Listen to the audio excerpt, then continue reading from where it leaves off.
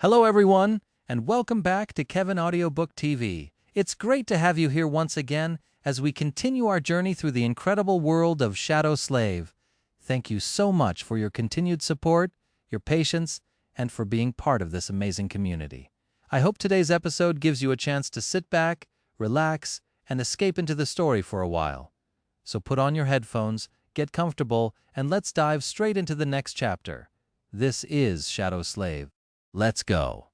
Shadow Slave, Chapter 351. Once again, Sunny found himself in the endless space between dream of reality. All around him, there was nothing but a boundless black void which was illuminated by a myriad of bright stars. Between those stars, countless strings of silver light were woven into a beautiful and inconceivably complex pattern.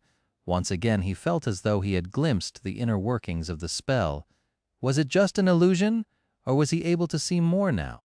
It was almost as if his eyes were now able to discern a hint of meaning behind the unimaginable, titanic brilliance of the ethereal weave. He had the eyes of Weaver now, after all. With a pained moan, Sunny forced himself to look away from the strings of silver light. The magnitude of the secret hidden in this cosmic pattern was so immense that just thinking about it could drive him mad. The Forgotten Shore had taught him an important lesson, and it was that one had to be careful about what they looked upon. Some things were not meant to be seen by humans, not to mention that he had other things to think about. Curse it. Curse it all. Curse all of you. His voice disappeared into the darkness, full of indescribable fury, bitterness, and sorrow.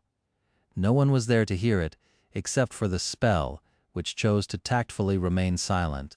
Breathing heavily, Sunny clenched his fists and closed his eyes.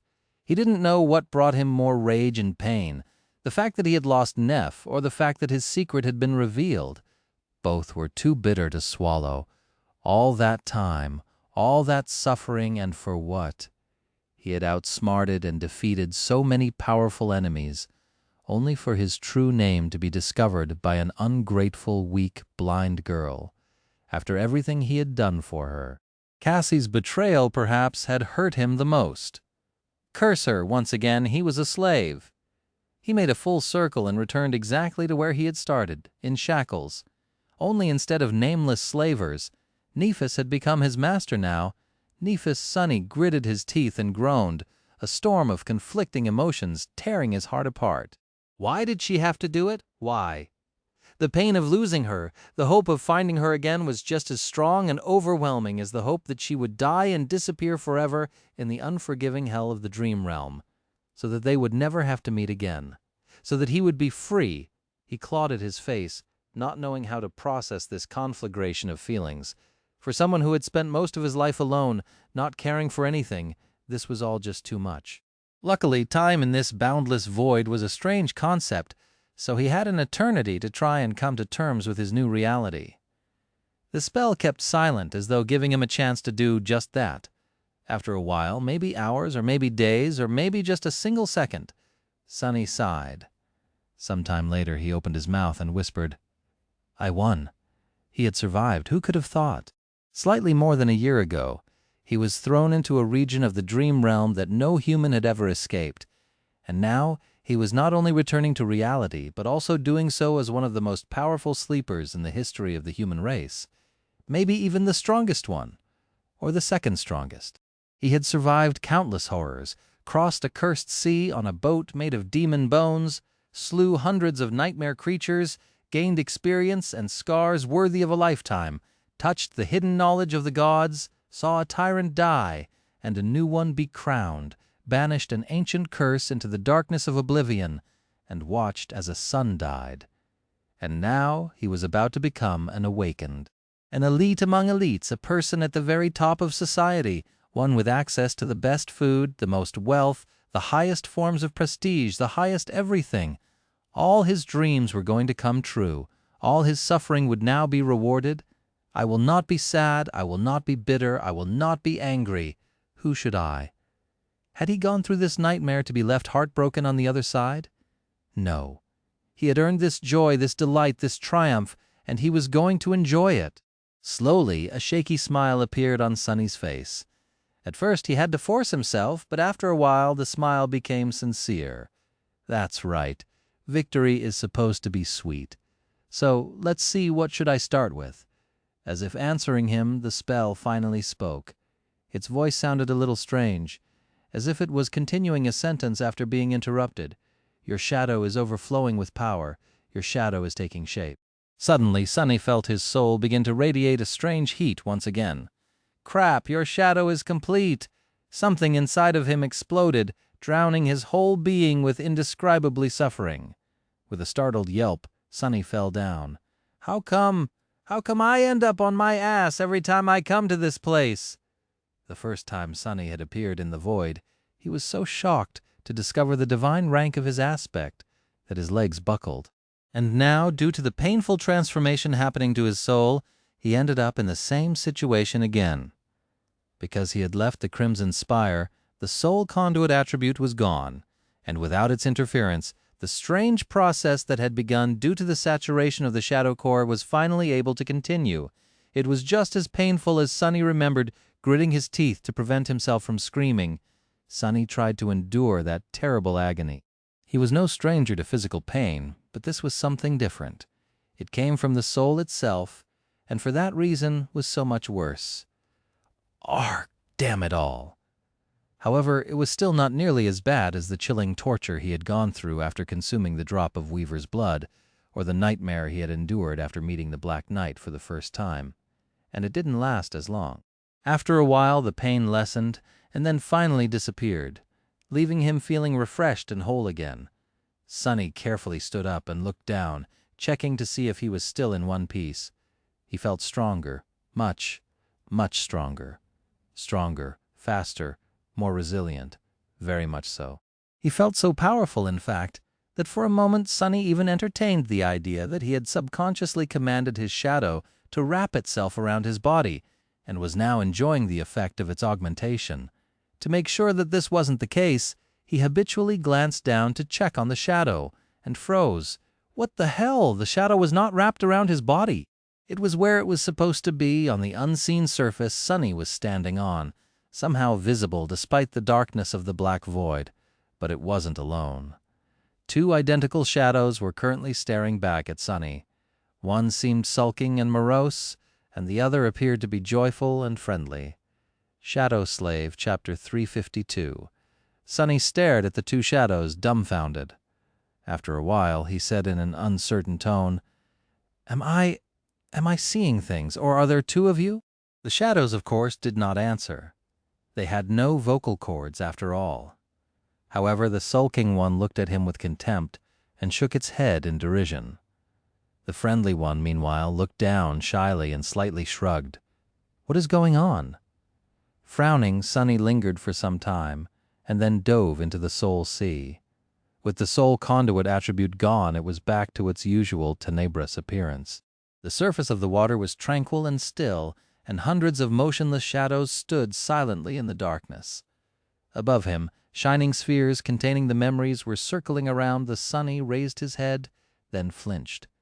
Where the black sun of the shadow core had once loomed above the quiet sea, there was now two identical shadow cores hovered in the dark sky, shining with lightless black radiance. He blinked. There's two of them. A few minutes passed, or at least something that felt like a few minutes. There's two. I have two cores. Why do I have two cores? Humans only ever had one soul core. That was a fact. Only nightmare creatures had more. Sunny looked down at his hands, then made them into fists, feeling newly gained strength course through his muscles. Then he scowled and looked up again. Your shadow is taking shape. Your shadow is complete. So the spell was not speaking about the bad-tempered shadow that had accompanied him for so long. Initially, Sunny had assumed that the shadow and his core were going through a transformation due to the acquisition of the 1,000th fragment, perhaps evolving or even awakening. But the spell actually meant to say that his second shadow and thus a second shadow core were complete. They had been assembled from the 1,000 shadow fragments he had collected, making him a what? Sunny hesitated for a bit, then ordered the shadows to wrap themselves around his body. The sulking one seemingly rolled its eyes before obeying the command. The friendly one seemed extremely delighted to do as he asked. Both flowed up and covered his body.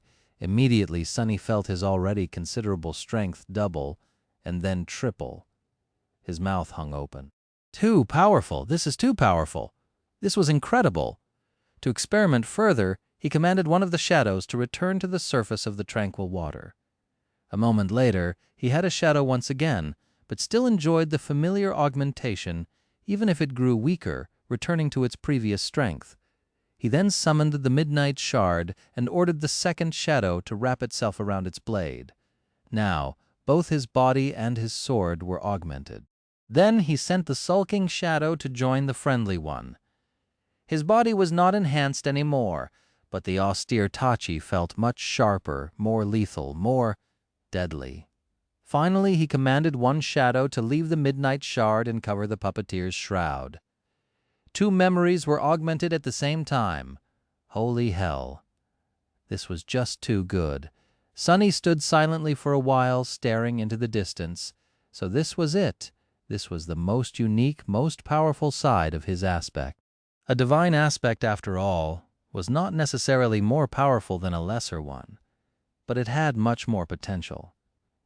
With the second core and a second shadow, the gap between Sunny and the other awakened was going to increase. And if he was right about it, if he was right, this was only the beginning. Because if there was a second core, there would most like be the third one, and then the fourth. Suddenly it all made sense. Why Nephis never seemed to be able to saturate her soul core, no matter how many shards she absorbed, no matter how many nightmare creatures and humans she slew. Why she had been incapacitated after killing Gunlog, why she was so much stronger, faster, and more powerful than him, even at his peak. It was because her aspect was divine, just like his, but she had discovered its secret much sooner than him. As a dull pain appeared in his heart, Sunny banished the image of changing star from his mind and summoned the runes. He had to make sure that his guess was right. Name, sunless. True name, lost from light. Rank, dreamer below that. New runes were shimmering in the darkness. Sunny's eyes widened, class. Monster shadow cores, 2-7.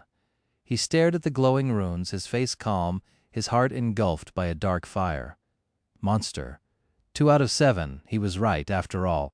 His progression path was indeed different from all of humanity. It was harder, larger, but also so much more promising. The promise of it was as vast as it was frightening. He was reluctant to even try to imagine the pinnacle of what he would potentially be able to achieve. The possibilities were simply limitless. What would a human with 7 cores and the might of a titan be capable of? What obstacles would they be unable to conquer? Who would dare to stand in their way? Who would dare to call them their slave? Of course, the road to creating 5 more cores would be long and arduous. It would take him years, if not decades, if he even manages to live that long. In fact, the magnitude and scale of such an ambition were nothing short of insane. After all, the stronger he grows, the stronger enemies he would have to face to collect their shadow fragments. It seemed all but impossible. Almost. Was he really going to try? After some time, Sunny lowered his gaze and continued to read the runes. His face looked like that of a madman. There were simultaneously a deep frown and a wide smile, somehow coexisting on it, making for a strange sight. But then the wide smile disappeared, leaving only the frown behind. There was something even more important waiting for him in the glow of ethereal runes, something even more frightening. Reaching the lowest part of the field of runes, he read, Aspect, Shadow Slave. Aspect rank, Divine. Aspect description, you are a miraculous shadow left behind by a dead god. As a divine shadow, you possess plenty of strange and wondrous powers. However, your existence is empty and lonesome. You mourn the passing of your former master and long to find a new one. Right beneath it was the description of the part of the aspect that had cursed his life, turning it into a nightmare. Innate ability, shadow bond. Ability description? Find a worthy master and let them know your true name. Once they recite it out loud, you will be bound to their will, unable to disobey any command. It is improper for a shadow, let alone a divine one, to walk around without a master. However, the runes describing shadow bond were gray and lifeless, as though the ability was now inactive. Makes sense. He had a master now, after all. He wasn't free to walk around without one anymore. And speaking of it, right below, new runes were now shining in the darkness. Master, changing star. Sunny stared at those 3 words for a long time. Who knew that just 3 words could bear such a crushing weight? Such a vast and complicated meaning. Finally, he shook his head slightly and concentrated, making the runes shine brighter, new ones appearing out of nowhere as he watched. Name, Nephis, true name, changing star, rank, dreamer. Class, demon, shadow, slave, chapter 353. The runes shimmered in the tranquil darkness of the silent sea. Name, Nephis. True name, changing star. Just as Sunny had suspected that true name hid many meanings. It didn't describe a star that was always changing, but instead a star that caused change. However, there were a lot of words for change in the runic language, each hiding a unique meaning. The one used here meant a cataclysmic change that brought ruin and disaster, sometimes bad and sometimes good, but always cruel and calamitous, wreathed in misfortune. So in a sense, Nephis was neither a star of change nor a star of ruin, but both. The two went hand in hand, inseparable, destined to bring both salvation and damnation to those touched by her light, just like what had happened to the doomed dreamers of the Dark City. The spell was really good at giving names, it seemed. Thinking of his own true name somberly, Sunny read further. Rank, dreamer, class, demon, soul, cores, 3/7 soul, fragments, 2749, 3000. He stared at the last 2 strings, a dark expression written on his face. So this is how far ahead of me you are. Then, with a heavy sigh, he looked away. Many events of the past few months made sense now. During the fight against Gunlug, Nephis had already been a dormant monster, just like he was right now, a dreamer in possession of 2 cores. It was because she had known that killing the Bright Lord would push her toward the 3rd that she asked him to prevent Castor from attacking her in that moment of weakness. And in the time since, Changing Star had almost reached the 4th. How was she so fast? Sunny had made a conscious choice to avoid saturating his core during the civil war in the Bright Castle. In hindsight, this decision had turned out to be a wrong one, or maybe not. If he had collected all 1,000 shadow fragments back then, he might have been dead already, killed by one of Tessai's guards or a nightmare creature, while completely incapacitated by the formation of the 2nd Shadow Core. Hell, he would have been crushed to death by a piece of falling granite, if not for the soul conduit suppressing the process at the best possible moment. Just as always, terrible misfortune had come together with incredible luck. But even if he had come to possess the monster core back then, he would have never managed to create a 3rd, let alone get this close to the 4th one. It was because Nephis had one big advantage over him in the matter of collecting essence. Like every awakened except for Sunny, she received a certain portion of the enemy's accumulated soul essence when killing a fellow human, while he received only a single shadow fragment or a few, at best if the enemy was of the higher rank than him, which hadn't happened yet but was inevitably going to, considering his luck. The war against Tessai and Gemma must have been a true feast for Changing Star, especially when slaying those experienced members of the host that had long saturated their cores themselves. She was always on the front line, after all. Fighting, killing, leading her followers, Sunny grimly stared into the darkness for a while, then slowly turned back to the runes. His eyes slid lower memories: Dreamblade, Starlight Legion Armor, Dawn Shard, Dark Wing, Nameless Sun. There were a few utility memories too, including Evertwine, the golden rope he knew so well. But Sunny did not pay them a lot of attention. His sight was attracted to the Nameless Sun. What was that memory, and why hadn't he seen or heard of it before? Memory, Nameless Sun, memory rank, ascended, memory tier, 6, memory type, weapon, memory description. For a long time the Nameless Sun suffered in solitude, longing for all the things that were lost. Only when she lost that longing too was the crimson terror of the Forgotten Shore finally born. His eyes narrowed. So she received a memory after killing the vessel after all. An ascended weapon of the 6th tier, Sunny wished that he could see its weave and learn what enchantments that terrible memory held. Whatever they were, however, the nameless son was bound to be extremely powerful.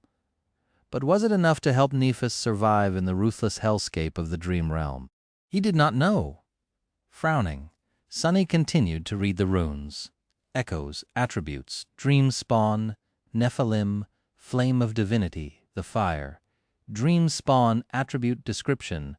You are born of two worlds, belonging to both, but welcomed in neither. Your soul exists on the edge between nightmare and reality. Nephilim attribute description. There once were terrible creatures born of an unholy union between the divine and the profane. Nephilim were the most beautiful and the most harrowing of them all. Flame of divinity attribute description. Your soul is aflame with the light of divinity.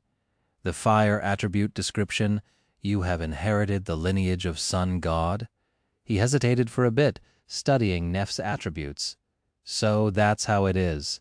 Sunny had always wondered what was her innate attribute, the one that was at the center of all the rest, the core of her being, just like his fated trait. He often thought that it was tied to drive, battle prowess, or will, but it was not instead. Neph's innate attribute was called dream spawn and tied to her nature as a child of a hollow mother. In a sense, she was connected to the dream realm and the nightmare spell from before she had even been born. Her core trait was duality. If his guess was correct, that duality was further expressed after Nephis had conquered her first nightmare and received her aspect, as well as a new attribute, Nephilim. Once again it described a half-blood creature, half divine, half profane, half deific, half unknown. Suddenly he remembered how Changing Star had stopped and stared at the depiction of a radiant being engraved into the walls of the ancient mine below the hollow mountains. Was that creature one of the Nephilim, or a fallen angel, from whom Nephilim were supposed to be born? After all, the similarity between that creature and her own powers was hard to deny. And then there was the last attribute. The fire. Sunny rubbed his face. A lineage attribute somewhat similar to his own blood weave. Finally, the meaning behind that word became clear. Lineage memories akin to the drop of Ichar were able to impart awakened with unique attributes that, unlike the usual ones, seemed to be hereditary. They could be passed down through a bloodline, and at least one of the great legacy clans, the almost destroyed immortal flame, possessed one. Did all great legacy clans, like Song or Valor, possess one too? Was that what allowed them to rise to the very top of humanity and claim their place as great clans in the first place? Those bastards have so many secrets. Sunny also couldn't help but notice a slight difference between blood weave and the fire. While the latter was described simply as lineage, the former was described as a forbidden lineage. What exactly made blood weave forbidden? Was it because it didn't come from a proper deity like Sun God, but from mysterious Weaver, who was a daemon? Had no one except for gods been allowed to leave behind a lineage? The blood weave was also described as a partial lineage, while the fire was not. Questions. With a sigh, Sunny turned to the runes once again. Aspect. Lightbringer. Aspect rank. Divine. Aspect description. You are a creature of light that was banished and doomed to exist in the darkness. You bring radiance and warmth to wherever you go, but with it comes indescribable longing. Aspect ability. Soul flame. Ability description. Your soul burns with the purest of flames. That flame can both restore and destroy, and is both a blessing and a curse. Innate ability half-breed. Ability descriptions. You can directly absorb a portion of the soul essence of any nightmare creature destroyed by your flames, as well as of any human. Flaw. Pristine soul. Flaw description. You must suffer to use your power. Sunny dismissed the runes and was motionless for a while, thinking. The name of the aspect Lightbringer could be translated in several ways. The first rune could mean both light and fire, and the second meant either to bring or to bear, depending on context. So it could have been Firebearer as well, not that it made any difference. The rest he had already known or suspected, so it didn't surprise him much. Only the strange innate ability, Halbreed, was somewhat new. Nephis had mentioned once that she was capable of doing something like that, but without sharing any details. It was also funny that the name of her flaw was Pristine Soul, while his was Clear Conscience. What a pair they were! One lost from light, the other the source of it. One a master, the other a slave. He gritted his teeth and closed his eyes for a second. What else was there to note? The soul conduit attribute was gone. It seemed that the artificial sun or the crimson spire itself had sustained too much damage and collapsed, thus removing it. He had escaped just in time.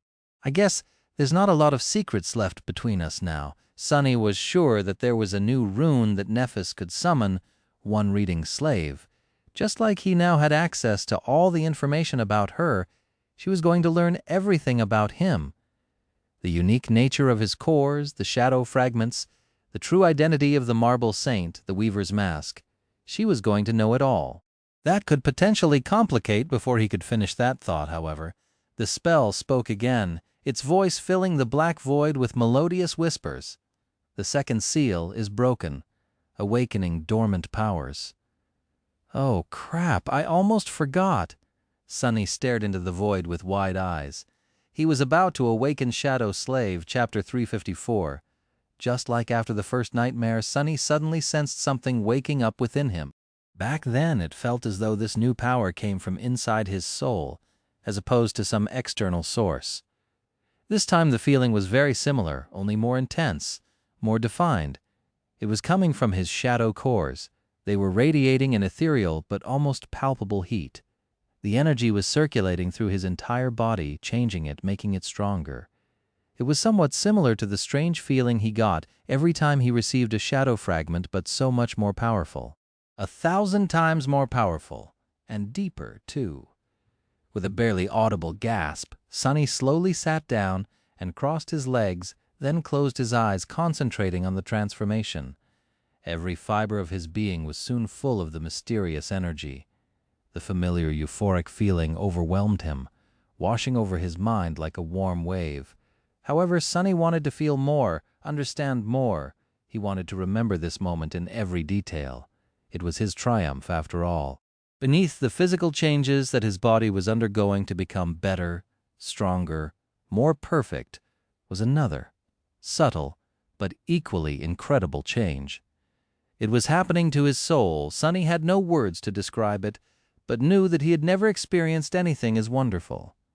The transformation of his soul was not at all painful, like the creation of the second shadow core had been, and not nearly as torturous as the agony that consuming a drop of divine blood had caused him.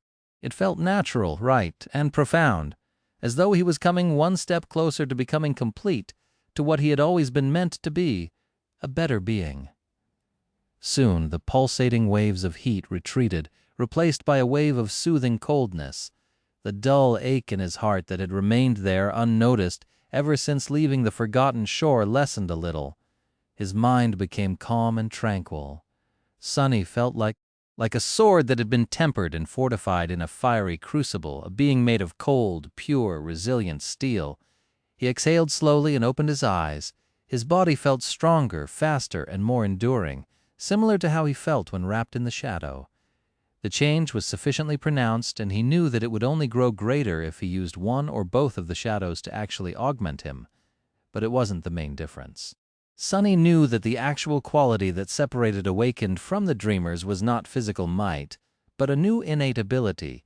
Just like dreamers gained the ability to sense and interact with soul cores, the awakened could do the same with soul essence. But knowing and feeling were two different things. Before, he could vaguely feel his shadow core. The feeling was elusive and ethereal, but unmistakable. He felt its emptiness at the start of his journey, and felt it brimming with power near the end. Now, that power wasn't contained inside the shadow cores anymore, but broke free, flowing naturally through his entire body. It circulated slowly, coming and going from the cores, passively saturating his bones and muscles with power. Sunny instinctually felt that with some practice, he would be able to direct the flow of shadow essence to concentrate it in a certain area. He could expend some amount of essence to give his arms incredible, explosive strength for a short amount of time, or feel his legs with the power to jump 12 meters into the air. In short, it wasn't as though he had become monstrously strong, and would be all the time crashing through walls and breaking delicate things by accident. Instead, by wisely controlling his shadow essence, he would be able to gift himself short bursts of truly inhuman physical might. The rest of the time, he would enjoy a much smaller but still considerable passive effect of his body being saturated with freely flowing essence. More training, Sunny could now control the shadow essence by instinct, but if he wanted to truly master it and do it more efficiently, he would have to learn from experienced awakened. Some instructors at the academy existed for the sole purpose of teaching newly awakened just that, after all. And then there was a whole another layer of combat strategy that he would have to understand and master. Sleepers thought much like mundane humans, only with more power and tools, but battles of the awakened were much more tactical. While essence always restored itself to the core's maximum capacity, it took time. In the reality of a battle, it was a finite resource. Because of it, one had to be smart and careful about how and when to use it. He would also have to absorb as many shadow fragments as possible to increase the capacity of his cores. Luckily, he now had 2 of them, which already gave him a big advantage over the rest of the awakened. But this new amazing quality he had received was not the end of the awakening. The main event was yet to happen. The spell spoke again, filling him with anticipation. Awakening aspect ability acquired. Aspect ability name, Shadow Step. Sunny blinked, then hurriedly summoned the runes. Name, Sunless. True name, Lost from Light, Rank, Awakened. Class, Monster. Shadow Cores, 2 7s. Shadow Fragments, 0-2000. Just as expected, both of his cores were not dormant anymore, instead becoming awakened. The shadow fragments were consumed to fuel the awakening, bringing him to a stark and sad 0. 1,000 fragments gone just like that. He wasn't really disappointed, though. The amount of essence consumed during the awakening directly corresponded to the starting capacity of the core, and thus the extent of the physical transformation that a sleeper would go through. By collecting 1,000 fragments and fully saturating his first core, Sunny not only received a second one, but also made sure to gain the best benefits a sleeper could dream of.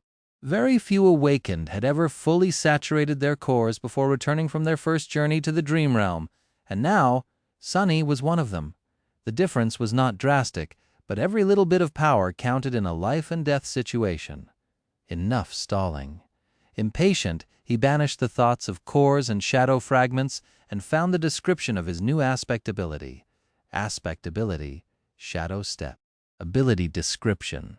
You can move freely between shadows, traveling from one to another in an instant.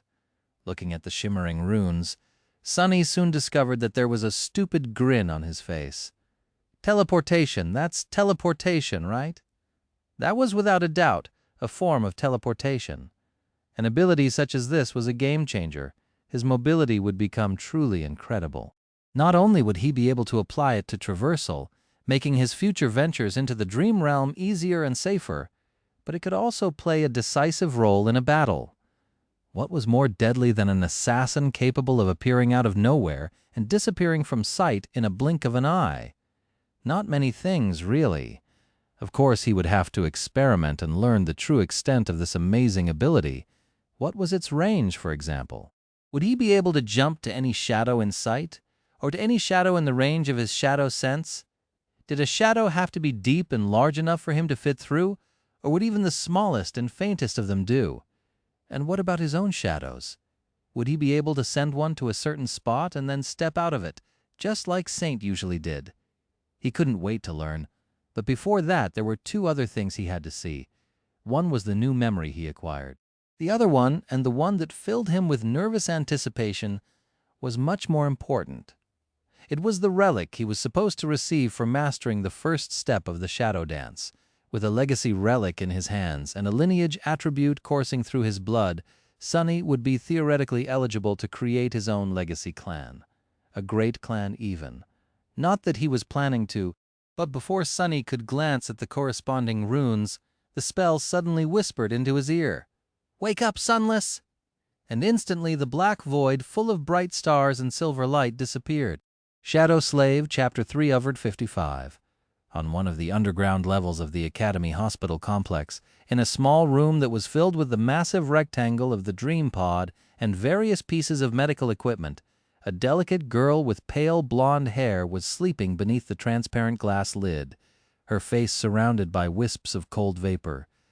Suddenly, a series of lights ignited on the surface of the pod, and the medical machinery in the room came to life, producing various noises.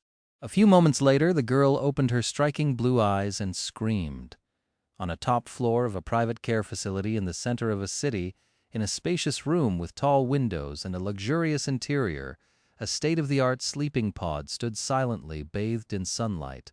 An attending nurse sat in a comfortable chair beside it, monitoring the vital signs of a beautiful young man who slumbered inside. For the past 3 years, there had not been a single minute when the young man was left alone. His pod was surrounded by fresh flowers, and someone was always there to keep watch. For 3 years, the flowers and nurses came and went. But the young man had remained the same. Nothing about him ever changed. Suddenly, the nurse opened her eyes wide. A second later, the sleeping pod shone with bright light. Its lid swiftly slid sideways and hid in a special housing slot. The figure inside was slowly rising in the air, as if pulled up by an invisible force. The beautiful young man was levitating. The nurse remained motionless for a few seconds, stunned. Then she hastily ran to the panel on the wall and pressed a call button. In a small apartment in one of the less prestigious areas of the city, in a tiny room, a tall young woman was lying in an old and barely functioning pod. This one was possibly the last representative of its model, taken out of production a long time ago. Still, it seemed like the most luxurious thing in the apartment, by far. The door of the room was open, letting in the sound of a news broadcast. A pleasant and confident tone was currently saying, "Unusual number of awakenings, dear viewers. We are currently receiving a report from our correspondents and will be able to update you on this event shortly." The representatives of the great Legacy clans, meanwhile. Suddenly, the sound of the broadcast was cut out, replaced by a heavy, hopeless silence. Soon, the sound of tentative steps could be heard, approaching the room where the pod stood. Just a second later, however, a fist slammed into the armored glass of its lid from inside, sending a net of cracks through it, back in the academy, in a room identical to the first one. The lights suddenly blinked and then went out. It was now shrouded in absolute darkness.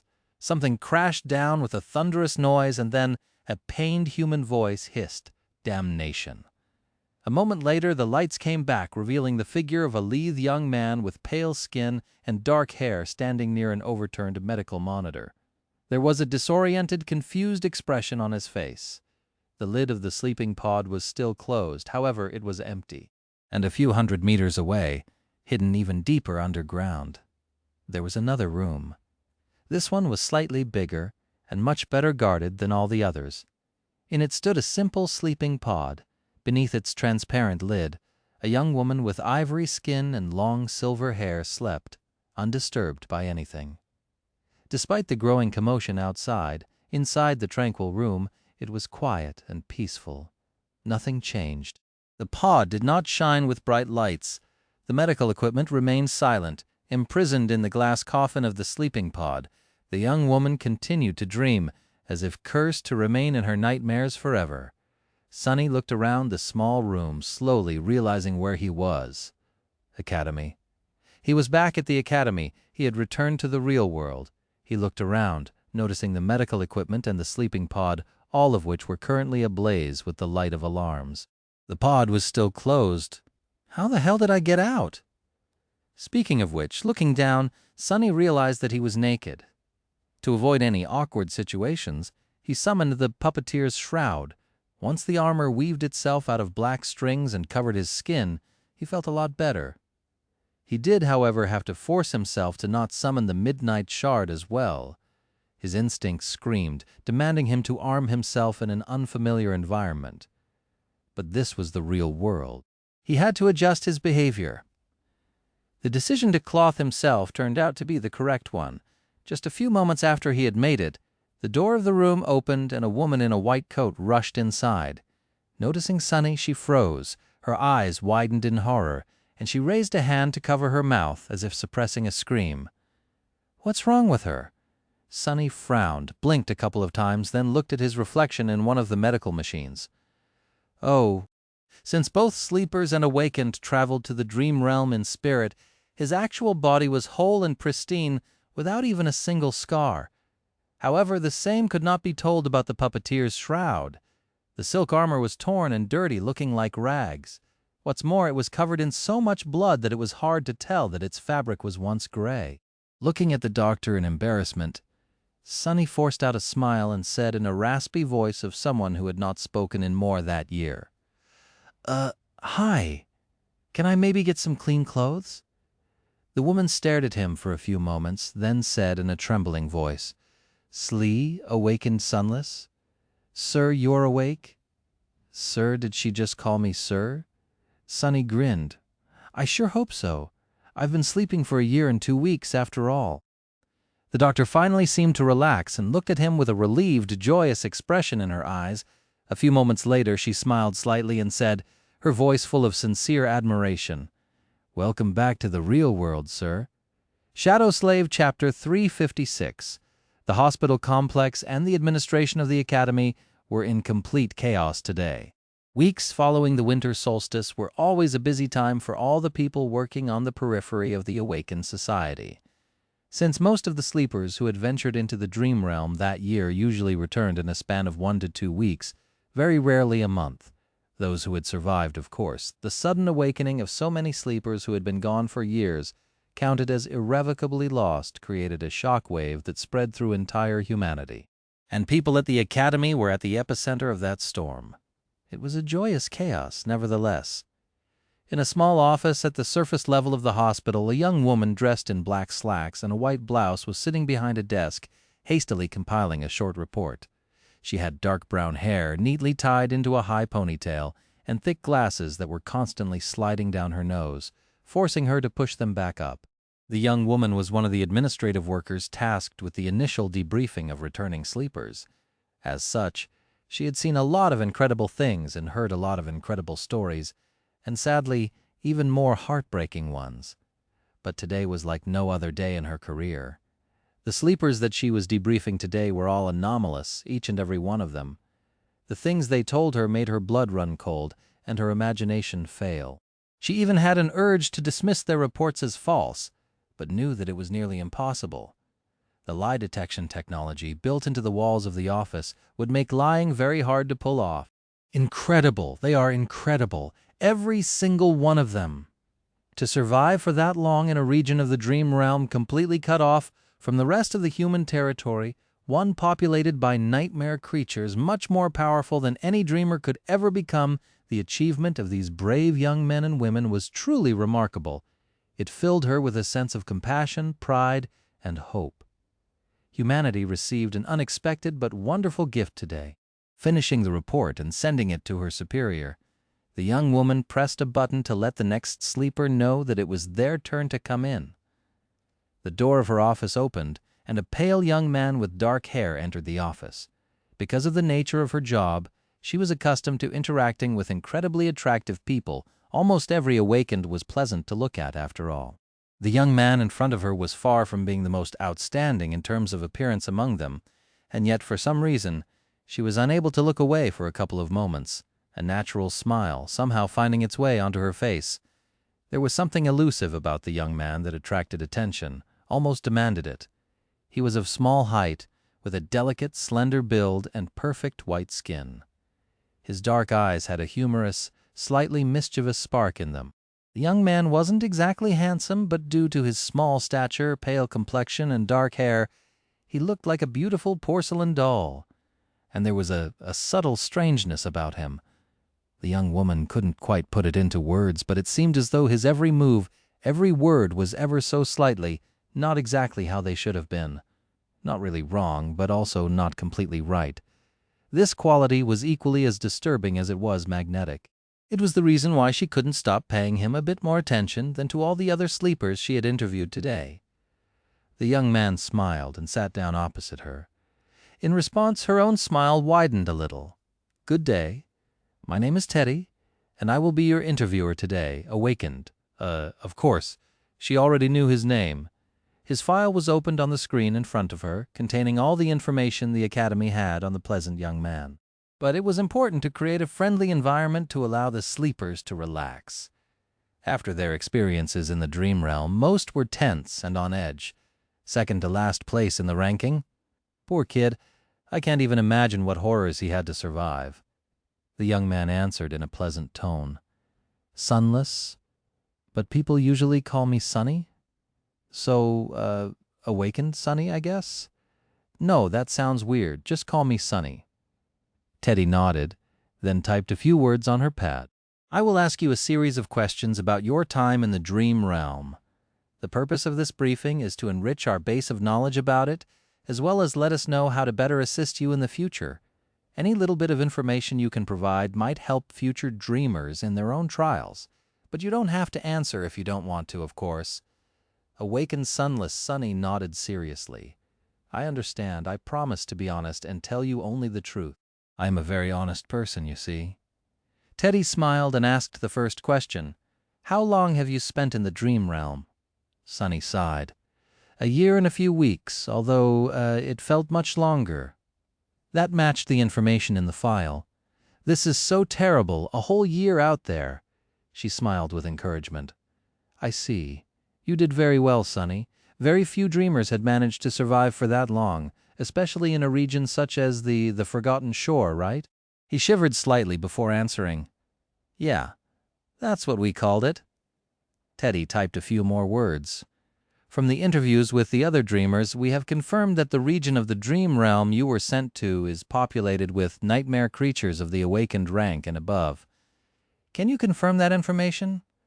The young man grew a little paler and nodded again. Yeah, awakened, fallen, corrupted too, although those only appeared at night. Teddy added a couple of lines to her report and asked, Have you participated in the battles against such nightmare creatures? If so, how many have you killed? Sunny was silent for a second, then raised his hand and began counting on his fingers with a thoughtful expression. 3 or 4. She began to type and thought, 4 awakened creatures. That poor kid looked so weak, and yet he managed to defeat 4 abominations, much more powerful than him, despite being in second to last place of the ranking? Good job, Sunny. You are truly admirable. But Sunny didn't finish speaking. Hundreds. Teddy froze, staring at the monitor. Excuse me, the young man thoughtfully scratched his chin and said, Yeah, I think that's right, around 400.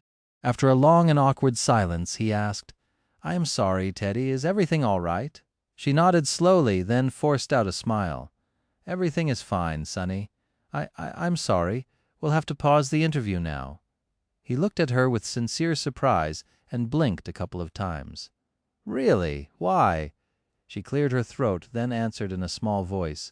I'm afraid that I am not qualified to conduct this interview. My superior will be with you shortly, son. Awakened Sunless. Please wait for a few minutes? Sunny sighed. Oh, well, all right. It's been nice to meet you with that. He gave her a bright smile. Shadow Slave, Chapter 357. Sunny left the office of the government agents in a strange mood. The conversation went exactly as he had planned. Even after a higher-ranking specialist had been called in, he managed to steer the interview in the right direction, manipulating both answers and questions to achieve the desired result. In the end, he wanted everyone to know that he was someone exceptional, but not so exceptional as to overshadow the best of the best, someone who was in the very highest tier of young awakened, but also at the very bottom of that tier. Even though he had kept his most outrageous accomplishments to himself, it felt weird to give away so many secrets about his skill, power level, and achievements.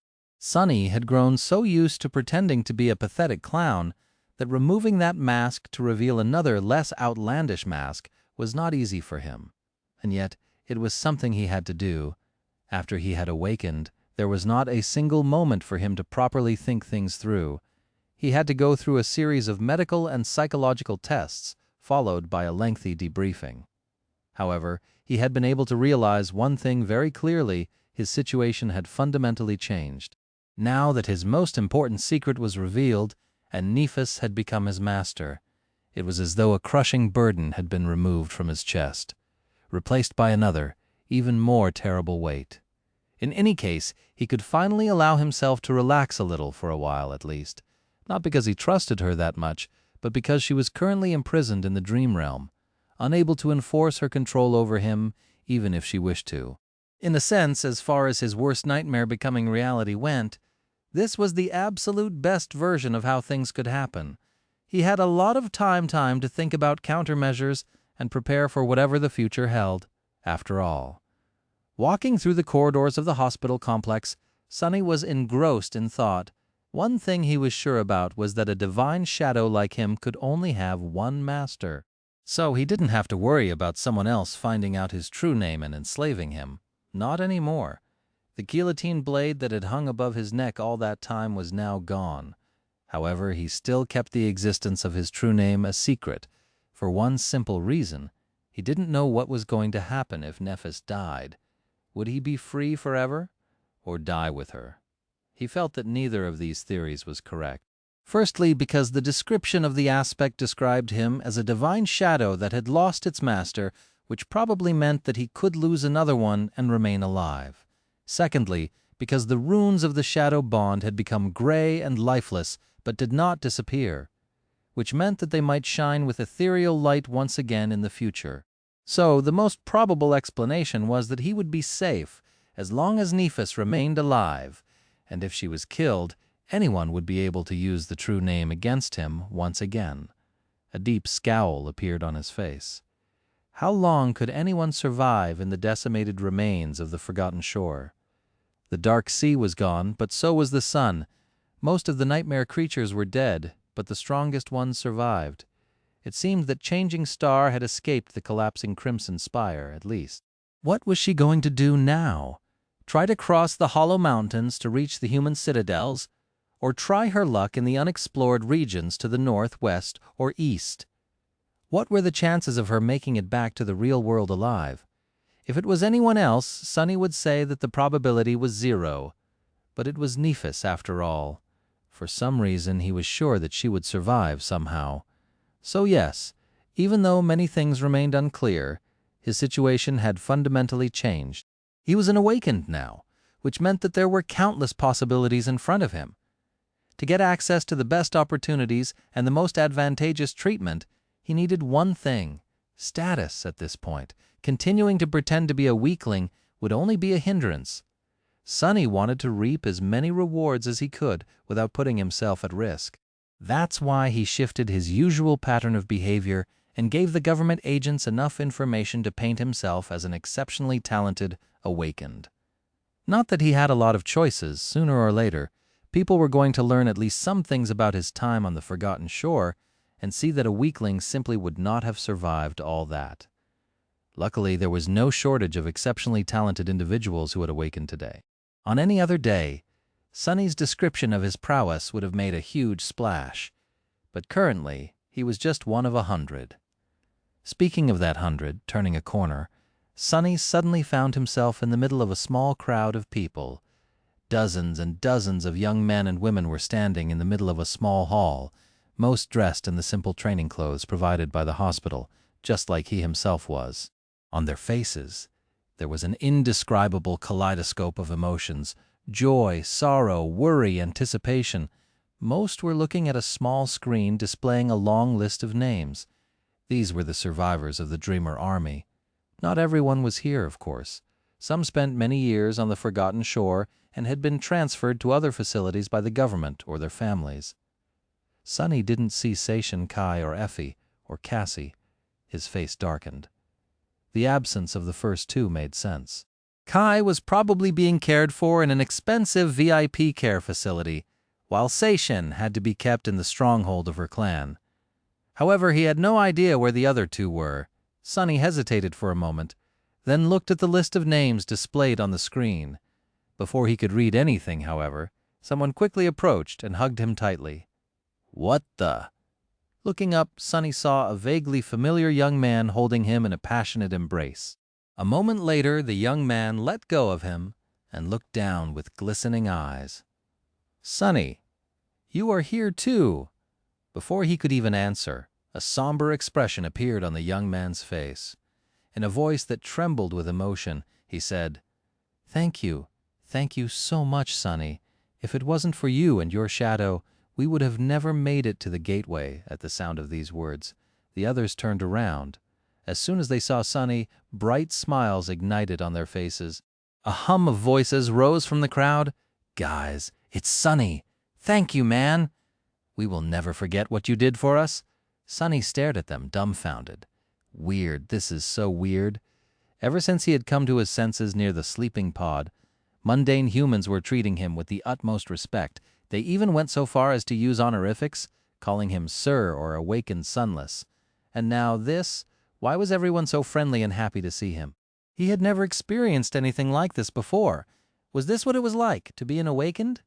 After dozens of young people came closer to shake his hand, or happily pat him on the shoulder, he awkwardly smiled. It's nice to see you two, guys." The young woman who was currently facing him smiled in response. Then, however, her face turned dark. "Have you heard anything about Lady Nephis after coming back?" He stiffened, then shook his head. "No. Have you?"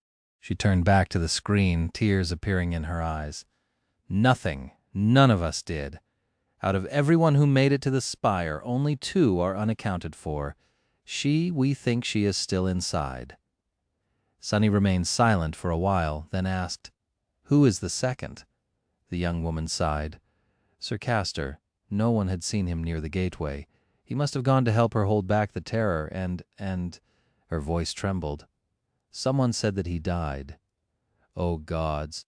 What if Lady Nephis dies too?"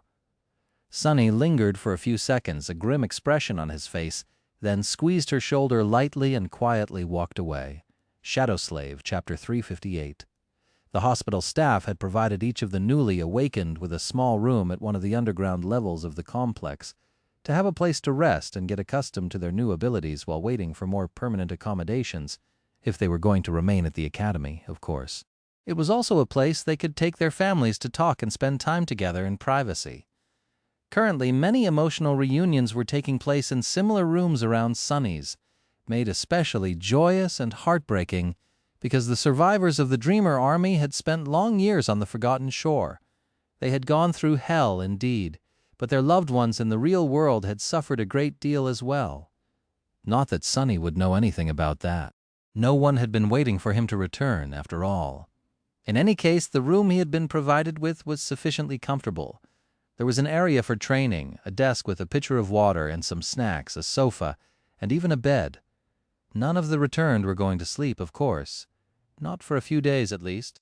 At the very end of the field of shimmering runes, Sonny could now see a new string of symbols. Gateway. Usually, the name of the gateway that an Awakened had last used would be written there. This was their anchor in the dream realm. Every time an Awakened fell asleep, they would be transported to the gateway they were anchored to, spend some time in the dream realm, either as much as they wanted or as little as possible, only until their soul was ready to travel between worlds once again, and then go through that gateway to wake up back in reality. However, the gateway of the Forgotten Shore had been destroyed. For that reason, every single survivor of the Dreamer Army now had no anchor in the dream realm. That didn't mean that they would remain in the waking world forever, though. Rather, it meant that they were going to be transported to a random one as soon as they fell asleep, just like during their first journey into the land of nightmares. The prospect of being at the mercy of the spell once more was nothing short of terrifying, especially for Sonny, who had the misfortune of always finding himself in only the most extreme of circumstances. However, the situation wasn't really that bad. There was a way for a newly awakened to change their anchor without relying on chance. It was to acquire the services of a saint who would be able to take them to the dream realm without involving the spell, appearing near the saint's own anchor, of course. That anchor would most likely be situated in one of the human citadels, allowing the awakened to anchor themselves to a gateway in human territory. There were just a few dozen saints alive across all of humanity, so for an average awakened, their help was not easy to get. However, Sonny was not an average awakened.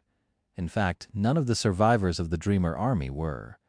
Every year, the most promising of the newly awakened were recruited by powerful citadels and provided the means to anchor themselves to their gateways. Everyone profited from this arrangement. The talented awakened received a chance to change their anchor if they wished to do so, while citadels received new powerful defenders or useful craftsmen to enhance their living conditions and infrastructure. With how extraordinary the 100 survivors of the Forgotten Shore were, and how unusual their circumstances turned out to be, there was going to be a small recruitment war happening in the next few days. Prosperous citadels were going to fight for the right to add these outstanding young people to their populations, promising better and bigger rewards, as if during an auction. The government would inevitably get involved too, helping those who for some reason failed to find a citadel to call home. The survivors of the Dreamer army just had to remain awake long enough to make a choice and settle the details of their future anchors. Since their physique was far superior to that of mundane humans, they didn't have to sleep every day. So 2 or 3 were not going to be a problem. Sonny had a lot to do in these few days. The first thing he had turned his attention to after retreating to his personal room was test the limits of Shadow Step. The result of these tests left him pleasantly surprised. Just like he had suspected, the ability to travel between shadows was akin to a weird form of teleportation. He could enter a shadow that was large enough to encompass his body and instantly appear from another. The distance of that jump, however, was not too large. Currently, it was even smaller than the range of his shadow sense, around a dozen meters or so. However, he knew that it would increase as he absorbed more shadow fragments, just like the range of shadow control had increased back on the Forgotten Shore. There was an exclusion from that rule, too. He was able to travel between his own shadows no matter how far apart they were. By now, he could control his shadows from as much as a couple of kilometers away. That meant that, if both were sent into opposite directions and reached the limit of the shadow control range, he could potentially instantly cover about 4 kilometers of distance in less than a second, and that was just one side of Shadow Step. The other was, arguably, even more miraculous and unexpected. Before Sonny could move through shadows as though he was one of them, becoming practically undetectable. But now, he could literally become a part of the shadows, diving into them and becoming incorporeal. Not only did it make him completely undetectable by means of sight, hearing, and smell, but it also allowed him to move with incredible speed through any uninterrupted shadow, no matter how long and vast it was. In that state, he was invulnerable to physical attacks, but also unable to perform physical attacks of his own. It also felt very strange, sort of peaceful. Sonny had to constantly remind himself to concentrate and not forget what he was doing. That ability would become truly incredible at night or in the depths of some terrible cave system, like the one they had traveled through on their expedition to the Hollow Mountains. In short, Shadow Step was incredible. However, it came at a price. Unlike shadow control, which was as natural to Sonny as breathing, using Shadow Step required him to expend essence. The more distance he covered with a jump, and the more time he spent as an incorporeal shadow, the more essence he would have to consume. Sonny suspected that the theoretical 4-kilometer jump would eat through all of his essence, leaving both of his cores dry as a desert. Spending essence was not the same as spending shadow fragments, of course. His soul always slowly generated essence, eventually filling his cores to their maximum capacity, while shadow fragments increased that maximum capacity and were used to create new cores, as well as turn echoes into shadows. Still, he also needed essence to fight effectively and use the more powerful enchantments of higher-rank memories, so balancing its expenditure was an intricate task. Truly becoming an awakened had opened a whole new layer of both incredible opportunities and insidious problems. It was a lot to take in, but he was going to get there eventually. Sitting on the floor of his temporary quarters, Sonny sighed and summoned the runes. Finally, it was time to reap his reward. He had worked so much and done so much to get here. First, repeating the same sword strike thousands of times day after day, until his hands bled and his muscles screamed from the pain. Learning the basic katas and movements of Nef's flowing battle style, then gaining enough insight into it to make it his own, almost dying to receive the gift of clarity, then fighting against the Shadow Saint and slowly incorporating her grounded technique into his. Studying the movements of his shadow to catch the slight difference in how it held itself, then spending countless hours trying to decipher the hidden meaning behind it until his mind was ready to boil. Solving that mystery and traveling into the past to observe the birth of the nameless temple slave and the beautiful dance of his mother, and then torturous practice and arduous process of turning his vision of the elusive and wonderful battle art into reality, only to finally succeed in the middle of the furious, bloody battle against Nephis. Of all his achievements, this was perhaps the one he was proud of the most, because Shadow Dance was entirely his. It was something he created out of almost nothing, something that bore and expressed his individuality. Sunny had never received any type of inheritance, so this legacy, which was created by himself and for himself, held a special place in his heart. Looking at the shimmering runes, he read, Aspect Legacy, Shadow Dance. Shadow Dance Mastery Level, 1-7. First Relic, Claim. Second Relic, Unearned. Third Relic, Unearned. Holding his breath, he concentrated on the runes describing the first relic and whispered, Claim. As Sunny watched, the runes glowed brightly for a few seconds and then changed. First Relic, Claimed. And a moment later, the spell spoke softly into his ear. You have received an Aspect Legacy Relic. You have received a Shadow Soul Serpent. Shadow Slave, Chapter 359.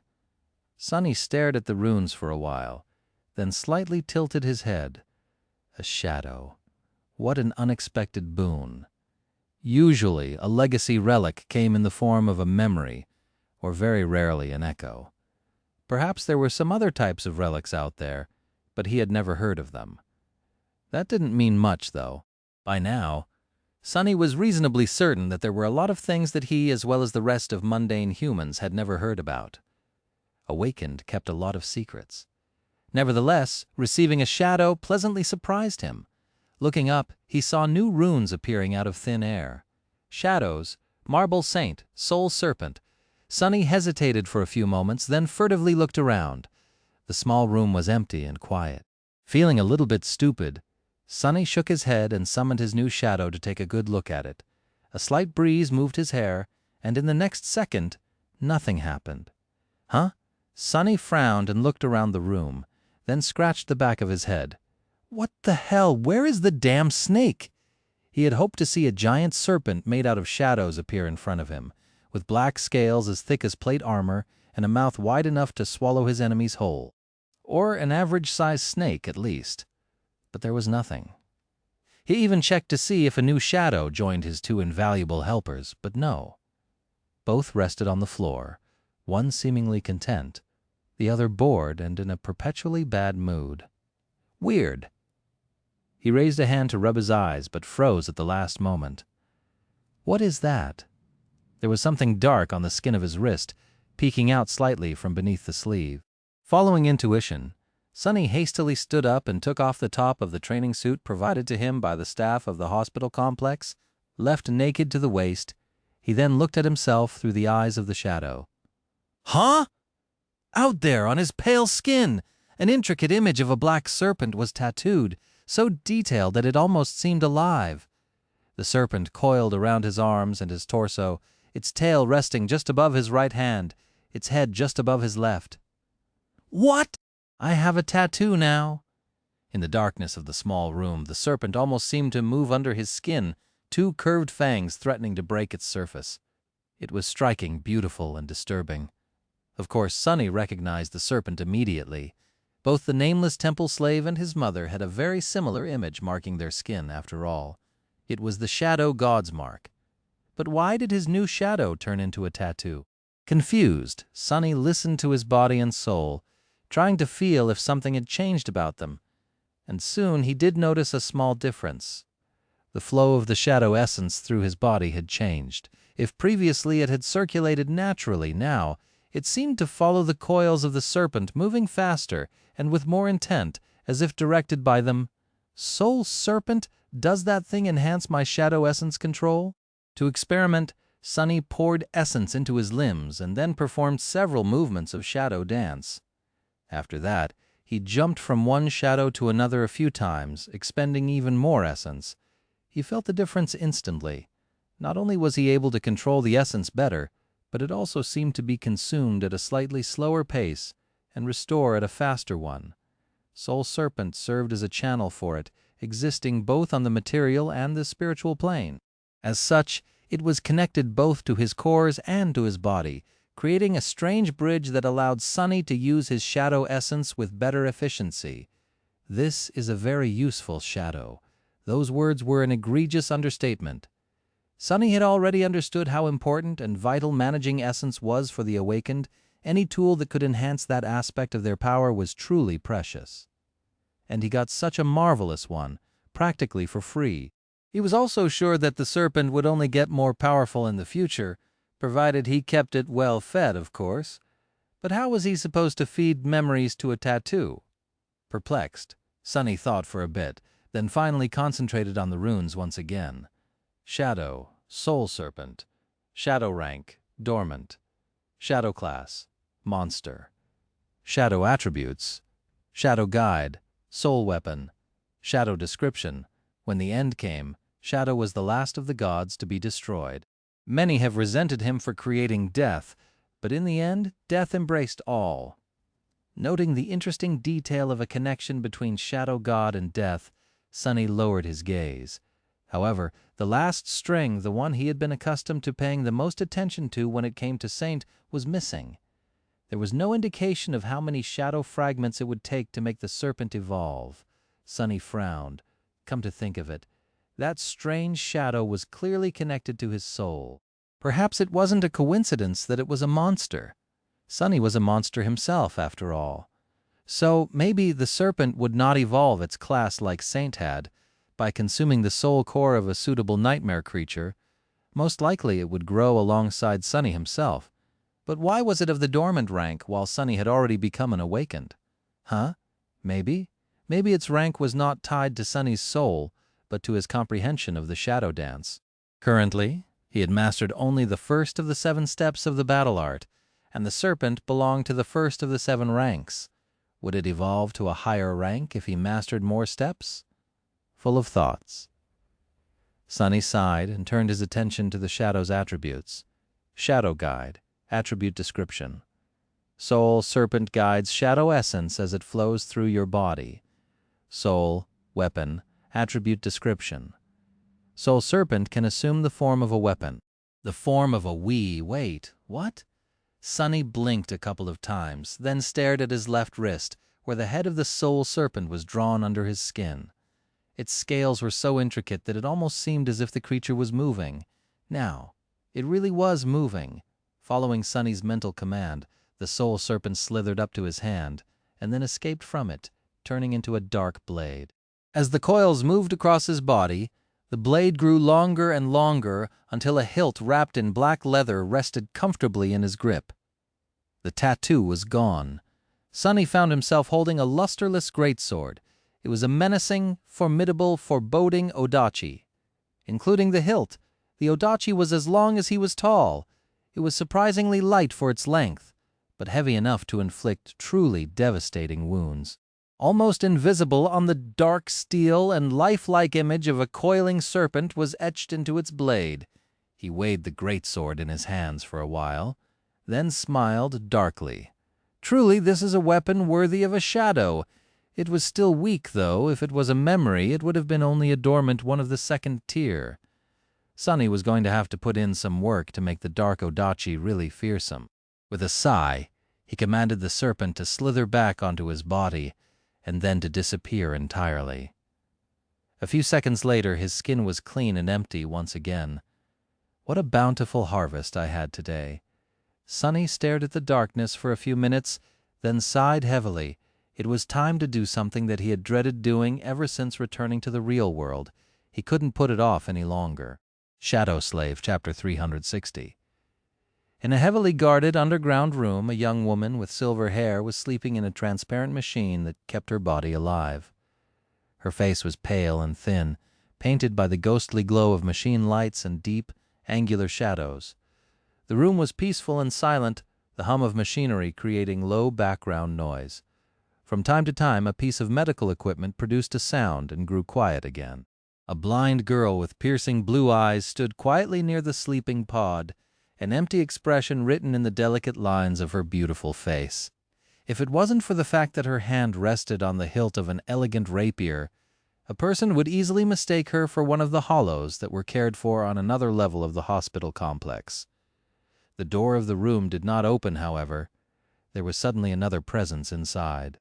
A young man with pale skin and dark, cruel eyes appeared out of the shadows and walked over to stand on the opposite side of the sleeping pod. His steps were soft and quiet. He lingered for a while, then looked down at the young woman sleeping beneath the glass lid of the mechanical coffin. For a second, his face became contorted by a terrible grimace. Grief, anger, fear, and longing mixed in his eyes, then disappeared, hidden behind a mask of cold indifference. Sonny stared at Nephis for a long time, trying to get his emotions under control. He knew that seeing her like this, weak and helpless, would affect him, but he didn't know just how much it was going to hurt him. He also had not anticipated how dark the thoughts entering his mind would be. I can kill her right now, one strike of the moonlight shard, and I'll be free again. But no, he couldn't. Firstly, because there was no guarantee that Nephis would die if her body was destroyed. Just like there were hollows, people whose souls had been destroyed while leaving an empty body behind, there were lost. People whose bodies in the real world had died, leaving their souls wandering the dream realm. He suspected that this was the reason why the people who wanted Changing Star dead had sent Castor to kill her in the dream realm instead of infiltrating the academy. And secondly, and maybe more importantly, he simply could not bring himself to harm Nephis. Not again, not anymore, and not like this. Cassie, on the other hand. With a dark grimace, Sonny slowly moved his gaze to the blind girl.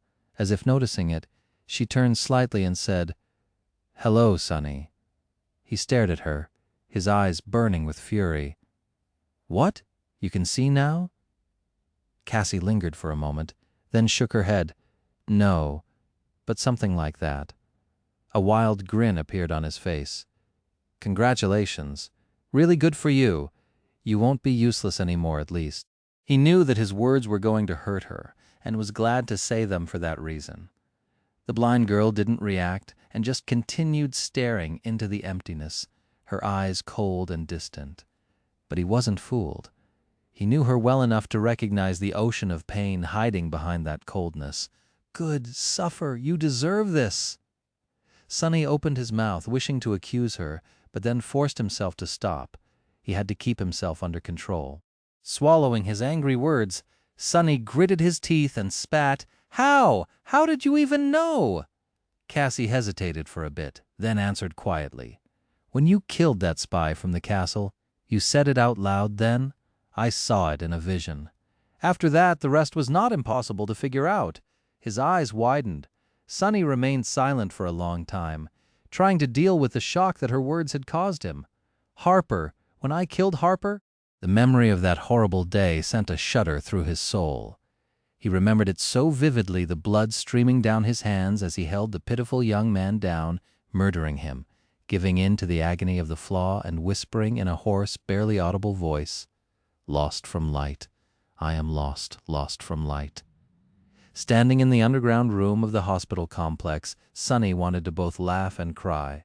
"So this is it. This was what did me in one mistake. I only made one mistake, and it was all it took to undo me." It was almost as if Harper had managed to avenge himself from beyond the grave. Well, he had never gotten a grave, really. Sonny just dumped his body in the ruins.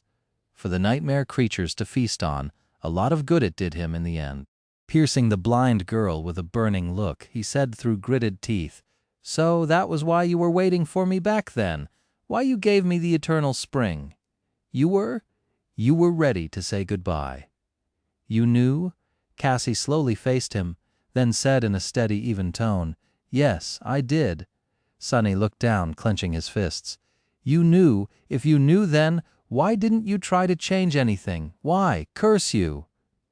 Cassie stared at him, her calm expression finally collapsing.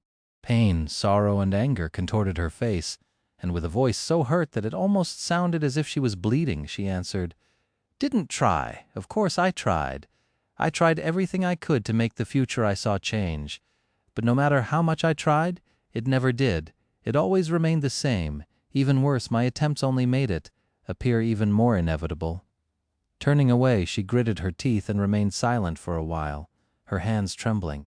I was the first one to understand what my vision of the Crimson Spire meant.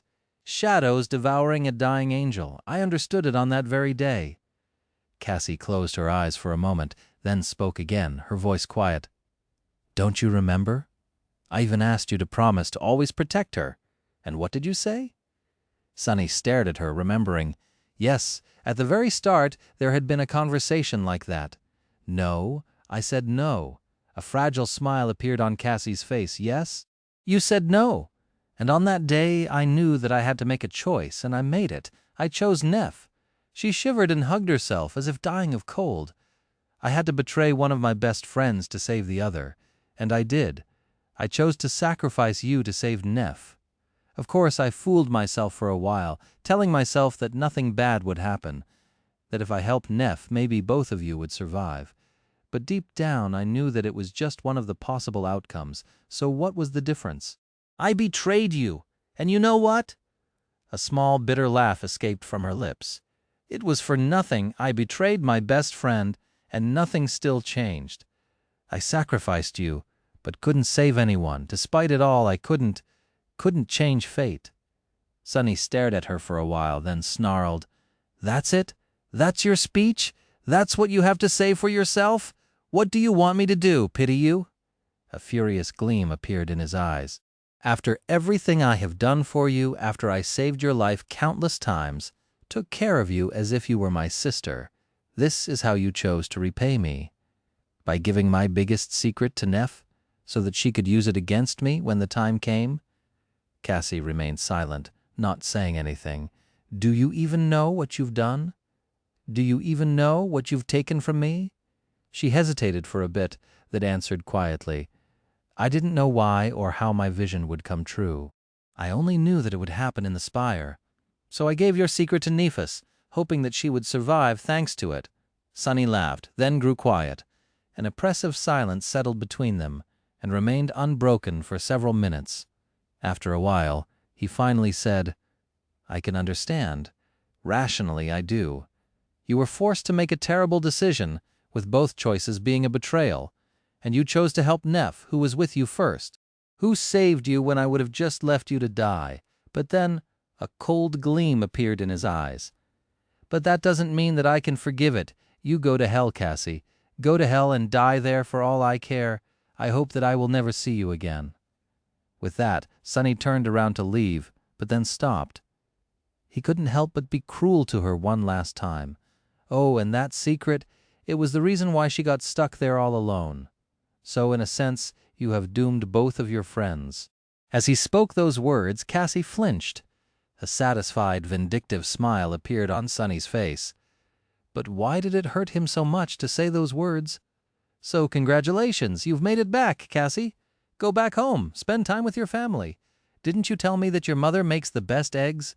Eat your fill, try to enjoy them, knowing what you did. As the blind girl paled and turned away with a broken expression on his face, he smiled bitterly and dissolved into the shadows. Bonds of friendship were such a fragile thing, they were so hard to create, but so easy to break. All it took was a moment. Shadow Slave, Chapter 361. Sitting with his back against the door of his room, Sunny stared ahead, his heart empty. He had lived most of his life alone. 1 year ago, he had entered the dream realm alone, and now he was alone once again, but not having something was very different from losing it. Now that he knew how precious true friendship and affection were, existing without them felt like torture. It felt like there was a bleeding wound on his soul, left there, after he had so cruelly severed the tether connecting him to Cassie. One of the very few people he cared for in this world, hurting her felt good and justified, but instead of relief, it only brought him more pain. Nevertheless, he did not regret what he had done. Sometimes one had to endure suffering. Sometimes pain was necessary. Now Sunny was completely alone. So was Cassie, and somewhere in the dream realm, Nephis was alone too. The three of them had done the impossible, but paid a heavy price for it. What a fiasco! Who would have thought that one day he would not only escape the forgotten shore, but also become vastly more powerful than he had ever dreamed, only to sit on the floor in a dark room, feeling miserable. With a resentful grimace, Sunny shook his head and sighed. Enough of wallowing in self-pity. He had a lot of things to do, a lot of plans to make. The horrors of the forgotten shore were now behind him, but new threats already loomed in the distance. Firstly, he was now at the mercy of another person. Despite the fact that his master was lost in another world with very low chances of ever making it back, Sonny felt that they were fated to meet again. He didn't know how to feel about that. Or rather, he both desperately longed for Nephis to return and wished that she died. His emotions for her were intense, overwhelming, and an absolute mess. Despite all that, Sonny didn't think that she would die. Somehow he was sure that Nephis would not perish in the dream realm and eventually make it back.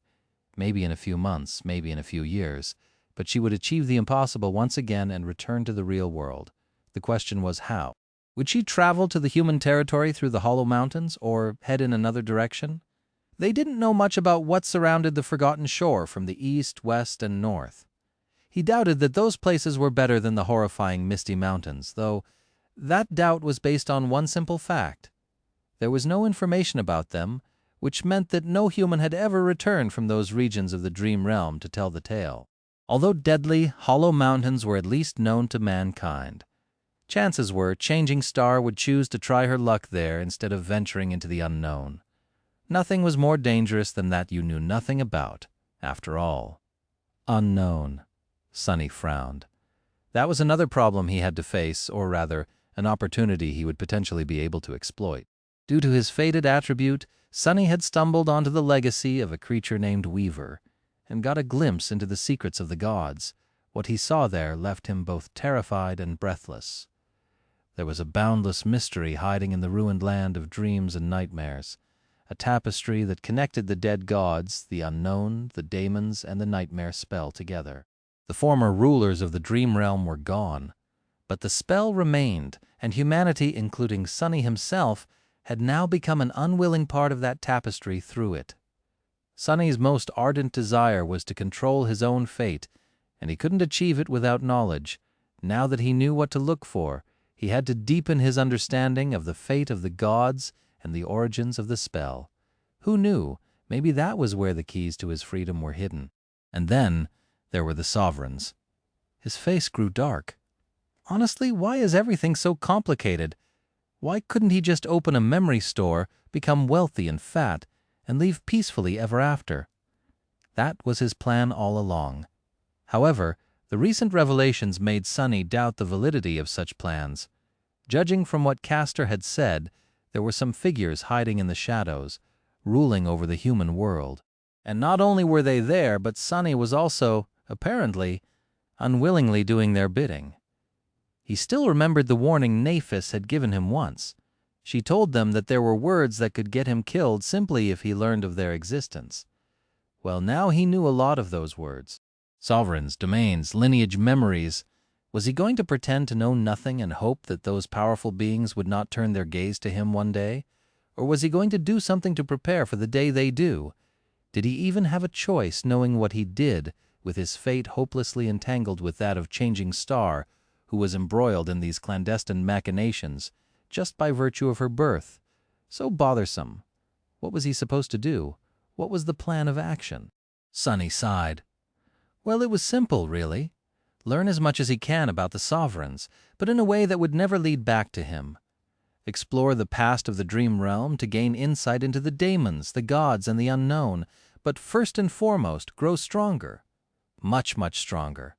When Nephis returned, he had to be ready for the worst. Sonny didn't really think that Changing Star he knew would abuse her power over him. In fact, he was almost sure that she wouldn't. Not only because of the bond between them, but also because in Neph's warped mind, doing so would simply be beneath her. However, he wasn't going to let this sweet hope prevent him from creating contingencies. If she ever decided to truly make him a slave, one of them was going to die. Standing up, Sonny walked over to the desk and wrote on a piece of synthetic paper, "The 3000.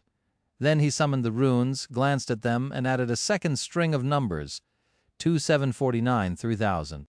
However, the runes shimmered and changed before he was done writing. The number of soul essence grew bigger. Sonny stared at the runes for a few seconds, then corrected the number. Then he put the pen down and looked at the piece of paper in front of him. 000 37,33,000. All right, so this was it. This was the plan. From now on, this was his life's goal. Shadow Slave, Chapter 362. The initial series of tests, the interview with the government specialists, the somber conversation with Cassie, and the hours Sonny had spent pondering about his past, present, and future took up almost an entire day. A new dawn was already bathing the world in soft sunlight, which Sonny knew because one of the walls in his underground room was made into a false window with a vista of one of the parks in the academy being projected onto it from a remote camera. He was experiencing mild mental fatigue but was not sleepy at all, at least not yet. Truly, the physique of an awakened was much more resilient than that of a mundane human. There were still a few things he had to do. In all the turmoil of the past 24 hours, he had not gotten a chance to take a proper look at his memories, for example. Sonny was about to summon the runes when suddenly there was a knock on his door. He flinched. What? Who can it be? For a moment, a mental picture of Effie and Kai appeared in his mind, but then he dismissed it. The two of them must have been as busy after their awakening as he was. Much more, most likely, considering that they probably had friends and families to deal with, too, on top of everything else. With them being in different facilities, coming to the academy just to pay him a visit was not a likely scenario. Certainly not that soon. Hiding one of the shadows on his body to appear like a normal person, Sonny walked to the door and opened it.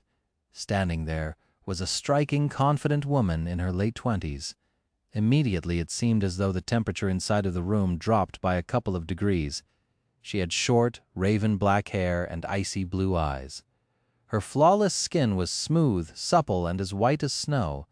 The woman was dressed in a dark blue uniform with silver epaulets and black leather boots. The jacket of the uniform was casually unbuttoned, revealing a tank top that was currently drawn taut against her full crap. "What are you staring at, awakened sunless?" Sonny looked up with wide eyes. "Master Jet, I was just, appreciating your fashion sense." Indeed, it was Soul Reaper Jet the Ascended who worked for the government and had welcomed him back to the real world after the first nightmare. Sonny had sometimes thought about this beautiful woman during his journey into the dream realm. Not only because the 3 pieces of advice Master Jet had given him ended up saving his life on multiple occasions, but also because she was from the outskirts, just like him. Knowing that someone as unfortunate as that had managed to not only survive, but even thrive in the ruthless reality of the nightmare spell had given fuel to his determination as well as providing vital perspective. But what was she doing at his door? Sonny studied Master Jet, suddenly full of doubt. She looked exactly as she had a year ago, the only difference being that her uniform had more wrinkles, and there were now dark circles under her eyes. As he watched, she grinned. "My fashion sense? Why, thank you. If you want, I can introduce you to my tailors. You will have to sign a few thick contracts to receive a comfy suit such as this, though." Sonny forced out a smile. "Ah, I see. Those tailors are slightly out of my price range, I'm afraid. But thanks for the offer."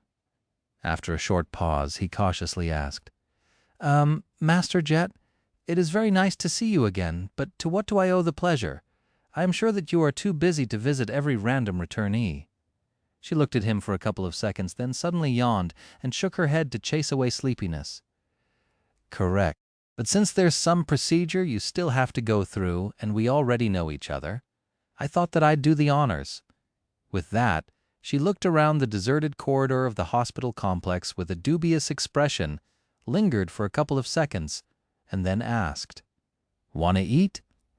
Sometime later, the two of them were walking through the ground level of the Academy Hospital. Sonny had thought that Master Jet would take him to the cafeteria there, but instead, she headed toward the exit. Where are we going? I thought that cafeteria was this way."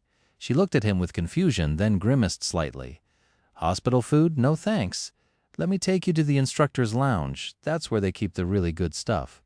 Sonny coughed, "But, Master Jet, you're not an instructor." She smiled, then pointed to the 3-star insignia on her left sleeve. "Technically, I'm not. But the Academy is a government facility, so I outrank most of the people here." "What are they going to do?" He blinked a couple of times, then shrugged. "Indeed, what are they going to do? Tell a master to get out. Who would be that suicidal?" As they exited the hospital complex and walked across the Academy grounds, Sonny couldn't help but throw furtive glances at the confident young woman. Not because he was mesmerized by her, but because seeing her again was a strange experience. Back when they first met, he was just fresh from the first nightmare, barely accustomed to his new status as a sleeper. Being in the presence of a master was like standing in front of a legend. He remembered vividly how much fear and awe this beautiful stranger inspired in him, how acutely he felt the measure of ease with which she would be able to kill him if she wished. All it would take was a flick of her finger. Now, slightly more than a year later, so much had changed. He was still pretty sure that he had no chance of taking her in a fight, a fair one at least, but the reverent fear was gone, replaced by simple respect. Sonny knew that he had it in himself to, if not win, then at least survive a confrontation with someone like Jet. In a sense, he was now half a legend himself. As he thought about how different things had become, the two of them approached a small, picturesque building near the center of the academy. Without slowing down, Master Jet walked past a few people that were staring at her with a strange mix of regard and disdain, and entered the instructor's lodge. "Oh, right.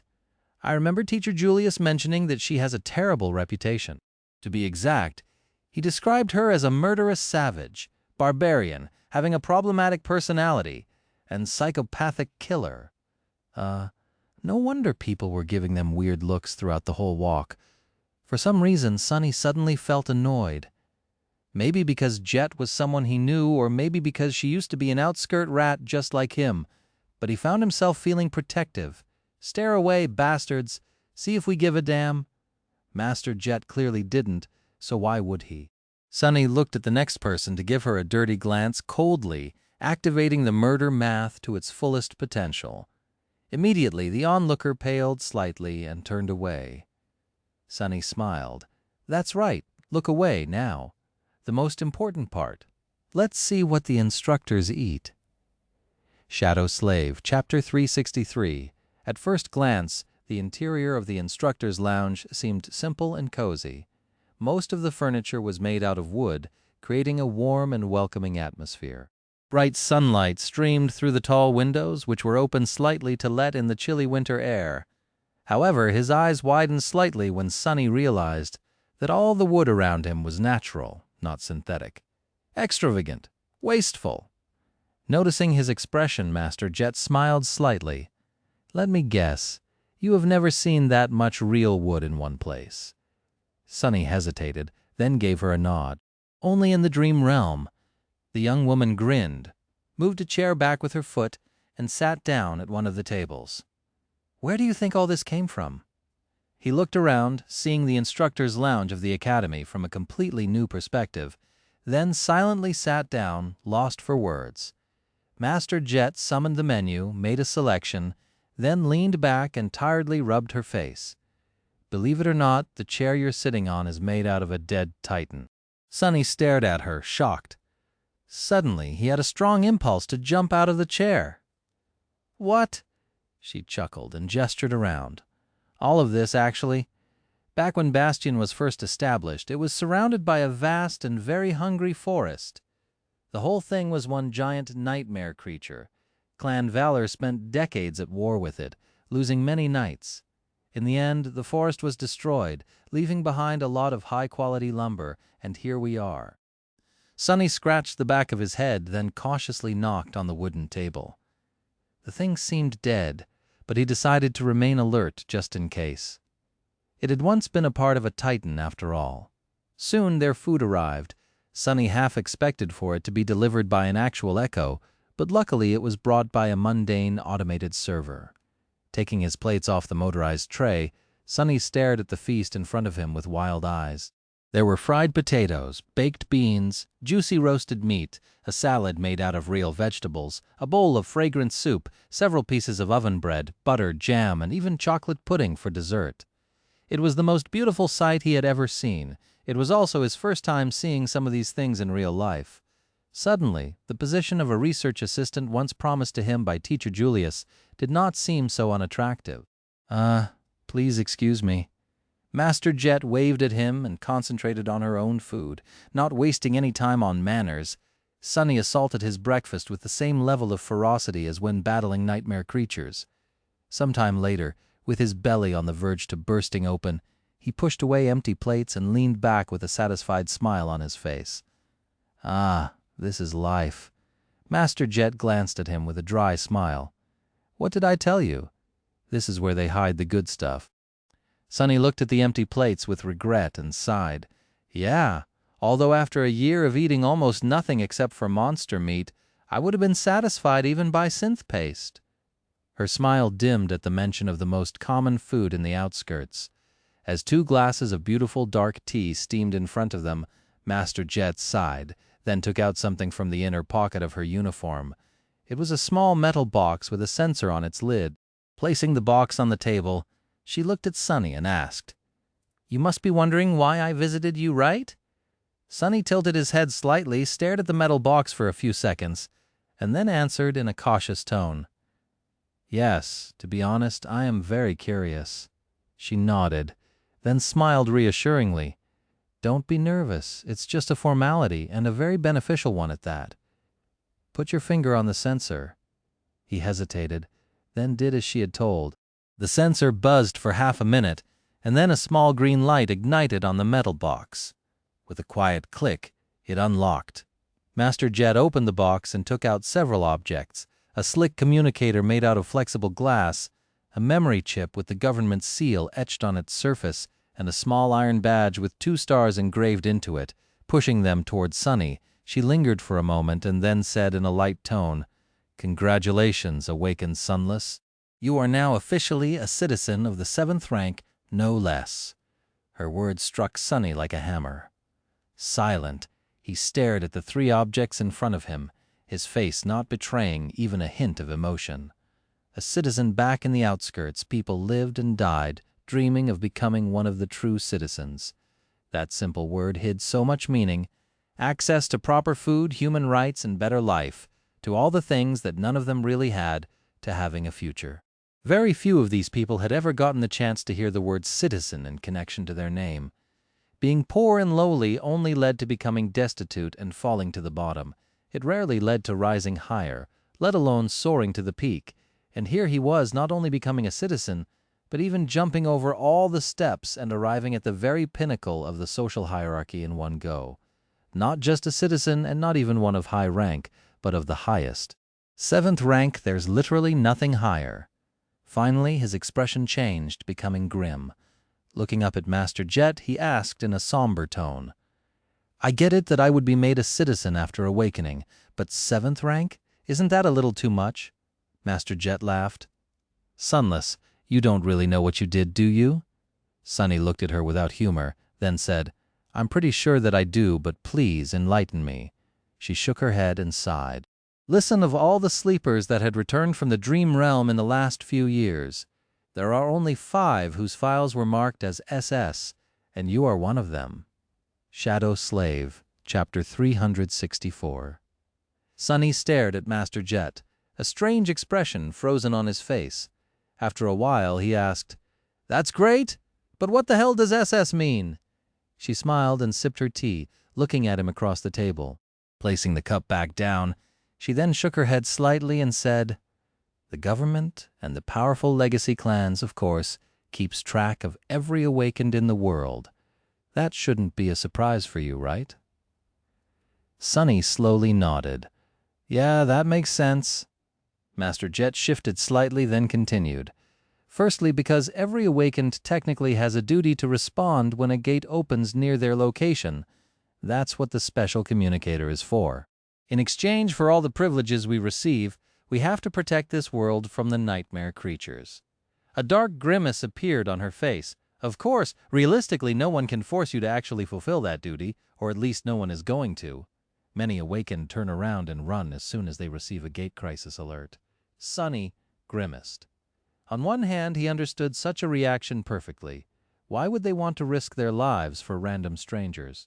Not every awakened was good in a fight, too. Not everyone was like the artisans of the Dark City who had gone into battle side by side with those dreamers who possessed combat aspects.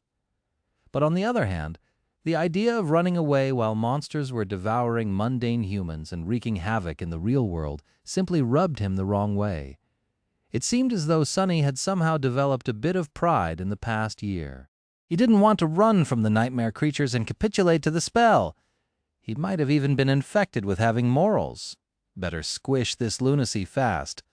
Oblivious to his thoughts, Master Jet continued.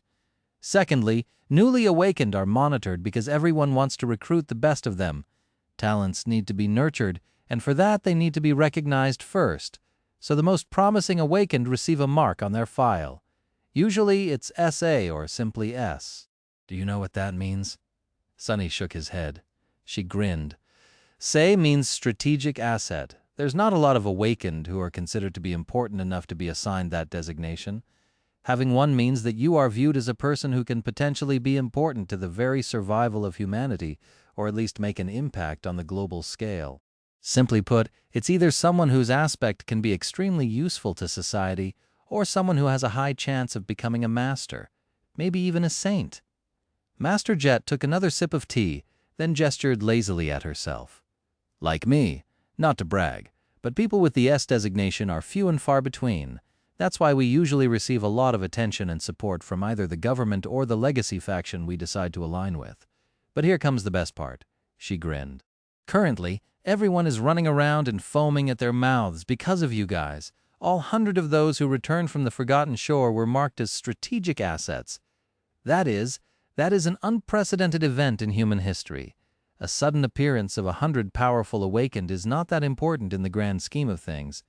But if those awakened all have a very high chance of becoming masters, maybe even saint, that would be enough to completely shatter the current status quo.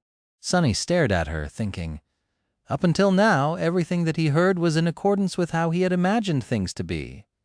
But I get it. However, what's that about me being marked as SS? What does SS stand for? Master Jet nodded. I was about to explain. Above those marked as strategic assets, there are those marked as special strategic assets, SSA or SS for short. This designation is even rarer. Actually, very few people had ever gotten it. What it means is that you are considered to have a very high chance of becoming a saint. You know how rare transcendent are, right? So, of course, everyone now wants to be your friend, including the government, hence the 7th rank citizen status. She looked at him with an apologetic smile and added, granted, out of the 5 people with the SS designation, you are the least outstanding. No offense. Sunny glanced at her and smiled slightly. None taken? Who are the other 4? Master Jet shrugged. 3 of them are the only ones who receive true names from the spell after leaving the Forgotten Shore. Awakened Athena, Awakened Kaya, and Awakened Cassia. The 4th one is Awakened Song Se Shan, who is well from one of the great clans. To be honest, your own achievements, while still incredible, pale in comparison to theirs. But someone had noted that you went from being the second to last in the Academy rating to leading 100 sleepers to the gateway during the last leg of the journey. You are seen as someone with great growth potential, in short. He nodded, somewhat satisfied by that answer. It's not as bad as I thought. Actually, it was perfect. It was exactly the result he had hoped for, to be considered one of the best, but also the worst of the best. He needed status to receive all the best opportunities in this world. He needed to have value. Looking at the beautiful ascendant in front of him, Sunny took a sip of the tea, then smiled brightly. So, that really sounds great, a great honor, and so on. But what I really want to know is what exactly can I get thanks to being the 5th most incredible person of an entire generation? Master Jet laughed and glanced at him with approval. Good. Straight to the point? Well, that depends. What is it that you want the most? Sunny didn't hesitate before answering, his tone steady and firm. To be free? The smile disappeared from her face, looking down at her tea. Master Jet lingered for a while and then said wistfully, Then you're out of luck. I'm sorry, but freedom is just a myth, Sunless. No one is free in this world. Mundane humans have to toil and struggle to remain alive. Even if they are fortunate enough to reach the height of success and acquire great wealth, their lives still belong to the awakened who protect them from the nightmare creatures. But the awakened, we are not free, too. Our lives belong to the spell. She paused. then added with slight sadness, "If we want to survive its trials, we need to tether ourselves to others, be it powerful clans or the government, or even just the members of our cohort. We have to depend on our allies and companions, and they, in turn, have to depend on us. All of us are chained to one another, sunless, and that is the only way we can survive. So think again about what you want. Think carefully." Sunny stared at her for a long time, his eyes full of a dark, deep, heavy emotion. After a while he sighed slowly, then said, "If that is the case, then I want to be strong." Shadow Slave, Chapter 365. Master Jet looked at him for a while, then smiled. "Perfect. That is a good goal to have, especially for people like us." She took a sip of tea, then closed her eyes for a few moments. "All right. There are many ways to become strong, some more straightforward than others. Ideally, you would want a powerful organization backing you up, but that is not the only way. In fact, such a partnership is a double-edged sword. You gain a lot, but also have to give a lot in return. I'll provide you with the basic information, and you can decide for yourself." Sunny straightened a little and listened to her attentively. Master Jet thought for a few seconds, and then said, "In this next few days, you will have to decide what citadel to go to. That is not the same as joining a faction, but closely tied to it. Usually young awakened have to compete for the right to join a desirable faction and therefore be taken to the citadel it operates from. Your case is different, though. Everyone wants you, and I mean everyone. So you can pick any of the human citadels in the dream realm to call home." She paused, yawned, and then continued. "As you should already know, there are 3 great human citadels in the dream realm, as well as many smaller ones. The primary citadels belong to the great clans, while the smaller ones can be either ruled by a lesser clan or remain independent. Regardless, all of them are situated around the 3 main human enclaves and tied to them in one form or another. No matter where you go, you'll be in the sphere of influence of one of the great clans. It's just that you can be either in its center, close to the center, or on the periphery." Sunny scratched his head. "What about the government? Doesn't the government control many citadels?" Master Jet shook her head. "Out there in the dream real, the government has less influence than the great clans. It does, however, maintain a presence in all the important citadels, which allows us to play a unique role in the dream realm. We serve as a connective tissue between the 3 factions, I guess. That flexibility has its own benefits, if you ask me." She knocked lightly on the table and said, "In any case, even if you decide to refuse the obvious choice of settling in one of the great citadels, you'll have to select one of the 3 territories. They are not connected, as some people think. In fact, there are deadly and extremely hazardous regions separating each of the human dominions from each other. So, that is going to be your first decision. Which territory to choose, that made sense. If Sunny chose to go to Bastion, for example, he would have the opportunity to build a relationship with the great clan Valor, which ruled it, or any of the lesser clans in its sphere of influence. He would lose the opportunity to be recruited into the great clan Song, though, or any other clan that existed in a separate human territory, and so on. Master Jet finished her tea and looked at the empty cup with a solemn expression. "Oh yeah. This is where I was supposed to give you the recruitment speech and try to convince you to join the government forces. But I'm not going to. You are smart enough to figure out the pros and cons of that path by yourself. All I will say is that you will never be truly accepted as an equal by the members of the Legacy clans, SS designation or not. Maybe they won't say it to your face, but you'll always be treated as someone a tiny bit lesser, at best." Sunny's expression darkened. Castor's face suddenly appeared in his mind, eyes full of disdain. What had the proud scion called him a mongrel? Well, that mongrel got to your throat. Who's laughing now? Master Jet had a similar kind of expression on her face. Had she experienced her own share of hardships because of her lowly background? Most likely. As Sunny was pondering what Master Jet's path to becoming an Ascended must have looked like, she sighed, then smiled with irony. Not that entering a Legacy clan is a bad deal. Actually, it's a dream come true for many, most even. With your renown, Sunless, any clan would be happy to give you patronage. Some might even adopt you. Hell, with your looks, even marriage is not out of the question." As Sunny choked on his tea and did an actual spit take, Master Jet laughed. "Marriage? What marriage?" She shook her head. "How do you think Legacy clans recruit talents? There are patronage, contracts, adoptions, and matrimony, the latter being the preferred method when it comes to true gems. Anything to enhance the bloodline, you know? As Sunny stared at her with wide eyes, Master Jet chuckled and continued. In any case, these are your options. You can go with the government, one of the 3 great clans, or a lesser clan. Each will provide you with plenty of incentives to join them instead of others. The most wealthy factions will even shower you with soul shards. You and I both know how important those are. Few people can refuse such an offer. She sighed wistfully, lingered for a bit, and then added, "Of course, you can also remain independent. In that case, you won't have any special support outside the usual benefits of being a highly regarded awakened, be it in the form of training, resources, or access. But you also won't be tied down by any obligations, free to travel around the dream realm as you wish, making a living by hunting nightmare creatures or providing useful services to your citadel of choice. There are plenty of independent awakened out there, although few who are truly successful. It's a tough way to live." Sunny rubbed his face, feeling slightly overwhelmed by the cornucopia of choices in front of him. He had no need for soul shard, but being showered in them still seemed like a great experience. Master Jet grinned. "So, what do you think?" He hesitated for a while, then said, "I don't know, that's a lot to take in. I'll have to think about many things before making a decision." She nodded, as though that was an expected answer.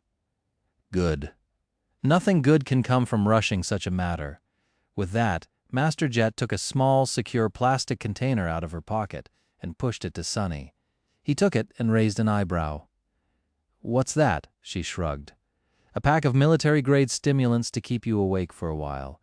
Don't use more than 1 patch at a time. Wait, why am I explaining this to you? You're from the outskirts, so your knowledge of stimulant use must be extensive. In any case, with that you'll be able to stay lucid for about a week. Contact me when you're ready to make a decision, and I'll arrange the rest. Oh, also feel free to call me if you have any questions. Scratch that. Not any questions, just important ones." She stood up, stretched a little, and gave him a little smile. "Well, it's been nice seeing you awakened, Sunless. You did well, staying alive out there. Warms my heart to know that another one of us did. I'll be off then. Time waits for no one and all that." She turned around to walk away, but Sunny stopped her. Master Jet?" She glanced at him in confusion. "Yeah." Sunny hesitated for a bit, then raised his newly issued, expensive, slick communicator. I don't have your contact?" Master Jet stared at him for a while, then grinned. "Want to get my number, huh?" Feeling his ears turning slightly red, Sunny coughed, but then took hold of himself and said with an easy smile, "Yes. How else am I going to call you when I've made a decision?" The beautiful woman shook her head, then took his communicator and entered her contact information into it. Returning the communicator to Sunny, she looked at him and said, "Can't wait to hear from you, awakened Sunless. See you later, then." With that, Master Jet walked away, leaving Sunny alone at the table. Looking around, he sat in silence for a while.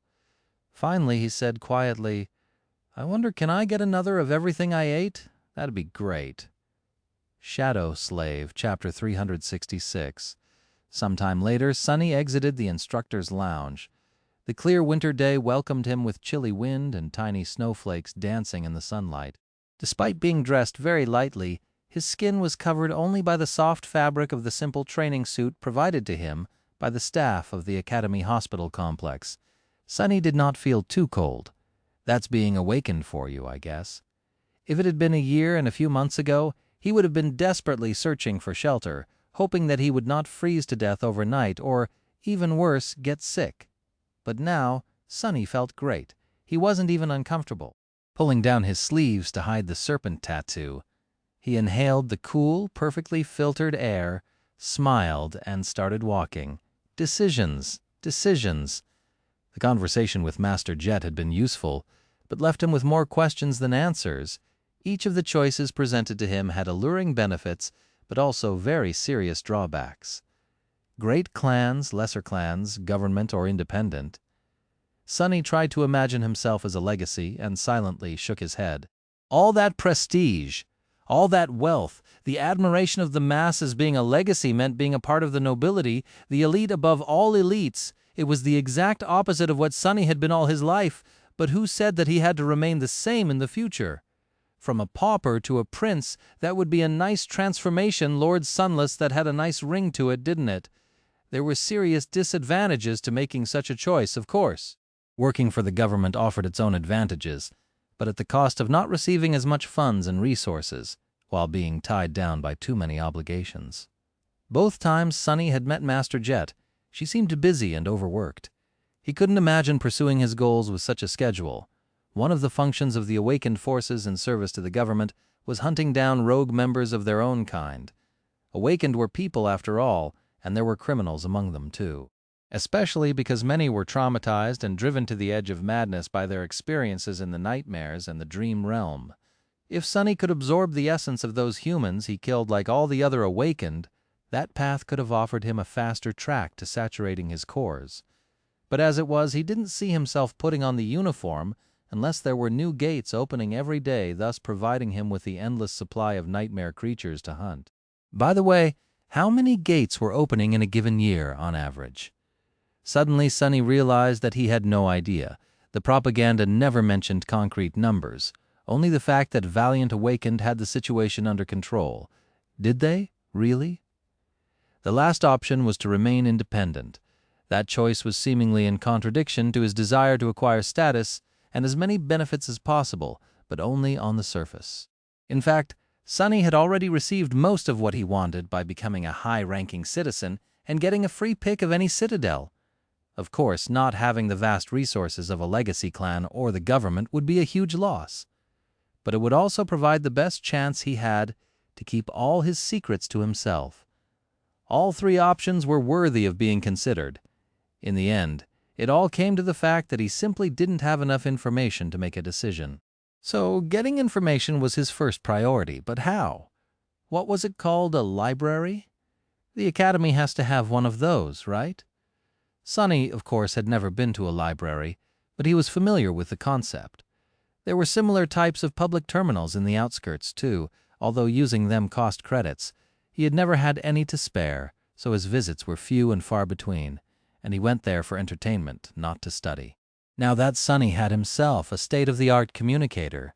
He could access a lot of information from the network, but doing so would doubtlessly leave a digital trail behind. Considering that some of the topics he wanted to research were rather dangerous, he wanted to remain as anonymous as possible. A library it is. 10 minutes later, he approached a square white building. Like most of the academy, its walls were made out of smooth, pristine alloy with wide windows that could be covered at any moment with reinforced shutters. There weren't many people in sight, so Sonny assumed that the library was not a popular destination among the awakened. Why would it be if most of the information stored there could be accessed remotely? He was the weirdo for coming here in person. Entering through an automatic door, Sonny looked around and blinked a couple of times. Everywhere he looked, tall shelves full of paper books stretched into the distance. Between them stood tables meant for study, with several young men and women reading behind them silently. Most of them were using terminals to take notes, but some were actually writing by hand. What the hell is that? All those books, of course, were printed on synthetic paper, but why have them printed at all? Wouldn't it be way more convenient to read from a terminal like all normal people did? He had never seen a physical book in his life. The very idea of using one was mind-boggling, but then it made sense. Digital data storage technology was highly advanced, but susceptible to various types of damage during the dark times which came before the even darker times of the nightmare spell, back when humanity had been consumed by an endless series of devastating wars and cataclysmic natural disasters.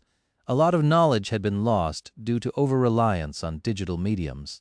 Whole layers of culture were irrevocably gone as the result. Paper was still the safest way to preserve knowledge. It's just Sonny had never thought about it before. Still weird? Trying to not show his confusion, Sonny furtively looked around and noticed a member of the library staff. It was a young man, no, wait, a young woman, a young person, with short black hair and intelligent brown eyes, who was currently reading a vintage-looking book. There was a badge on her chest with the name Wren written on it. At least, Sonny thought that it was a name.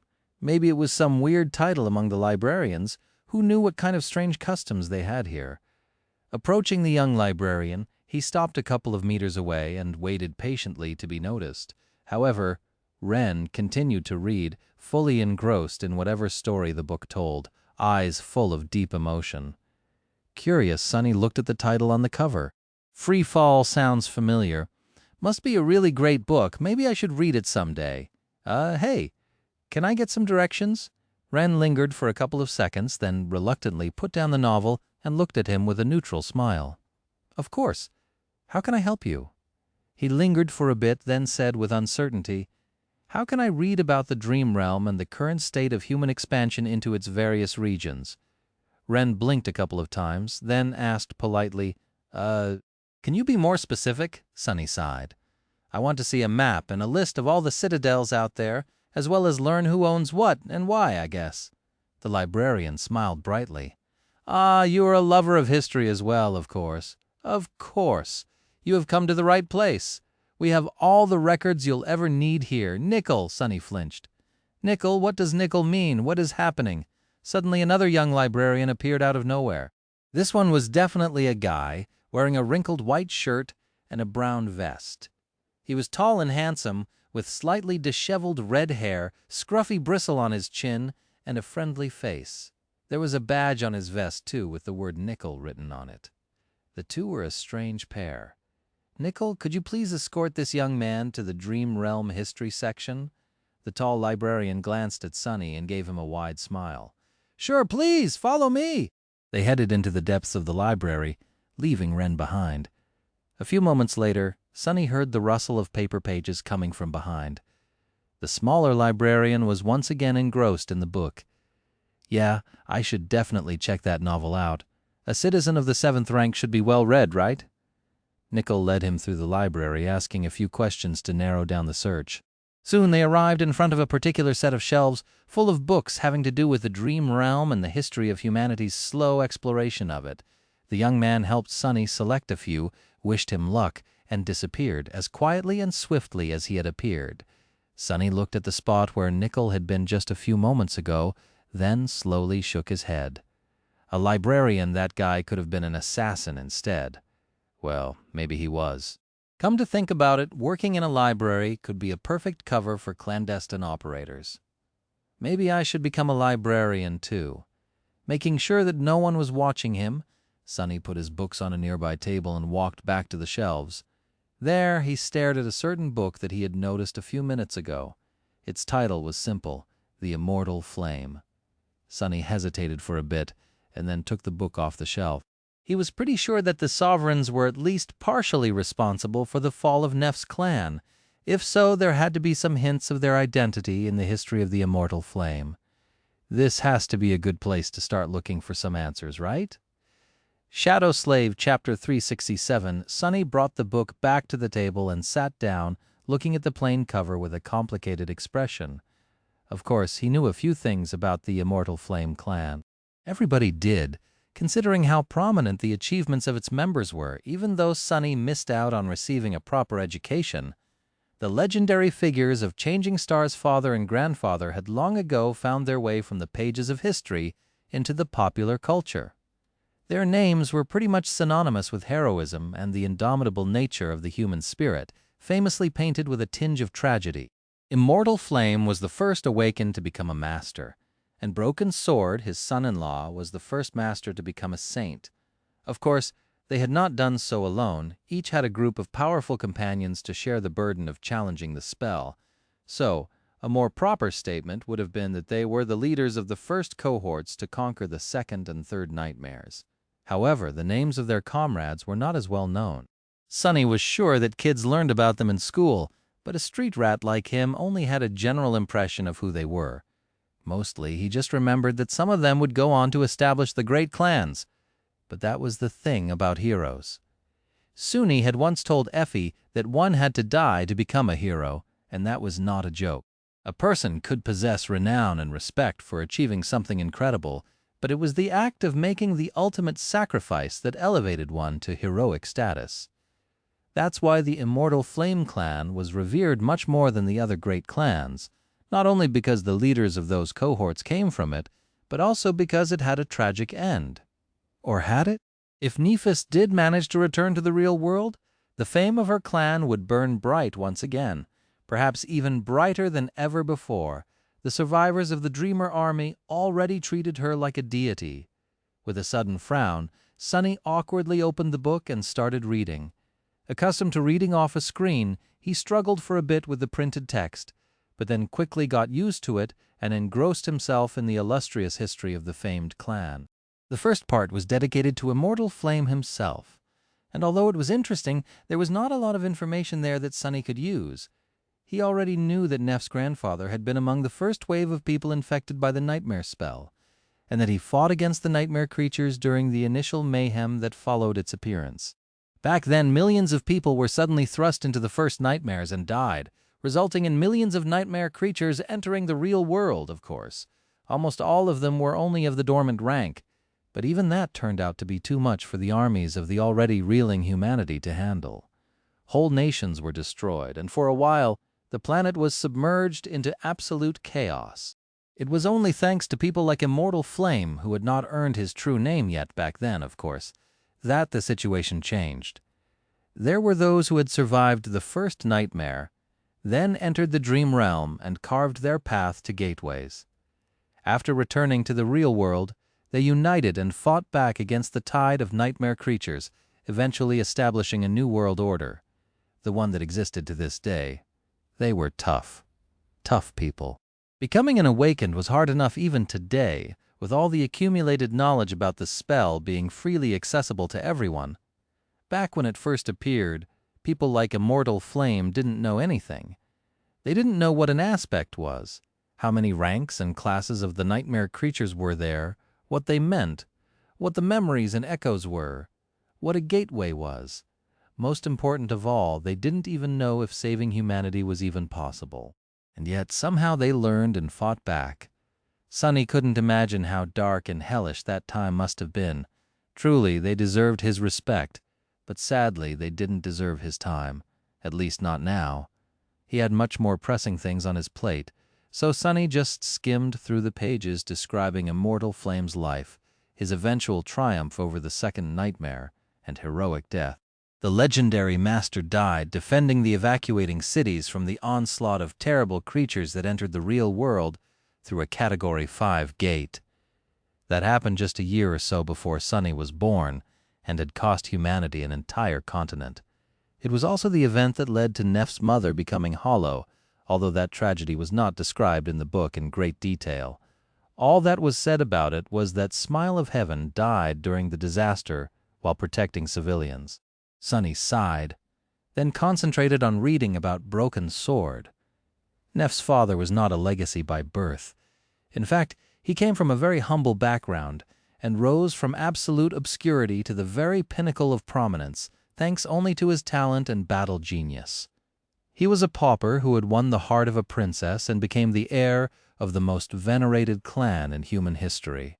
The narrative of the book framed the history in a way that suggested that Broken Sword had been heartbroken by the death of his wife, and that it was this loss that drove him to rise even higher and challenge the third nightmare. Miraculously, Broken Sword succeeded, becoming the first saint. There was no happy end to his story, though. Just a few years later, he perished in the Dream Realm while exploring a region that would later be categorized as a death zone. The book ended with a long-winded tribute to the two legendary heroes and an explanation of how important their contributions were to the survival and future prosperity of the human race. Sunny closed the book and shook his head. What a load of crap. He might not have been educated, but like most people in the outskirts, Sunny had the instinctive skill of recognizing propaganda and reading between the lines of official statements. And this was what the book was, an embellished, partially fictional version of events that the government liked to feed to people. The truth was hard to come by. There were several things about the supposed history of the Immortal Flame clan that didn't make a lot of sense to Sunny. The first one was the circumstances of Smile of Heaven's tragic death. On paper, everything seemed fine, but Sunny knew that she was not, in fact, dead, not in the traditional sense of the word, at least. She was hollow. But how could she become hollow? According to the book, at that point in time, Broken Sword had already become a master. The two of them were partners both in life and in battle, leading their cohort together. That would suggest that Smile of Heaven was a master too. But masters travel to the dream realm physically as opposed to in spirit like sleepers and awakened did. There would have been no soulless body left behind if she had died there. So how was it possible? The timeline doesn't add up. The second questionable point was Broken Sword's own death. Saints were extremely powerful beings, and killing one was not an easy task. Even when met with an overwhelming foe, a saint should have been able to at least escape. Saints simply did not die unless they had a reason to stand their ground and fight to the last breath. The only creatures that could kill them instantly were too powerful and rare to stumble on one randomly, even when exploring an unknown region of the dream realm. Would Broken Sword have been so reckless and stubborn, knowing that he had a daughter who needed his care and protection? The legendary swordsman didn't strike Sunny as someone who would allow himself to die easily, unless some other forces were involved. And finally, there were the other members of his cohort. Sunny whispered their names: Broken Sword, Smile of Heaven, Asterion, Key Song, Anvil of the Valor Clan, Asterion, Key Song, Anvil of Valor, Aster Song Vale. Shadow Slave Chapter 368. Sunny spent several hours reading the book about the history of the Immortal Clan book, and now, finally, he was starting to feel sleepy, not to the point of needing to use the stimulants provided to him by Master Jet, but enough to make it harder for him to concentrate. Rubbing his face, he mentally repeated the names of Broken Sword's companions, the brilliant warriors who had become the first saints of the human race. Asterion, Key Song, Anvil of the Valor Clan. Were they the Aster Song and Vale? While not exactly the same, the names of the members of the legendary cohort were too similar to the three words that Nifis had once told him to never say out loud, among a couple of others, to be merely a coincidence. Let's see. What do I really know about all that stuff? Sunny knew that the three words held enough meaning to free Neff from the haze of the Soul Devourer's mind hex, at least partially. She had reacted to them very strongly, so much so that Sun had actually been afraid for his life for a bit there. She had also asked him a strange question. He repeated it mentally, careful to not say anything out loud. Which domain do you belong to? Sunny had had no idea what a capital letter domain was back then, and he didn't know now. He was, indeed, sure that there was a capital letter there. He also suspected that people who had been trying to kill Nephis for most of her life were connected to these mysterious domains, which meant that Castor had been too. From that, it wasn't hard to conclude that domains and sovereigns who apparently willed the destruction of the immortal Flame Clan were tied together, or more likely the same. And all of it had something to do with lineage memories and the attributes they bestowed, like the fire attribute that was described as the lineage of the sun god, or his own blood weave, which was apparently both incomplete and forbidden. Sunny massaged his temples and sighed. For a long time, he had no clue about what Aster, Song, and Vale meant. But after meeting Saishan, an adopted daughter of the great clan Song, he began to suspect that they were the names of the three legacy clans responsible for the numerous attempts on Neff's life, and maybe even the deaths of her parents, and the downfall of the immortal Flame Clan. Not only because of his inherent dislike of legacies, but also because of how peculiar Changing Star had described her relationship with the Handmaiden. Trusted? Not really. Never, actually. Why would Nifis say that she would never ever trust Seishan? Maybe it was because Seishan belonged to one of the clans responsible for the undoing of her family. That was a logical assumption, but now Sunny saw that maybe he was wrong. Maybe Aster, Song, and Vale weren't the names of clans. Maybe these were the nicknames belonging to three people. Asterion, Key Song, and Anvil of Clan Valor. They were Broken Sword's companions, and as such, Nifis had to have met them a lot before her father died. Neither Broken Sword himself nor his daughter would have been addressing them by their full names either. What would she call them? Uncle Aster? Auntie Song Sunny? Looked down, a dark expression appearing on his face. If these were really the people that had later sent numerous assassins to hunt down the little girl who trusted them, then the hatred Nephis had for them would be easy to explain. It would also be easy to explain how a saint of Broken Sword's talent and might had died. Maybe he had been stabbed in the back by the people he trusted the most. Even though there was no proof, it all made too much sense. Sunny felt that he was on the right track. But how were Astarion, Ki Song, and Anvil of Clan Valor connected to the mysterious sovereigns? Did they serve them? Or his eyes widened, a terrible suspicion entered his mind. Not a suspicion, a certainty. It's them. They are the sovereigns. The revelation hit him like a hurricane squall, too vast to comprehend all at once, and the key to it was a simple sentence that Nephis had once told him while overwhelmed by intense emotions. How did he miss it? Back when they had their falling out in a deserted alley of the outer settlement, Neph said, "You think Gunlog can stop me?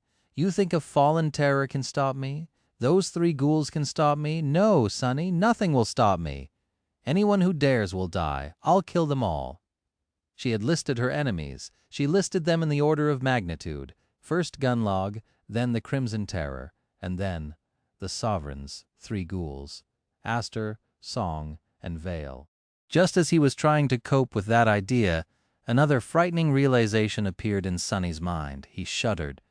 Recalling another thing that Nephis had said, he then mumbled quietly, "No, I won't be the first one to conquer the 4th nightmare. I will be the first one to conquer every nightmare." Back then, he had understood her as wishing to be the first one to beat the 4th nightmare, as well as all the rest.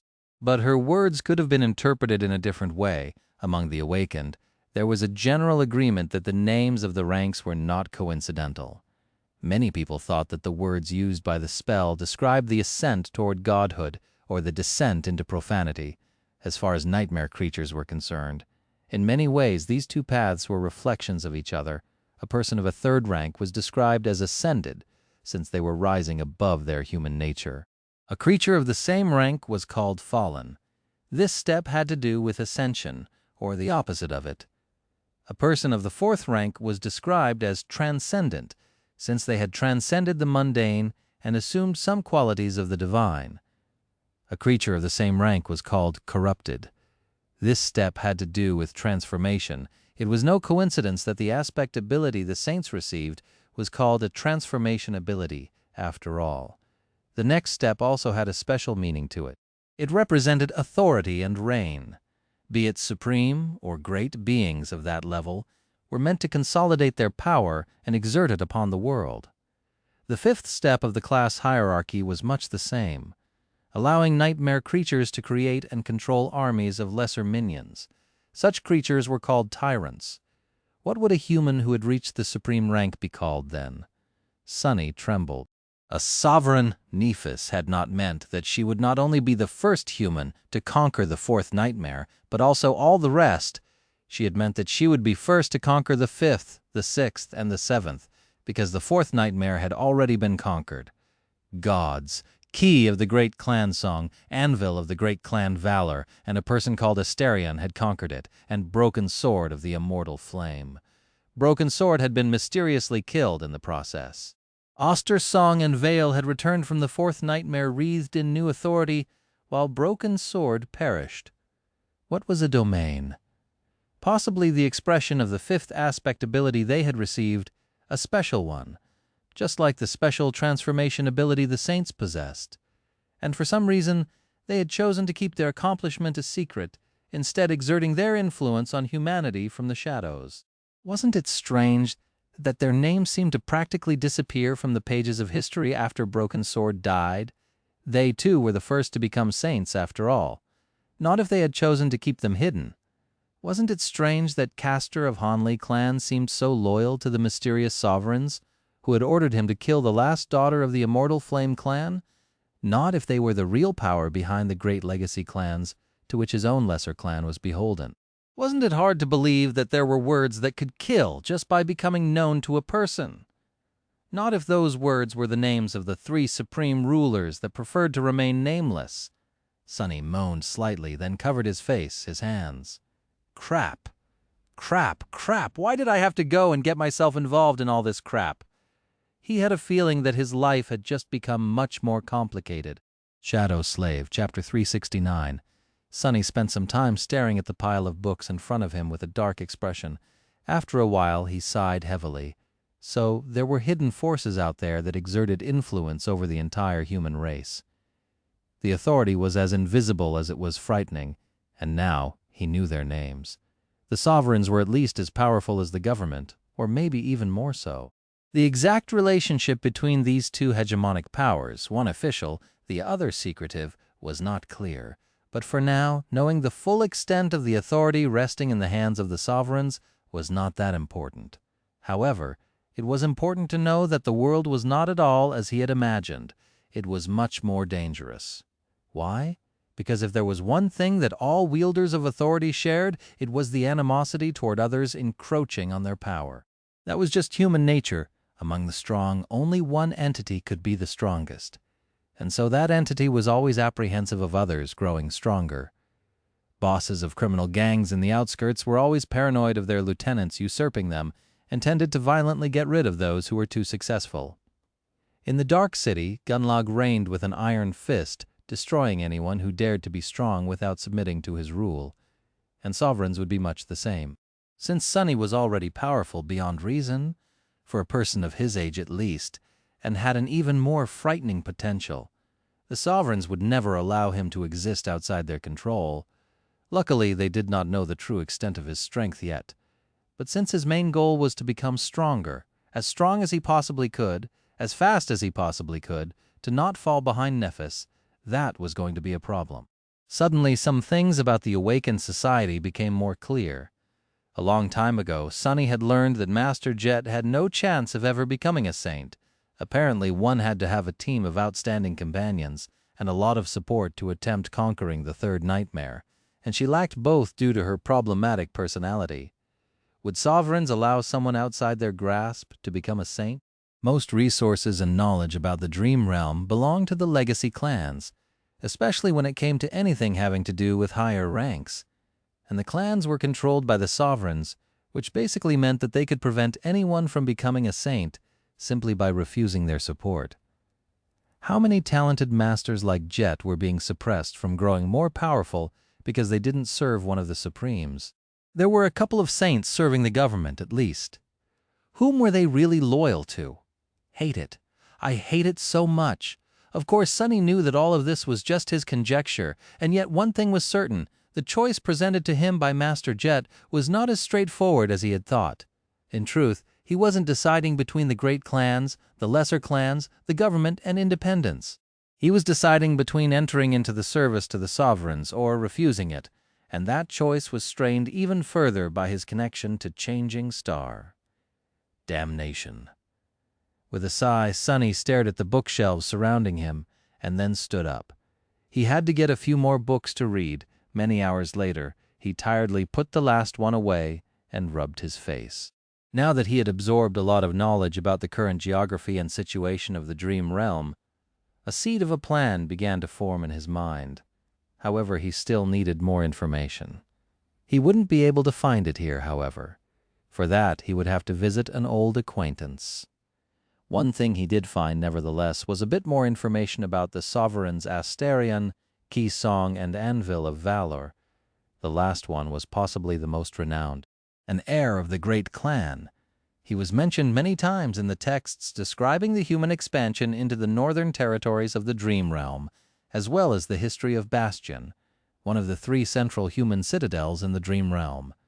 In fact, he had apparently been responsible for slaying the Titan, whose remains were then used to create the chair Sunny was currently sitting on. Strong later, though, the traces of St. Anvil disappeared. There was no mention of his death, but the reins of Clan Valor were now in the hands of his cousins, at least officially. Kisong was only slightly less famous. Unlike Anvil of Vale, she had come from one of the lesser legacy clans, and it was by her hand that it was elevated to the status of a great one. The stronghold of Clan Song, Ravenheart, was the second major human settlement in the Dream Realm. Its sphere of influence was separated from the other 2 territories by especially dreadful regions. The border with the Valor clan was especially deadly, but also rather thin. From what Sunny was able to learn, Key Song was still the ruler of her clan, although she rarely appeared in public. She was known as a benevolent and charitable person, but that was pretty much all the information he could find. It seemed that it was her adoptive daughters who mostly acted on her behalf. Seishan was one of them, although she was trapped on the Forgotten Shore for too long to be mentioned anywhere. And lastly, there was a man named Asterion. He was the most mysterious of the three. No one seemed to know where he came from and where he went after the Broken Swords cohort was disbanded. In fact, there was barely any mention of him at all. Asterion was not connected to the Third Great Legacy clan, at least from the looks of it, or any lesser clan for that matter. Sunny couldn't even find out when and where he had been born, let alone if he was still alive. Even in the texts describing the deeds of Broken Sword and his companions, the name Asterion was only mentioned in passing, as though he had never made any important contributions. Sunny shook his head and scowled. Let me guess, he's the most terrifying of the three. That was an easy conclusion to make, because it took one to know one. Sunny himself was barely mentioned and tended to hide his contributions. Ugh, my head hurts. The worst part was that this was only half of all the research he had to do. He had learned enough about the human position in the dream realm and the sovereigns. Now, he had to learn as much as he could about the gods, the daemons, and the unknown. It was time to pay Teacher Julius a visit. Of course, Sunny couldn't visit his old instructor with empty hands. Pushing the books aside, he activated the terminal embedded into the table, lingered for a few moments, and then typed. All of the Forgotten Shore is separated into 3 parts, one of which, Shadow Slave Chapter 370. It took Sunny the rest of the night to compile all of the information he had gathered about the Forgotten Shore into a succinct, comprehensive report. Knowing how passionate Teacher Julius was about researching the dream realm, Sunny tried not to miss any important detail.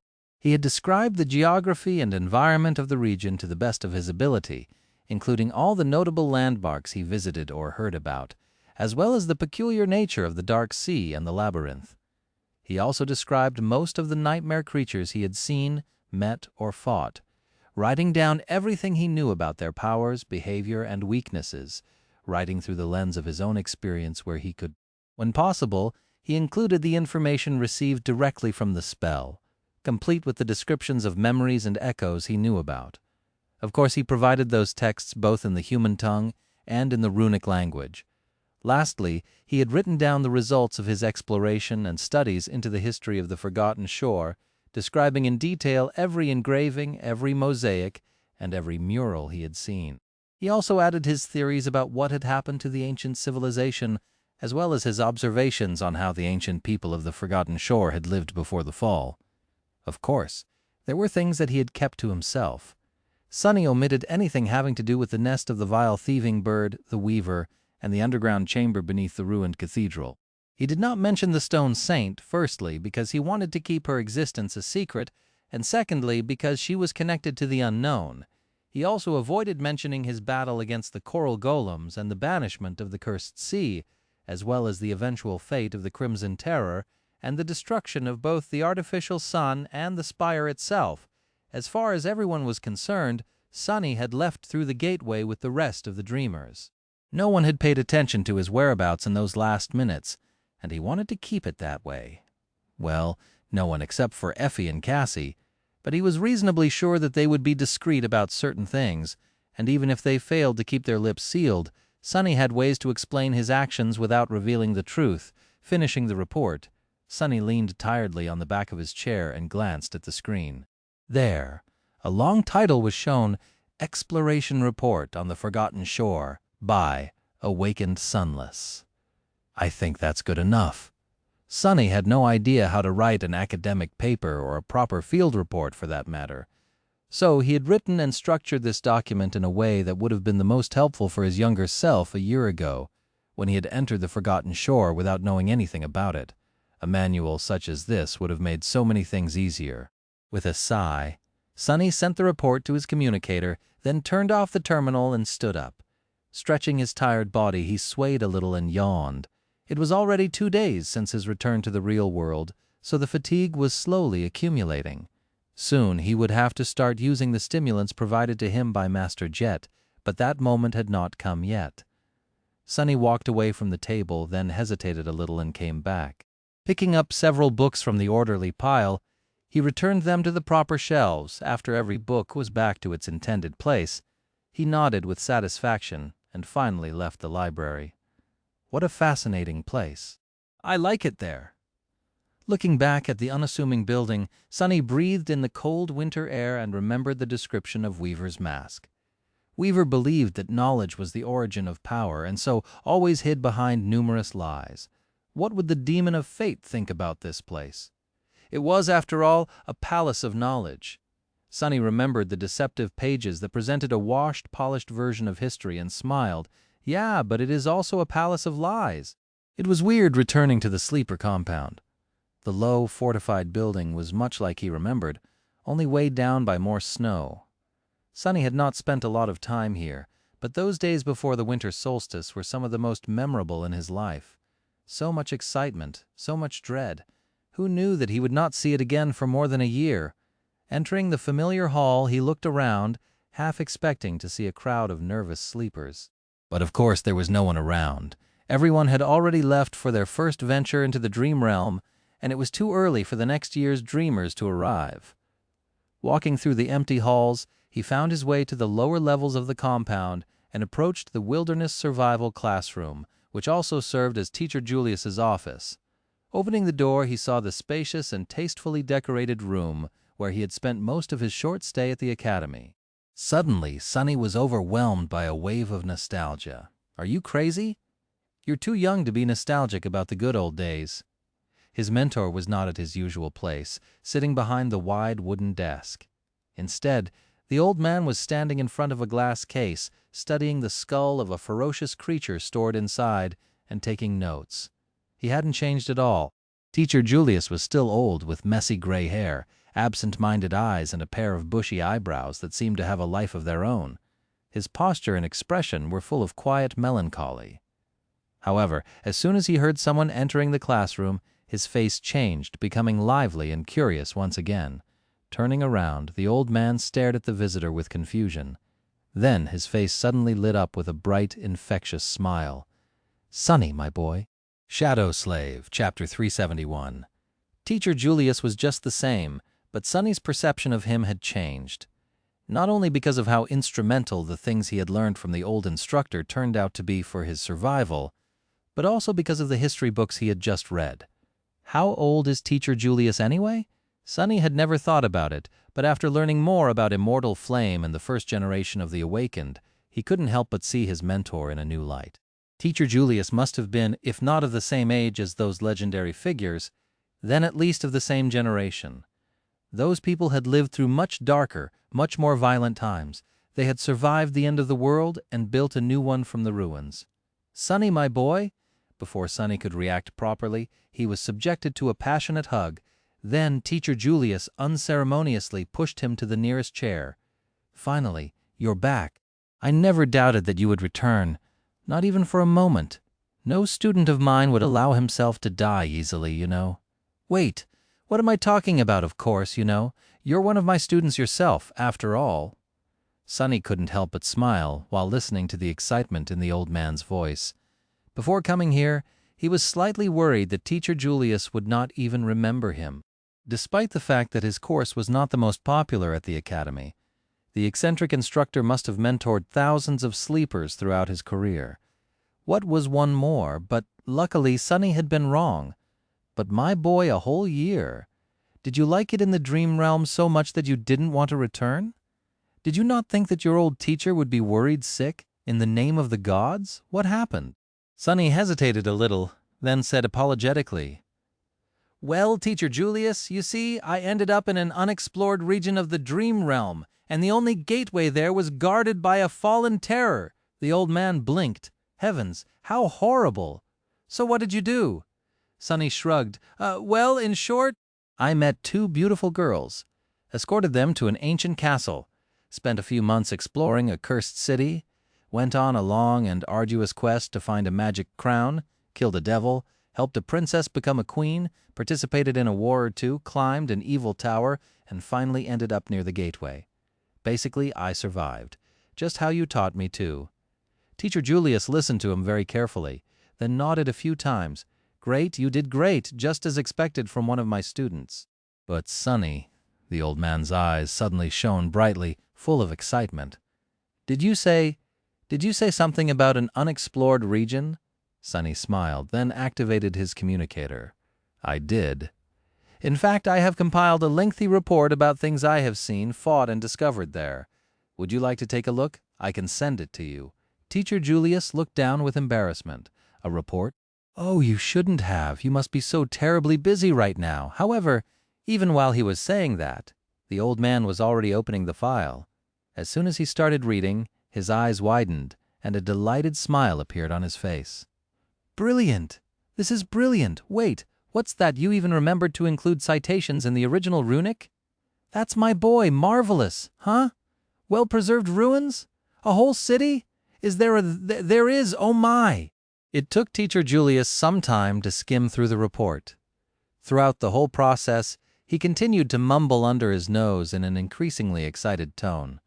Some remarks Sonny understand, while some went completely over his head, like Greystone architecture, possible connections to the third wandering archon? Or which era of the Babel script would that correspond to? Or rats, that'll show that smug bastard Sando how wrong his universal origin of rituals ramblings were. The old man's eyes gradually grew wider and wider. Finally, he deactivated his communicator and looked at Sonny with an expression of profound exhilaration.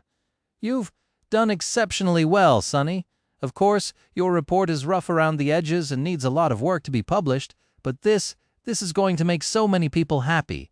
I can name at least a dozen theories that can be expanded, confirmed, or refuted thanks to all the new data you provided. And that's just off the top of my head. Not to mention all the good that will come from the detailed descriptions of so many new types of nightmare creatures, you included. Teacher Julius smiled proudly. You truly have a heart of an explorer, my boy. Very few people do, and out of those, even less have a keen mind such as yours. Not to mention the ability to venture into the deadly expanse of the dream realm and not only come back alive, but also remember to look at more than just what's in front of them. But it is thanks to such people that we can deepen out knowledge of the spell, he sighed. Most of the awakened only know how to hack and slash. They tend to look at us with very little regard, but it is only because of us that they know how to hack and where to slash. Luckily, there are a few bright minds here and there. Sonny stared at his mentor with a bit of surprise. He had not expected such an intense reaction. He just wrote down his findings about the Forgotten Shore to please the old man, considering they shared a hobby. I'm sorry? Published? What do you mean by that, exactly? Teacher Julius glanced at him with a humorous spark in his eyes. Oh, don't worry. This old man is not going to rob his own student of the reward. I'll help you bring this paper to a proper state free of charge. I don't even need to be put down as a Kother, although it would make me happy if you did. What do I need money for? I have more money than I could ever spend already. Sonny tilted his head, then blinked a couple of times. His heart was suddenly grasped by burning emotions. Excuse me, Teacher Julius? But did you say something about money? The old man stared at him with confusion. Yes, I did. Isn't it why you have compiled this marvelous report to receive the contribution points from the government? Sonny lingered for a bit, then slowly shook his head. No, I just, though you would like to read it, I don't even know what these contribution points you mentioned are. Teacher Julius looked at him for a while, then burst out laughing. Oh my, what a good student I have. Ah, you really delighted me today, Sonny. Such pure dedication to the noble calling of an explorer. I wish more people were as selfless as you. Selfless? What do you mean, selfless? There's not a single selfless bone in my body. Is there really money to be made from my stupid report? The old man shook his head and said, The government rewards those who enrich the base of knowledge we have about the spell, the dream realm, and the nightmare creatures quite generously. The more rare and more vital the information you submit is, the more contribution points you receive. These points can then be exchanged for a variety of useful things or simply turned into credits. Considering that no one has ever explored the Forgotten Shore before, and how comprehensive your report is, I'd say you'll receive a pretty sizable sum. You really didn't know this? Sonny slowly shook his head. How? How sizable are we talking? Like if I want to rent an apartment? No, a house. If I want to rent a house in an area of the city with clean air, how many weeks would this reward buy? Teacher Julius gave him a strange look. Rent a house? What a strange example. Sonny, with how unique the data you contributed is, you don't need to rent a house. Wouldn't it be easier to just buy one? Sonny. Sonny couldn't respond immediately, though. He was in the process of falling out of his chair. Shadow Slave, Chapter 372. After a while, he regained enough composure to continue the conversation. Sonny and Teacher Julius chatted for a while, discussing the exact process of publishing the report, what changes would have to be made, and how they would work together to bring the project to fruition. All of it, of course, was going to have to happen only after Sonny had settled in the dream realm and found a citadel to anchor himself to. Right now, he did not exactly have time to work on an academic paper. Teacher Julius also shared some of his knowledge about the human settlements in the dream realm and his views on how to decide on a proper citadel. All his advice, however, could be described in one sentence. Find one with good plumbing. Sonny wasn't sure what to make of it, but judging by the pained expression on the old man's face, it was indeed an important factor. Finally, he managed to turn the conversation toward the things he really wanted to learn about. Speaking of that, I'm really unclear on one thing.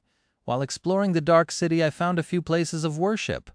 However, the deities they worshipped seemed to be different from the ones I heard about in my first nightmare. Did the native humans of the dream realm all have different gods? Teacher Julius looked at him and smiled. Ah, the gods, that is an interesting subject indeed. He thought for a few moments, then said, yes and no. The gods worshipped in different regions had different names, but from what we can tell, those names all describe the same entities. The current consensus is that the gods of the dream realm were, in fact, actual beings, perhaps creatures of the divine rank. Sonny nodded.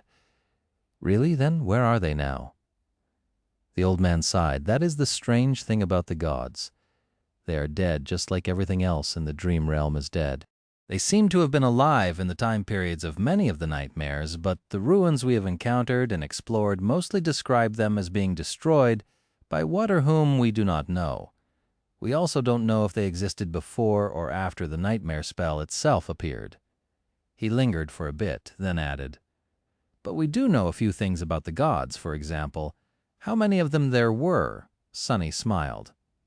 Let me guess. 7, Teacher Julius chuckled. You would think that, right? But no, there were only 6 gods.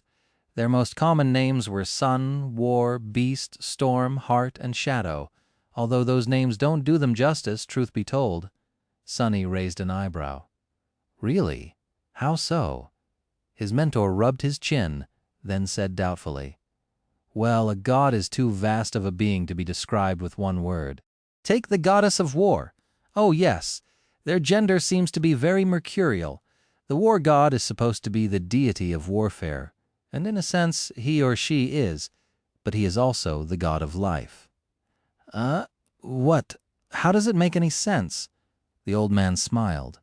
War is synonymous with struggle, and what is life if not a constant struggle for survival? So the goddess of war can also be called the goddess of life. She is also the goddess of progress, technology, craft, intellect, and through all of this, the patron goddess of humanity. Teacher Julius got engrossed in his favorite field and went on a small tangent. Or take the beast god. He is also often described as the goddess of the moon, as well as hunting, carnal desire, blood, beauty, and the cycle of birth and death. The sun god is also the lord of light, a manifestation of fire, passion, creation, and destruction. The storm god is also the god of the depths, of the oceans, of darkness, stars, travel, guidance, and disaster, and so on. Sonny coughed. What about shadow god? The eccentric instructor shrugged. I'm not too familiar with that one. As far as gods go, shadow is not very prominent. Well, as a shadow should be, I guess. He is sometimes called the god of peace, death, solace, and mysteries. That's about it, I think. Sonny hesitated for a few moments, then asked carefully, I see. Hard to imagine that only 6 entities were responsible for all that. Were there perhaps any other divine beings? Teacher Julius thought for a few moments, then shrugged. There certainly were many beings that were either partially divine or even almost as powerful as the gods themselves. We don't know much about them, though. Take daemons, for example. Sonny held his breath. Daemons were such mysterious creatures. They were described as having power almost equal to that of the gods, but of a different nature. They also seem to have created themselves, or at least appeared out of nowhere.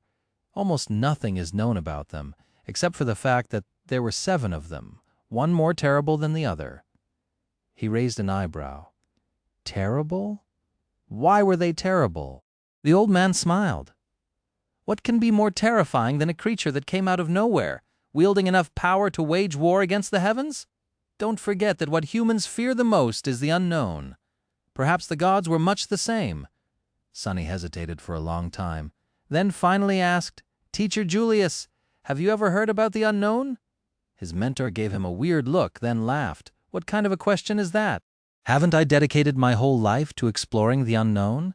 I think the lack of sleep is getting to you, my boy. Come, I have wasted enough of your time. A newly awakened like you should be running around, trying to find patronage or ingratiate themselves to a welcoming clan. I'll recommend you several books on the gods and divinity to read once you have settled out there in the dream realm." Sonny smiled weakly, realizing that Teacher Julius did not know anything about the Weaver, the reasons for why the gods were dead, and the unknown. Strangely, he felt relieved. Shadow Slave, Chapter 373. Leaving the sleeper compound, Sonny felt as though even the winter cold could not keep him from feeling sleepy anymore. Wondering what time it was, he looked up out of habit and glanced at the sun. The sun was all wrong. Suddenly, Sonny was wide awake, his hand instinctively outstretched to summon the midnight shard. It took him a few moments to recognize his error. Oh, the sun is normal. It's just not the same as on the Forgotten Shore. He also didn't have to measure time by observing the sky anymore. He had a communicator that could show him what time of day it was, up to the exact nanosecond. Shaking his head, Sonny headed back toward the hospital complex. He was late for a memorial of sorts. The survivors of the Dreamer Army were supposed to gather today to celebrate those who remained alive and remember those who had fallen. Entering the medical center, he headed toward the conference hall, but then lingered for a moment in front of a monitor attached to the wall. There, 100 names were shown, listing everyone who had made it back, and on the very top of it, there were 3 very special ones. Raised by Wolves, Nightingale, Song of the Fallen, Effie, Kai, and Cassie.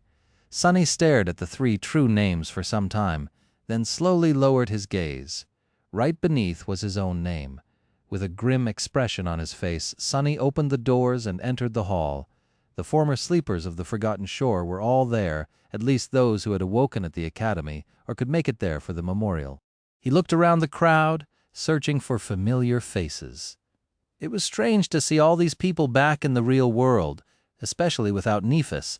Now that they were out of danger and had lost their leader, there wasn't a lot to keep them together and so much to split them apart before they were united by necessity and the irresistible will of Changing Star. Now nothing remained to prevent the old grievances from pulling them apart, and yet the 100 survivors seemed strangely united.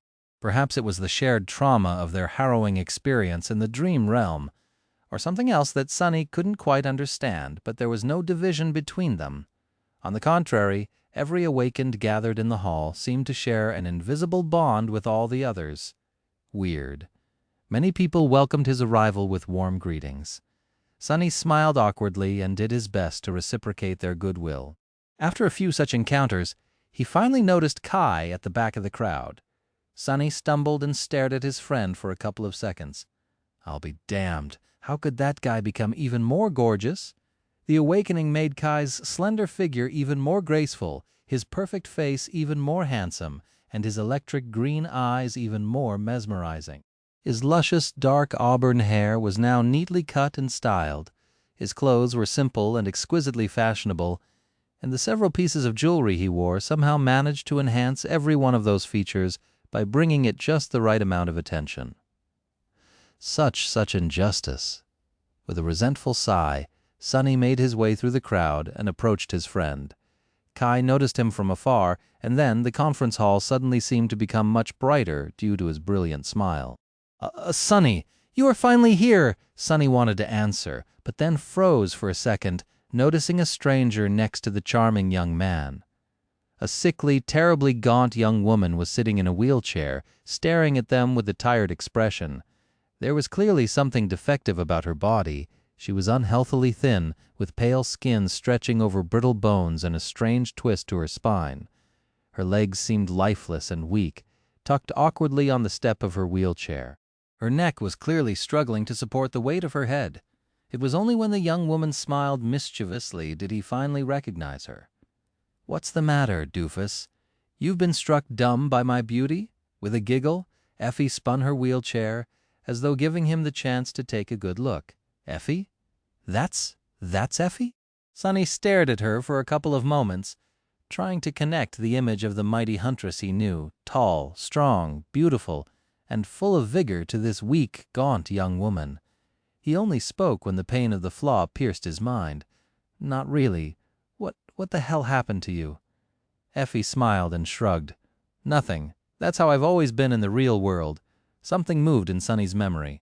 He remembered how the two of them sat on the support beam of the ruined cathedral, talking in whispers. For some of us, the real world was more of a hell than the dream realm. That was what Effie had said back then, noticing the strange expression on his face. She grinned. "Ah, don't worry about it. At least now that I'm awakened, I can move my hands. Look at this." She grabbed the handles of the wheels, then balanced her chair at an angle and spun it around again. "See? Ain't that the coolest thing you've ever seen?" Sonny hesitated for a bit, then said quietly, "Yes, one of the coolest, by far." Effie gave him a smile, then glanced at Kai. "See, Knight? Your celebrity aura got nothing on my burning charisma." The young man looked at her but didn't say anything. Instead, he suddenly took a step forward and gave Sonny a big hug. "Sonny, thank gods you're alive." Sonny squirmed a little, but then surrendered to being embraced. With a resigned expression, he endured for as long as he could, and then said through gritted teeth, "Why shouldn't I be alive, fool? I wasn't the one whose unconscious, lanky body had to be dragged all the way to the gateway." Kai squeezed him even tighter, then finally released his hold on him. Taking a step back, the charming young man hesitated for a couple of seconds and sighed. "Still, with your luck, I'm surprised that the whole spire didn't just fall on your head." Sonny froze, then forced out a smile. "Yeah, that would have been terrible, wouldn't it?" Shadow Slave, Chapter 374. Soon, several instructors appeared.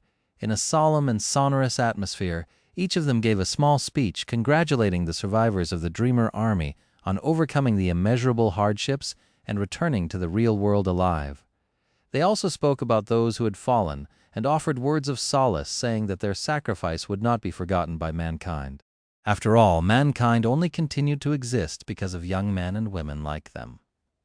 To Sonny, those words rang hollow and empty, but they affected many people in the crowd. He saw a few people crying, the others trying to keep a brave face. Everyone had lost a friend, a companion, or a loved one during the tumultuous last days on the forgotten shore. Finally, Instructor Rock took the stage and spoke in length about the meaning of being an awakened, their duty to safeguard humanity, and what they should do and expect in the next few days. However, at some point he was interrupted. "Lady Nephis, tell us what happened to her." A hum of voices rose above the crowd, everyone joining in that plea. Instructor Rock sighed. "Calm down, Awakened.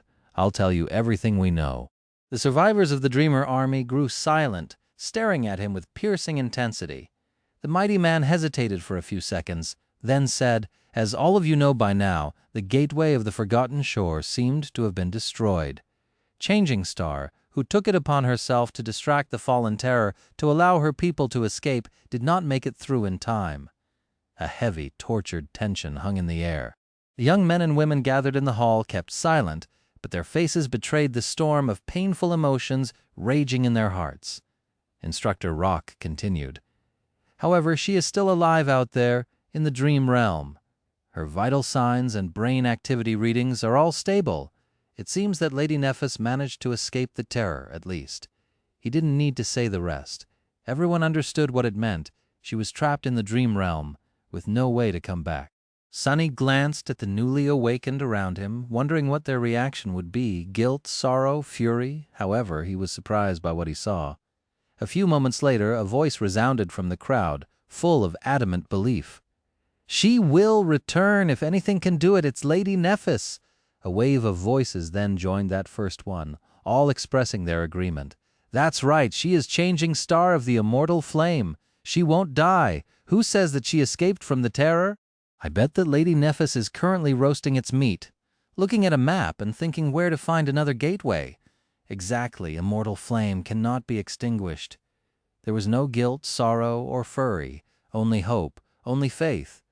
Uncomfortable, Sunny turned to Effie and Kai. Both seemed to be a little bit sad, but strangely calm. What do you guys think?" Effie hesitated for a few seconds, then shrugged. "I sort of agree. If anyone can make it out alive from there, it's Princess. It sounds impossible, but I mean, it's her. You know how she is?" Kai remained silent for a bit, then nodded. "That's what I believe too, or at least try to believe." Saying those words, he looked around with concern and said, "But Cassie must be devastated. Have you seen her?" Sunny stared at him grimly, then turned away. "I did earlier. She is. Strangely, today the blind girl was nowhere to be found, to his relief." Kai sighed, then rubbed his face. "Ah, I really want to sleep. It's tough, staying awake for that long." "What about you guys?" Sunny shrugged. "I'm fine for now. I also have a pack of military-grade stimulants to keep me awake for a few more days." Effie glanced at them and grinned. "I'm not sleepy at all. However, to be honest, I am dying from hunger. There has to be food here somewhere, right?" Sometime later, they were in the cafeteria of the hospital complex. Sunny and Kai were already done with their dinner, and observed with dark fascination as Effie was finishing her 4th serving. There was a small mountain of empty plates in front of her. Finally, the huntress was done with the food and leaned back tiredly in her wheelchair, full of satisfaction. "Ah, that's life, Sunny. Go bring me something to drink." He stared at her with a dark expression and asked, "I already brought you the last 3 trays. Why don't you ask Kai?" Effie grinned. "Aren't you the youngest? Respect your elders, brat. Also, Kai and I are big shots now, way out of your league. Why would I ask a valiant true name awakened to serve me food when there's a nameless gremlin like you loitering around?" Sunny gritted his teeth, then obediently stood up and went to bring the young woman a few drinks. When he returned, Kai looked at him apologetically. "Sorry about that, Sunny. Actually, I'm really surprised that you didn't receive a true name as well. No one deserves it more than you, in my opinion." "Really?" Sunny shifted uncomfortably and said, "Yeah, well, you're not wrong. I do deserve a true name, don't I?" "What a travesty," Effie giggled. "Hey, Knight, what do you think Sunny's true name would be?" Kai blinked a couple of times, though, for a bit, then said with a smile, "I'm not sure. Something like famous last words." He chuckled lightly and then added, "Or, no, really, that happened. What about you, Effie? What do you think?" Effie glanced at Sunny, then smiled with mischief. "Looks good in a dress." He stared at her with murder in his eyes. "Hey." While the gaunt young woman was laughing, Sunny turned to Kai and frowned. "Speaking of true names, Effie, I can understand, but Nightingale, you were really named just like your band? What's up with that?" Then he looked at the charming Archer with suspicion and said in a grave tone, "Kai, tell me honestly, the spell is also one of your fangirls, right?" His friend choked on his drink, then wiped his face awkwardly and gave Sunny a reproachful look. Finally, he looked down and sighed. If it is, then not in a good way. At best, it's a sassa-ing." Shadow Slave, Chapter 375. Sunny smiled and leaned back on his chair, then looked at his friends with curiosity. There was a question he really wanted to ask, but tried not to up until now. "What's your second ability, anyway?" His words hung in the air for a few moments. Suddenly, Kai coughed with embarrassment and looked away. After a couple of seconds, he said in a strange tone, I can see really far now when I want to, even when there's no light. I'm also supposed to be able to see through illusions and all forms of obfuscation, whatever that means. And I can also see through objects." Sunny and Effie stared at him and asked almost simultaneously, "Like through walls? Like through clothes?" Kai hid behind his glass, lingered for a bit, and then answered in a small voice, "Yes, But I would never. While Sunny tried to imagine why would Kai refuse to look through walls, Effie laughed out loud. I see, what a great ability! She shook her head, then turned to Sunny and asked, Hey, doofus, I bet you often wanted to stab me with something sharp. Want to try? He frowned in confusion, then raised an eyebrow. No, why would I stab you? Effie looked at him with expectation clearly written on her face, then sighed in disappointment when he didn't move. Ah, that's a shame. I wanted to demonstrate my second ability to you. Basically, it makes my whole body invulnerable. Well, comparatively, of course. Skin of steel, that sort of deal. A very sweet, comprehensive defense boost, if I do say so myself. Sunny blinked and looked at the gaunt young woman with a bit of awe. Indeed, that was a very powerful ability. Combined with Effie's previous one, it turned her into an exceedingly formidable presence on the battlefield, as if she had not been a real menace already. Effie glanced at him and asked curiously, Well, what about you? He shifted slightly. A very neat type of conditional short-distance teleportation. Kai can see through walls, I can go through walls while you can just plow through them, I guess. In your usual barbarous fashion. Effie grinned. Plowing, huh? Interesting choice of words, I wonder. If Sunny hurriedly changed the subject. So, what are your plans, guys? What citadels are you going to? His sudden question changed the mood of the conversation. For a while, a strange silence settled among them. All three had contemplative, wistful expressions on their faces. This situation was inevitable, really, but they tried to avoid the discussion for as long as possible, mostly because it was both slightly awkward and slightly sad. Back on the forgotten shore, the three of them had forged a bond, and now, depending on their choices, that bond would most likely either weaken or break. The future was going to lead each on their own path, perhaps in opposite directions. For better or worse, they were about to go their separate ways. Perhaps fate would bring them together again one day. Or perhaps not. After a while, Effie sighed. I don't know, really.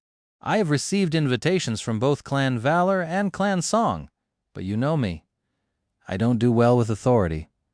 Plus, none of them have moved a finger to help me when I really needed it.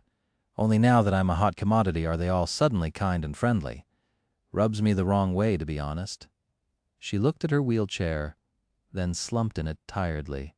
Anyway, I might take them up on the offer, or I might not. It depends on what the fastest way to get ready for the second nightmare would be. Maybe I'll have a better chance of becoming a master soon if I stay independent and don't have to compete against the actual heirs for resources and attention. After the second nightmare, one's spiritual body became their physical body. Reaching the rank of a master would free Effie from her terrible disability, so Sunny understood her motivation perfectly. Now he knew why she had said that for her. Striving to conquer the second nightmare was the only way. Funnily enough, through no wish of his own, Sunny had ended up in a similar situation. Kai remained silent for a few moments. Then he too sighed. As for me, my agency has secured me a very good position in Bastion, so I'll be going there soon. I won't have to fight another nightmare creature for a long, long time, I guess. Maybe even never. For someone who was speaking about being safe and comfortable for the rest of his life, he didn't sound too happy. There was a note of reluctance in his voice. Even shame. Sunny frowned. You dropped that tone immediately, Kai. There's nothing wrong with living like a person should, not having to worry about being eaten every goddamn day. Don't even think about feeling bad about it. Got it? The charming young man smiled sadly and nodded. I do. Please forgive my ungratefulness. But what about you, Sunny? Sunny scratched the back of his head, then shrugged. Well, I am rich now. You won't believe it, guys, but as it turns out, scribbling a few words about the things you see in the dream realm can actually earn you money, and I think I can weasel my way into receiving a salary from the Academy as a research assistant, whatever that means. So, actually, I haven't decided on a particular citadel yet, but I can pick pretty much any of them, since the government is being very friendly. Both Effie and Kai stared at him with incredulous expressions, clearly trying to imagine Sunny as an academic or even an instructor. Then, both shook their heads simultaneously. Can't imagine. Yeah, sound wrong. About the citadels, though. "So which one are you going to choose?" He thought for a bit, then shrugged. "Don't know yet. But I can tell you a secret, something that very few people know or think about. A very wise man told me to base my choice on it." Sonny lingered for a moment, then said seriously, "Plumbing. The secret to a happy life is to find a citadel with great plumbing." Soon it was time to say goodbye. Their parting was both warm and bittersweet. After seeing Kai and Effie off, Sonny lingered outside for a bit, and then returned to his room on one of the underground levels of the hospital complex. It was already evening, and his eyes were full of sand. With an irritated snarl, Sonny took one of the stimulant patches out of the pack and plastered it on his skin. Immediately, a cold fire flowed through his veins. His heart accelerated, and his mind cleared. Sonny felt refreshed, energized, and ready to chew on mountains. Of course there was a price to pay for such a boost. It would be inevitably followed by a debilitating crash of the same magnitude, unless he used another stimulant, that is, and then another and another. Only with each new one the duration of the effect would shorten, and the strain on his body would increase. If he was a mundane human, his heart would have probably exploded just from one of these unassuming patches. The government didn't joke around with its military tech, but he wasn't ready to make a decision just yet. He had to do a few more things, like finally checking on his new memory Shadow Slave, Chapter 376. Summoning the runes, he glanced at a particular cluster: Memories, Silver Bell, Puppeteer's Shroud, Midnight Shard, Ordinary Rock, Prowling Thorn, Endless Spring, Blood Blossom, Dark Wing, Moonlight Shard, Unold, Weaver's Mask, Broken Oath. The last one, Broken Oath, came from the twisted simulacrum of one of the 7 ancient heroes of the Forgotten Shore, the Lord. Even though the coral golem had turned out to be just an awakened monster, Sonny had high hopes for this memory. But before he concentrated on it, Sonny stared at the rest of his arsenal. 1, 2, 3, 12. After a year of constant battles and bloodshed, he only had 12 memories. Of course, he would have had much more if not for the need to feed Saint. The taciturn creature demanded a vast amount of resources to get her to the 200 shadow fragments, which was one of his goals. If not for that, he would have made a real windfall. Sonny already considered himself wealthy, thanks to the contribution points teacher Julius was going to arrange for him. But if he had a dozen or 2 extra memories to sell, well, he would have been not just wealthy, but extravagantly so. Enough to buy several houses if he wished to. Maybe he still could sell some. Looking at his trusty weapons and tools, Sonny hesitated. Now that he could use Shadow Step to blink from one place to another, he didn't need to enhance his mobility that much, so Prowling Thorn and Dark Wing were potential candidates to be auctioned off, maybe. They still had their uses, though. The rest he couldn't even imagine selling, at least not before finding better alternatives. Even the Silver Bell, which wasn't really all that useful, but had something of a sentimental value. The little bell was the first memory he had ever received, after all, and its description was, it touched something in his heart. "Curses, I just used the stimulant. Why is my mind so scattered?" With a frown, Sonny finally concentrated on his new memory. Memory, Broken Oath, Memory Rank, Awakened, Memory Tier, I, Memory Type Charm. His eyes widened slightly. Jackpot. Another charm. Such luck. Excited. Sonny read further. Memory Description. They made a terrible oath to destroy the curse or be consumed by it. Those who have broken the oath were consumed by the curse, and those consumed by the curse have broken their oath. In the end, none could escape their promise. Huh! Morbid, I guess. I guess that's how the Carapace Legion was born. He looked at the next string of runes. Memory Enchantments. Oathbreaker. Enchantment Description. The broken oath erodes souls of all those who approach it. Sonny held his breath for a few moments. A soul attack. Both the nightmare creatures and the awakened had many ways to destroy their enemies.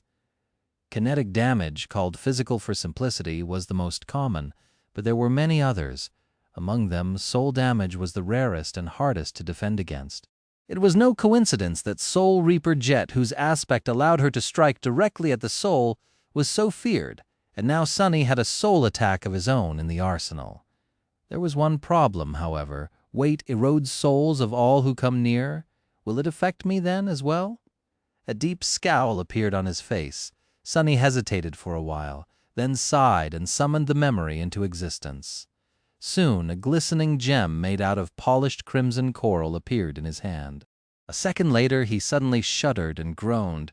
As soon as the broken oath appeared, a sickening sensation permeated his entire being. It was as though someone was slowly draining the very life out of him. Not only that, but he also felt weaker. Looking down, Sonny saw his shadows ripple and react. The surly one stared at him with outrage and waved its hands in the air angrily, while the friendly one was hugging itself pitifully and pacing. Damnation! He had recognized the debilitating feeling that the gem produced. It was the same aura that had weakened him when he fought the coral golem. It was also the infinitely weaker version of the annihilating soul attack of the artificial sun. Gritting his teeth, Sonny dismissed the broken oath. Only when it disappeared completely could he breathe freely again. Crap, that was one serious side effect. How was he supposed to use his new charm if it would be slowly killing not only his enemies, but also Sonny himself? Drop it on the ground. Use Shadow Step to blink away and hope for the best. Sonny sat quietly for a while, thinking. Then a tentative smile appeared on his face.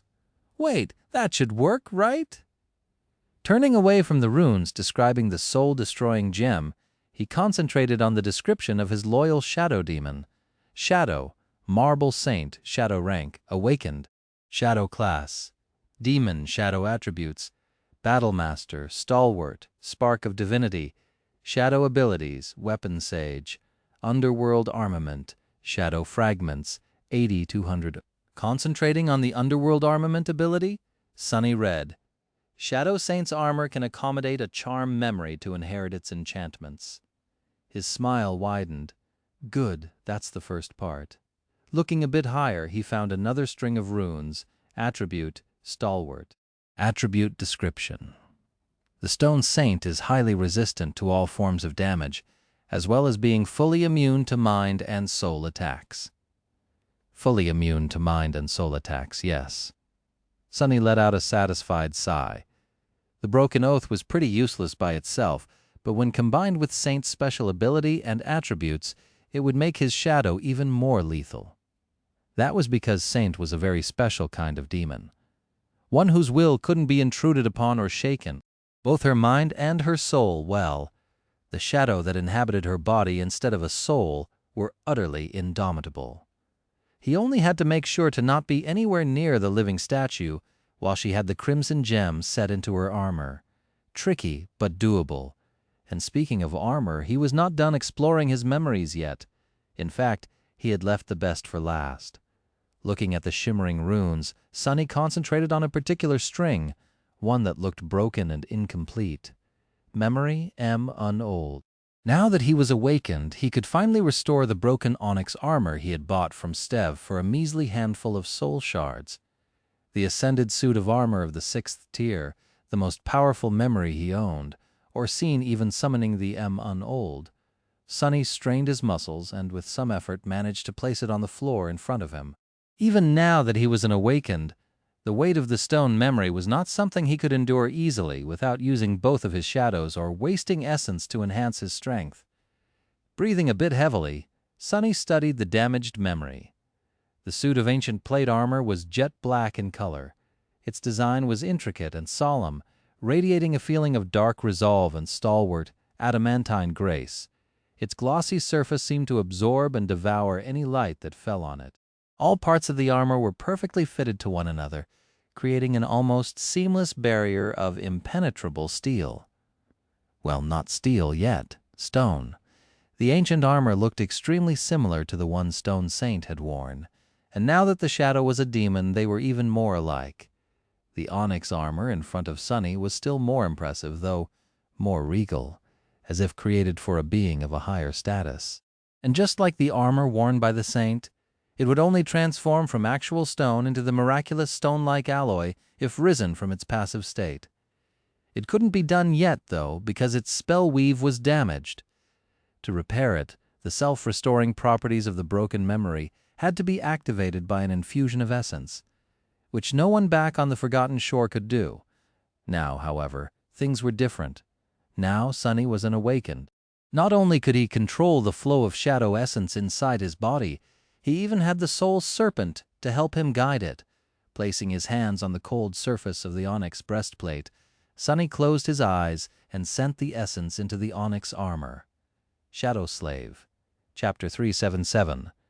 The shadow essence flowed through the coils of the soul Serpent into his left hand, then surged into the cold black onyx. There was no resistance that Sunny had to overcome to transfer it from his body into the stone armor.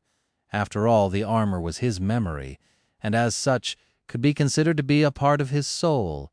The surge of energy rushed through the ancient armament, then returned to his body through his right hand.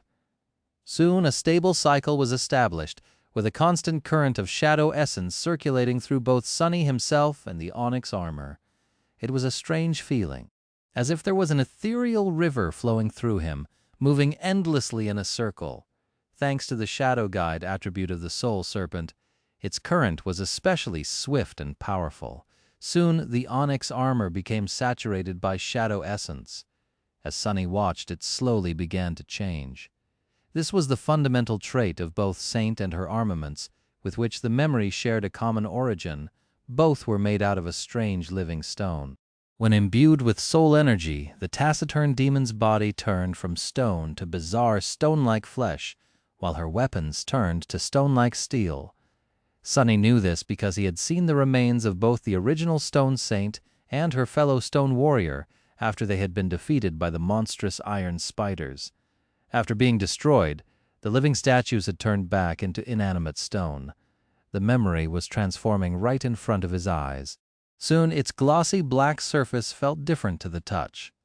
Colder, lighter, more resilient, closer to metal than stone. The living armament had assumed its true form, and now the most important part. Sunny gazed through the dark metal and peered at the ethereal weave hiding beneath it. The pattern of the diamond string was much more complex and vast than any that he had ever seen, with the exception of the weaver's mask. But then, nothing could compare to that miraculous memory. There were 6 bright embers serving as anchors for the countless threads of light inside the onyx armor. However, the weave was damaged and chaotic. Thousands of strings were torn and disconnected from the rest of the pattern, breaking its flow and logic. Because of that, the armor couldn't repair itself before it needed to be imbued with essence and turned from dead stone to enchanted metal for the self-repairing properties that all memories possess to come into effect. And now, it was. With an expression of wonder on his face, Sunny observed as the spell weave started to repair itself. The diamond string moved against the invisible winds that had been playing with them before. The torn ends turned whole again. The separated threads became connected to the rest of the pattern once more. Thousands upon thousands of ethereal strings moved in unison, their motions full of strange symmetry and grace. Watching the beautiful weave restore itself filled Sunny with a deep feeling of satisfaction. He smiled. This feels right. He continued to pour essence into the ancient armor and watched as it slowly returned to its intended state. And then it was finally whole once again. With a content sigh, Sunny removed his hands from the breastplate of the onyx armor and retrieved the shadow essence back into his body. After the memory turned back to stone, he dismissed it. After that, not wasting any time, Sunny dove into the soul sea, walked to stand between the 2 shadow cores, and summoned the memory down. As soon as the silhouette of the ancient armor appeared from the sphere of light, he glanced at the runes surrounding it. "Come on, be good, be great. I've waited for this moment for so long." He read the first string of runes. Memory, Mantle of the Underworld. Whoa, sounds awesome. But Underworld, that word again? One of Saint's abilities was called Underworld Armament.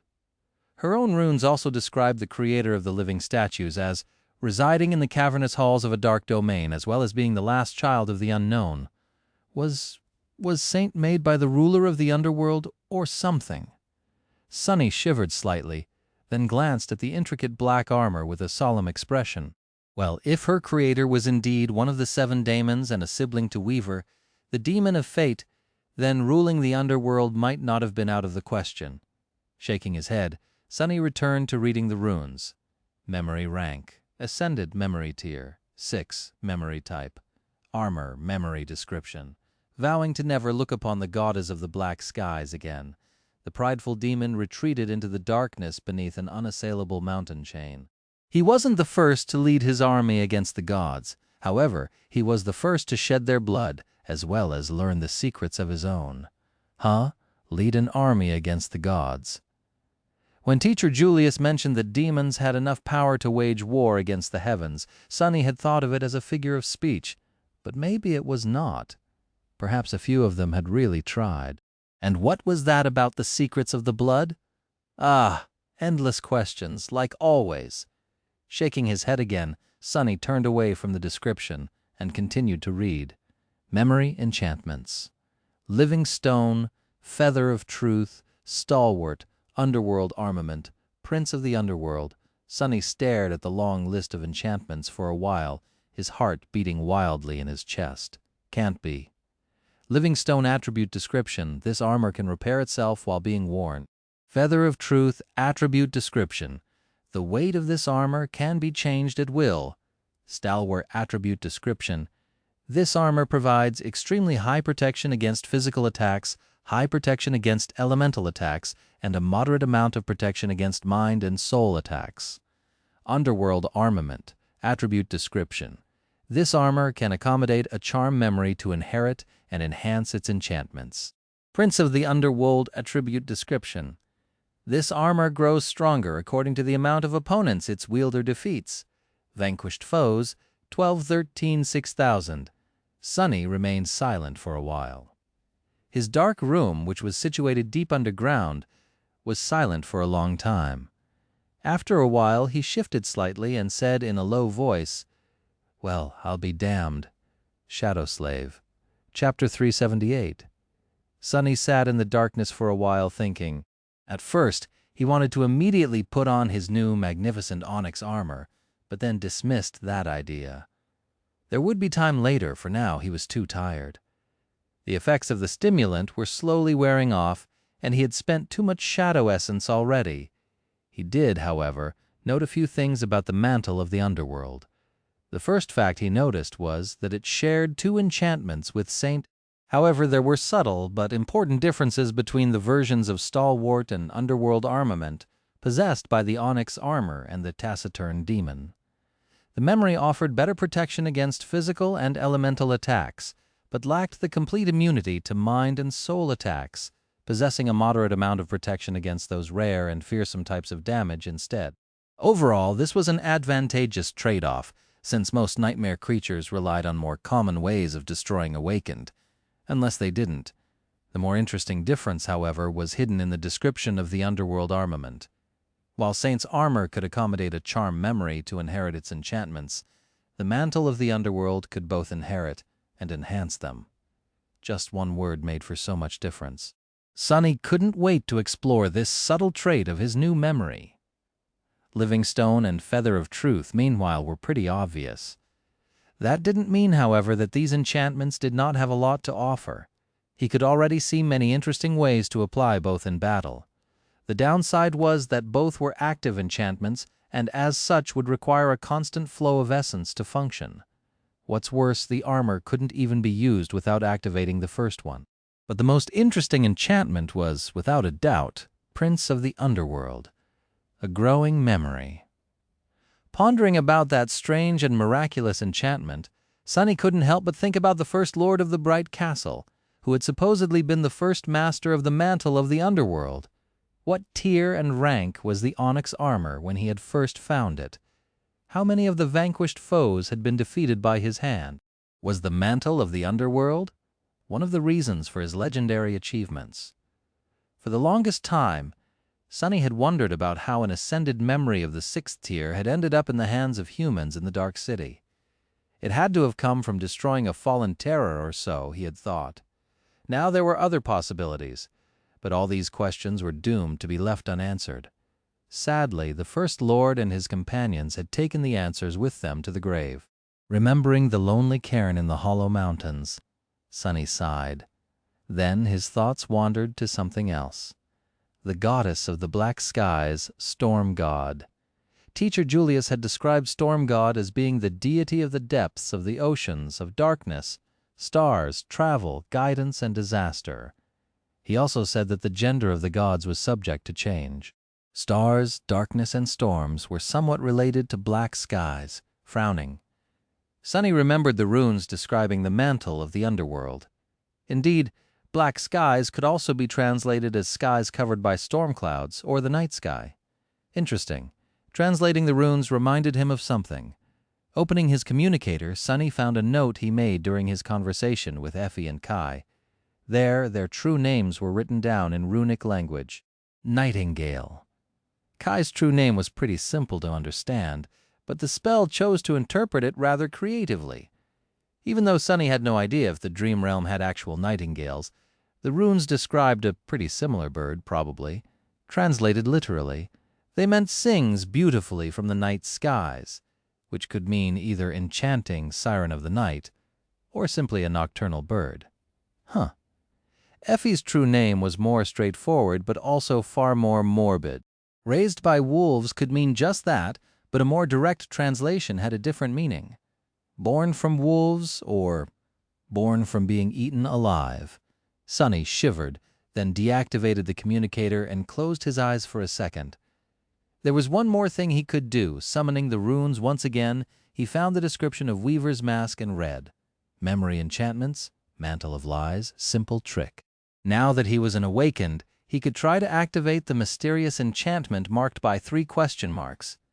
Even if all of his essence would be only enough to keep it working for a split second, he could. But he was reluctant to.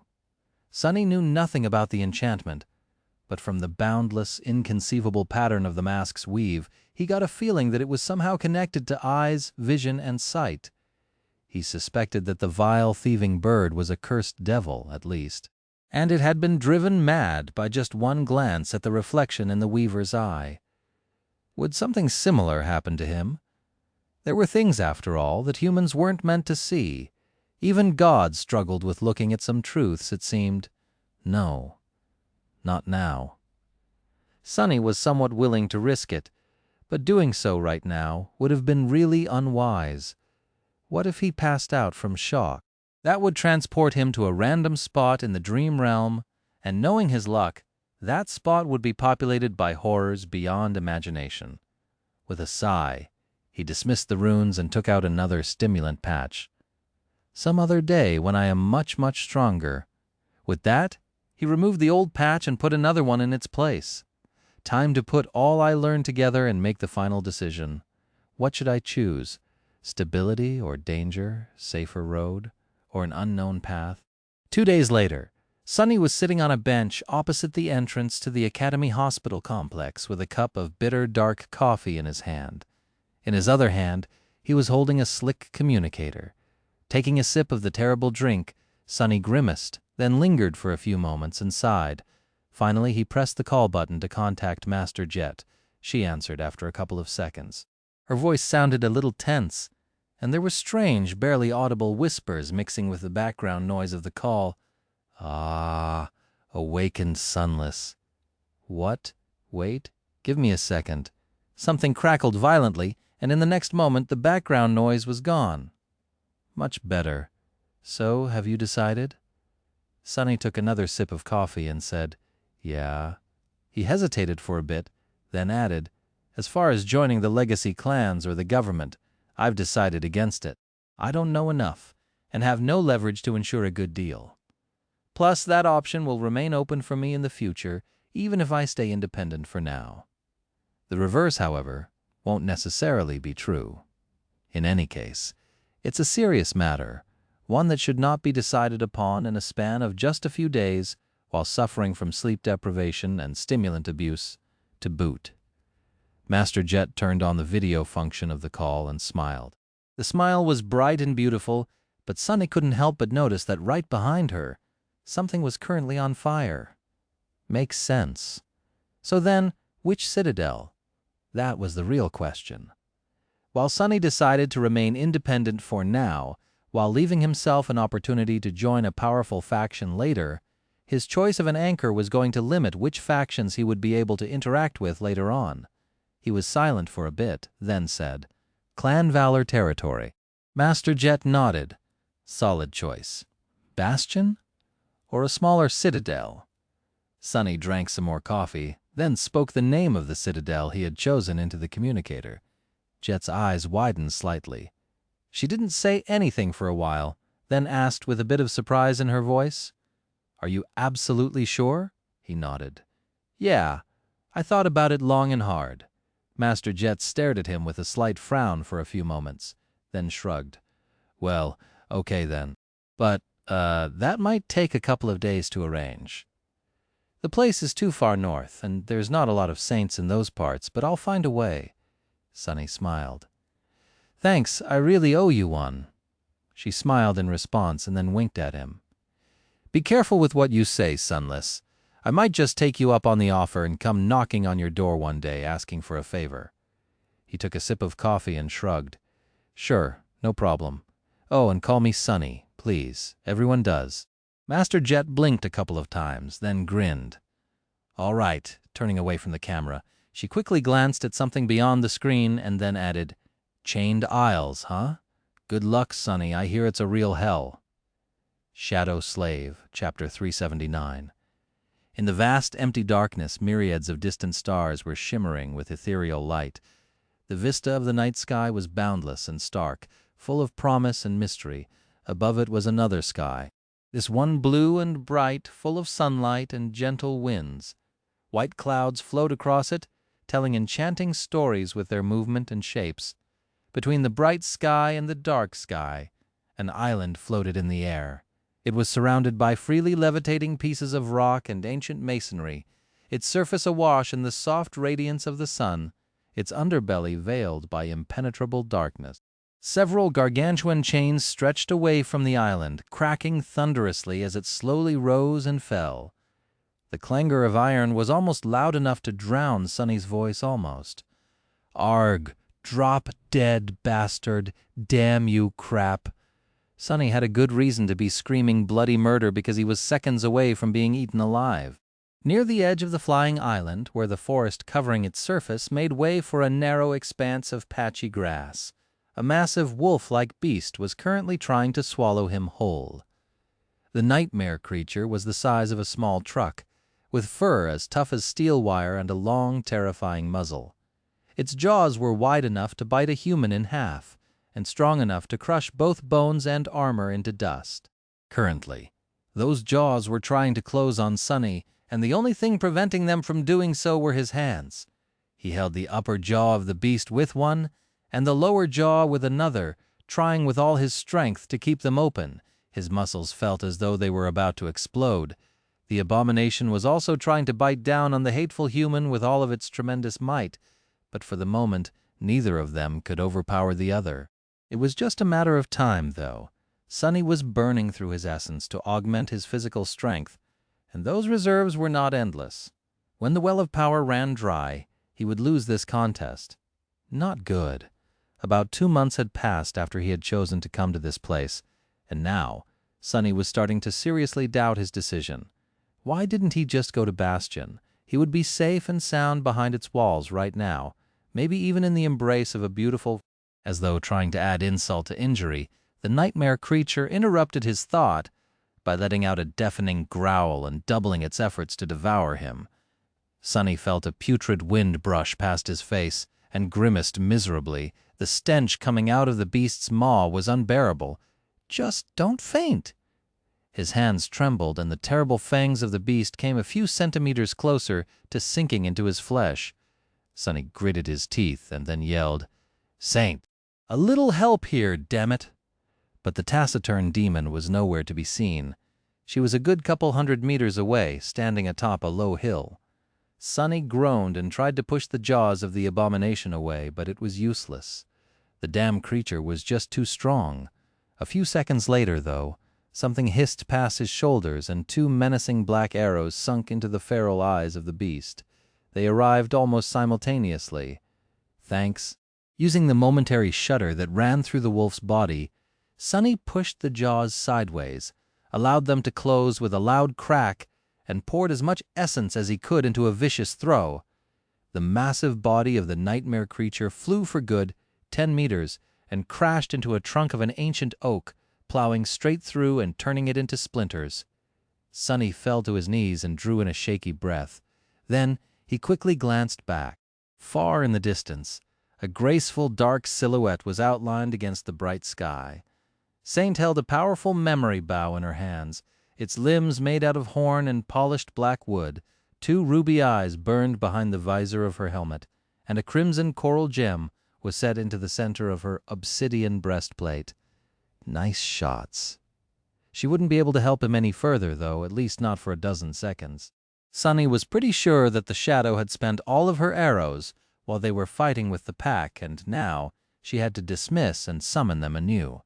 At least the leader of the monstrous wolves was now blind, probably. Not that it was going to stop the bastard. The nightmare creature was already rising from the ground, howling furiously. Curse you! Panting, Sonny crawled a few steps and picked up the midnight shard. The austere Tachi was as sharp and deadly as ever. The problem was that the last remaining abomination was clearly of the fallen rank, so the stalwart blade was having trouble breaking through its hide. Still, Sonny had to work with what he had. Making sure that the sun was behind him, he stood up and leaned on his sword, watching tiredly as the massive beast turned its ugly head and faced him. The dreadful wolf lowered its muzzle to the ground, then growled with murderous rage.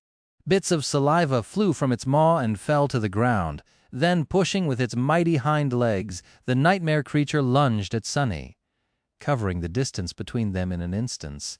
The beast brought its terrible jaws on the tiny human once again and bit on emptiness.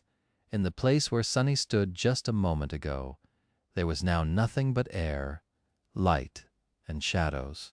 Appearing from the nightmare creature's own shadow, Sonny dove between its hind legs and thrust the midnight shard upward, aiming at the soft belly of the fearsome beast. The Tachi pierced the pale skin without much problem and sunk into the flesh of the abomination. As blood poured to the ground, the creature staggered and fell. A low whine escaped from its mouth. Very soon, it was all over. Falling onto the ground in complete exhaustion, Sonny tried to catch his breath and listen to the silence. Soon he heard the sweet sound of the spell whispering, "You have slain a fallen monster, Dread Wolf. Your shadow grows stronger." Shadow Slave, Chapter 380. Sonny lay still for a while, then summoned the runes and looked at the dreadful number. Shadow Fragments, 197-2000. He sighed. The task of pursuing power had turned out to be much more difficult than he had anticipated, and for one simple reason: after becoming an awakened, he now received fewer fragments from killing nightmare creatures. If before he could get 2 by slaying an awakened monster, now it was 1. If before he could receive 4 by slaying a fallen monster, now it was 2. What's worse, his hopes of growing strong by hunting down scores of dormant creatures had been mercilessly crushed, because he didn't receive any fragments from killing those weaker than him at all, which was a real disappointment. Who didn't love punching down? Sonny was at the very bottom of the power structure for most of his life, so he had been really looking forward to having an opportunity to bully something weaker than him, for a change. Alas, it had turned out to be a waste of his time. Of course, Sonny had also become tremendously more powerful. He could handle himself in a fight with fallen beasts, and even monsters, especially with the help of Saint. That was the only reason why he had not fallen off behind Nephis, who was still alive somewhere in the dream realm, and growing more powerful with each day. He had not managed to diminish the gap between them by a lot, but at least he was not worse off than at the start of this. Thinking of changing star, Sonny looked into the distance. A somber expression appeared on his face. Think about something else. There was only one bright side to all of this. While dormant creatures did not bring him any shadow fragments, they did bring him memories, and those memories could be fed to Saint.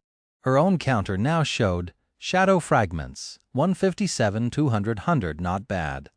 A low, eerie sound of giant iron links scraping against each other interrupted his thoughts. The island Sonny was currently on seemed to have entered the ascending phase, so his time here was running short. Standing up with a sigh, Sonny summoned the moonlight shard and walked over to the corpse of the dread wolf. He had to retrieve the soul shards before it was too late. The Chained Isles. The Chained Isles were a strange place. Situated at the very north of the territories claimed by humans, they bordered the Hollow Mountains. That was one of the reasons why Sonny had chosen that region as his hunting grounds, but it wasn't the only one. The whole region consisted of numerous islands that somehow floated in the air, connected to each other by gargantuan iron chains. It was mostly unexplored, and the awakened population here was not very large. Notably, there were not a lot of masters and saints here, especially those associated with the legacy clans, be it great or lesser. What the Chained Island had in abundance, instead, were the nightmare creatures of all kinds, from dormant ones to awakened, fallen, and terrifying corrupted abominations. Each island had its own menagerie of horrors, and the level of threat differed from one to another. Most were utterly deadly, though. Much more deadly than an average awakened was supposed to be able to handle. But Sonny was not an average awakened. To him this was a perfect hunting ground, a place where he could sharpen his blade without being seen by those who served the sovereigns. Or at least he had thought that way. At the start right now, he was starting to suspect that it was more of a place where he could die terribly without being seen by anyone who would have been able to help. Just like Master Jet said, the Chained Islands were a hellish land. And not only because of the nightmare creatures. The place itself was capable of killing a person, or rather its sky could. High above the floating island, there was the usual sky with the sun, the moon, and beautiful stars that shined brightly at night. However, there was another sky in this strange land, the one that was below the islands. It was always dark, and the ethereal lights burning at an unimaginable distance in its vast expanse only looked like the stars. No one really knew what they were. The only thing that humans knew was that the sky below was seemingly endless. On his first day on the Isles, Sonny had asked what was down there. The answer he received was simple: nothing. Descending into the below was not immediately dangerous, but there was nothing there. Some crazy daredevil had once fought his way through the hunting grounds of nightmare creatures that dwelled beneath the islands and spent a whole week flying straight down. He had to turn back eventually because out there in the boundless darkness, his mind began to show signs of breaking apart. Even the winged echo he used to descend into the below had almost gone insane. But other than being absolutely empty, the sky below did not seem to pose a threat. Flying above the Chained Isles, however, was rather deadly. The higher one went, the more crushing their weight would become, until they would either fall down or their body would simply implode. That was why every human on the Chained Isles knew to pay attention to the sound of rattling chains. Every island in the region went through cycles of ascending and descending, and as they rose too high, the pressure on their surface grew tremendously to the point where it was impossible to move or breathe. Ideally, Sonny had to get off the ascending island before that happened. He should not have been lingering to retrieve the soul shards from the corpses of the monstrous wolves he and Saint had killed, really. But his eyes glistened with avarice. Soul shards meant money, and if there was one thing Sonny really enjoyed, it was making money. No amount was ever enough. An independent, awakened like him had a lot of expenses. Fine, it's fine. I'll be off this thing in no time. He quickly cut the dead beasts apart and fished out the soul shards from inside their bodies. Hiding the beautiful crystals in his pack, Sonny hesitated for a little, then sent his essence flowing and tossed the first corpse off the edge of the island. He was planning to come back here soon, and leaving so much meat lying around could make the future visit rather problematic. Sonny only had one more carcass to dispose of when he suddenly noticed a swift silhouette descending from the skies. Commanding Saint to hide herself in the shadows, he summoned the Midnight Shard and looked up tensely. What the hell? Surrounded by a halo of sunlight, a majestic griffin was quickly approaching the island. At first, Sonny assumed that it was a nightmare creature, but then noticed a human figure on the monster's back. A human rider meant that the magnificent griffin was an echo. Sonny's face grew dim. Very few people could have such an echo on the Chained Isles, and out of those, he was pretty sure that he knew the identity of the unwelcomed visitor. Shadow Slave, Chapter 381. The griffin folded its white wings and doved down, then opened them up near the ground to slow its fall. Sunny raised his hand to cover his eyes from the dust that was sent into the air by the powerful gust of wind. Strong. The mighty beast shone with ethereal light and disintegrated into a rain of sparks, letting the rider land nimbly on the ground. He regained his balance swiftly and straightened, then turned to Sunny. The man in front of him was tall and had broad, powerful shoulders. He was wearing a light armor crafted from the adamantine scales of an unknown monster, with a blue scarf wrapped carelessly around his neck. His hair was the color of straw, as was his manly beard. The stranger's eyes were bright blue and dangerously attentive. Sunny stared at the man for a moment, then bowed respectfully, hiding his face in the process. Master Roan. Indeed, the man in front of him was none other than Ascended Roan of the White Feather clan, one of the only 3 masters on the Chained Isles. Well, there were probably only 3. Unlike the Forgotten Shore, this region of the Dream Realm had several gateways. 2 were found, conquered, and turned into citadels by humans. Both Sunny and Master Roan, as well as pretty much everyone else on the Chained Isles, belonged to one of them. The Sanctuary of Noctis. That citadel was ruled by the White Feather clan, which was one of the vassal clans to the great clan Valor. The second citadel was rather mysterious. It was situated at the very edge of the region near the dreaded Hollow Mountains and belonged to Valor itself. Only those in direct service to the great clan were anchored at its gateway.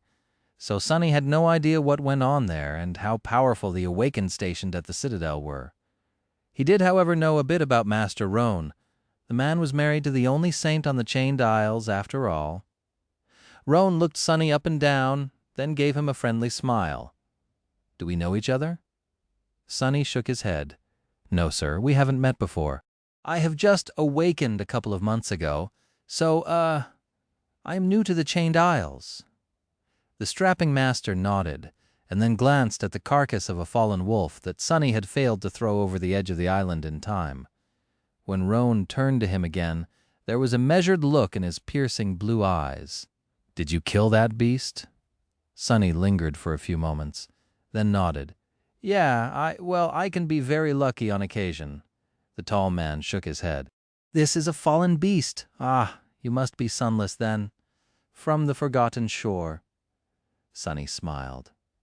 "Curses. He knows my name.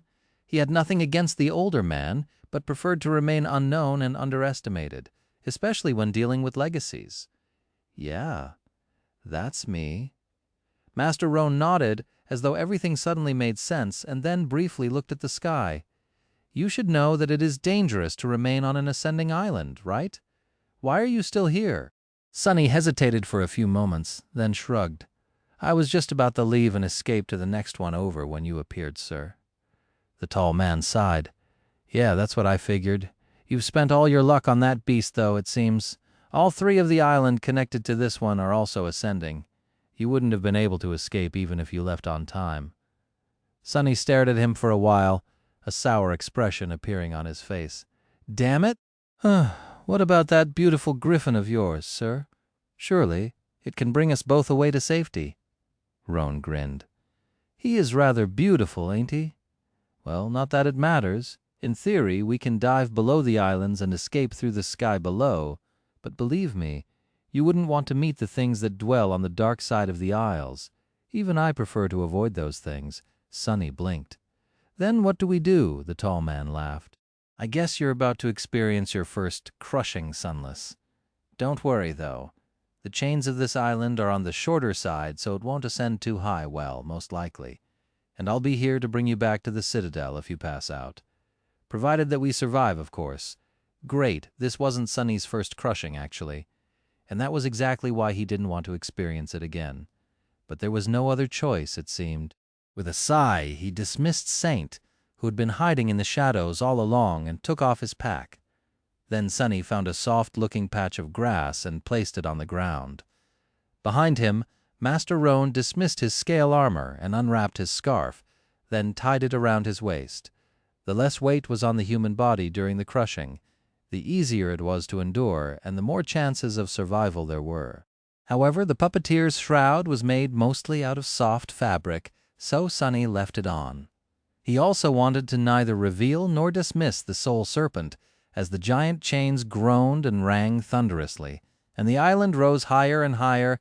The two of them lay on the grass and prepared to be crushed. Master Roan stared at Sunny's slender physique, then at his own mighty muscles, and sighed with envy.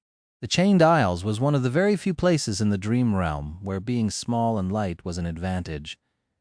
If you feel like passing out, turn your head to the side. Wouldn't want to suffocate on your own spit or vomit, right? Sorry for being crass, kid. Sunny grimaced and thanked the older man in a suppressed voice. He was already feeling an invisible force pushing him into the ground. This is going to suck. As if answering his thoughts, the invisible force suddenly grew stronger, crashing into him like a giant hammer. Shadow Slave, Chapter 382. Laying on the soft grass, Sunny felt his body grow heavier and heavier still. The island continued to rise into the sunlit sky, and with each minute, the crushing pressure became slightly more unbearable. The ancient forest covering its surface bent, a rain of leaves falling to the ground. The mighty trees lowered their branches, almost as if trying to touch the ground. With a loud crack, a few weaker ones broke and plunged down, showering everything around with sharp splinters. Sunny grimaced, feeling his whole body struggle under the strain. He could still move and breathe without too much trouble, at least for now. Soon the island would rise high enough to make any kind of movement almost impossible. And if he was especially unlucky, it would continue to ascend, eventually making it hard to even inhale. Hopefully the chains would draw taut long before that. The skies above the Chained Isles were beautiful, but also forbidden. Nothing could survive their crushing embrace, neither humans nor nightmare creatures. Nor anything else, well, except for one thing. Shifting his gaze, Sunny looked straight up and found the shape of the ivory tower drifting high above the world, wrapped in a veil of clouds. The ivory tower was the only thing that seemed to be capable of withstanding the deadly pressure of the forbidden sky. It was a tall, magnificent pagoda built out of flawlessly white material that was neither stone nor wood. The island on which it stood was very small, barely wider than the base of the tower itself, and surrounded by drifting slabs of shattered marble. 7 broken chains hung from the soil of the island, swaying as it moved.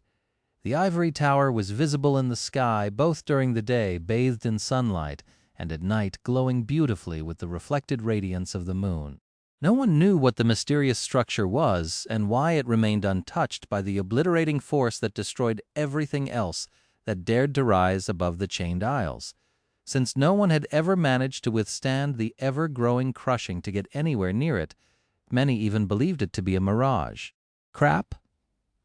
The island on which Sunny had the misfortune of getting stuck had finally reached the highest point of its ascent and shook violently as the chains connecting it to other isles drew taut. The pressure at this height was torturous, but not deadly. His bones were not breaking under the assault of the crushing, and he could still breathe even if with great effort. It would have been better if Sunny could wrap the second shadow around his body, but he didn't want to appear too strong in front of Master Roan. Speaking of the devil, the mighty rider chose that exact moment to speak. His voice sounded a little strained. "Hey, Sunless, can you breathe all right?" Sunny gritted his teeth and struggled to speak. In the end, all he could manage was an affirmative grunt. "Good, good. This is actually not that rough as far as crushing goes. If we rose by another 100 meters, though, even I would be having a bad time. Good to know." At this point, Sunny was regretting that they had not climbed on the griffin and dove into the sky below. The Chained Isles was a dangerous place, and the nightmare creatures living on them were fearsome and powerful beyond belief. However, the creatures living under the islands were much, much worse. Sunny had seen them from afar a couple of times, and the mere memory of those horrors was enough to send a shudder running through his entire body. Still, they could have fought their way through. Probably it would have been better than this diabolical torture, for sure, arg. But there was nothing he could do now except grit his teeth and endure. Minute after minute, hour after hour, Sunny couldn't even think properly because of how terrible the pressure of the boundless skies was. All he could do was suffer silently and stare at the ivory tower. His shadow, on the other hand, was having a great time. It didn't move, reluctant to get noticed by Master Roan, but he could feel it stare at him gloatingly. "Bastard, I'm going to wrap you around the ordinary rock and make it scream without rest for 24 hours straight. Let's see who's going to be gloating then." The shadow hesitated for a bit, then awkwardly pretended to be interested in something else and looked away. Yeah, that's right. Somewhere in the forest, another tree exploded with a loud crack. Sonny tried to turn his head to look in that direction, but it demanded too much effort. He didn't have to worry about being attacked by nightmare creatures in this helpless state anyway. They were currently hiding in their lairs, enduring the crushing the same way he was. Who could fight under this hellish pressure? Sonny felt as if there was a mountain on his chest. Every breath demanded his utmost effort to make. His whole being ached, and his vision had become blurry. Exhausted. He closed his eyes and circulated the shadow essence through the coils of the soul serpent to keep his slowly breaking body going. Damn it! I'll be late to wake up, won't I? When were they going to call in the morning? Such an important call, and I'm about to miss it. He was starting to feel really hurt when the blessed sound of rattling chains finally reached his ears once again. Oh, thank gods! After about 4 hours, the island had finally begun to move again, entering its descent phase. Little by little, the crushing pressure began to grow weaker.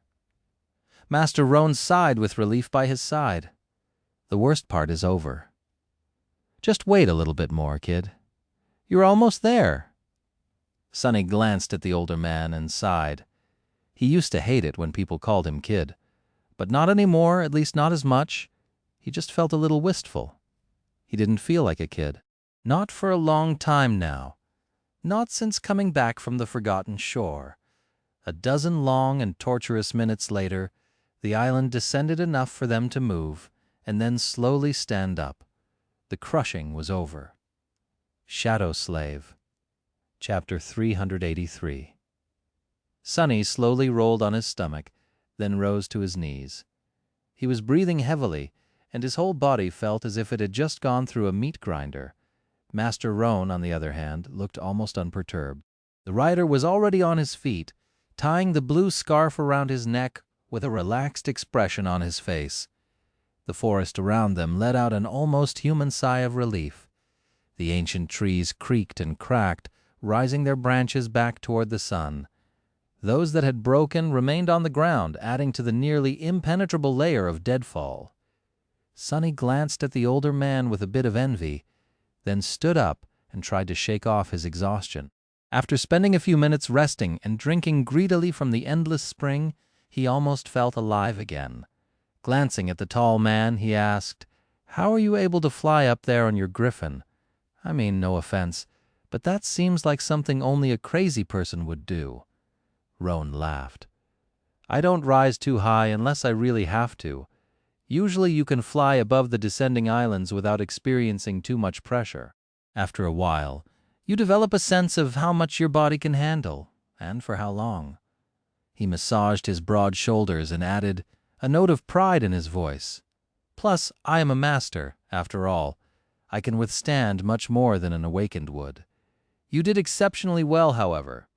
To be honest, I was pretty sure that I would have to abandon my patrol to bring your bleeding body back to the sanctuary at full speed, then throw it into the gateway.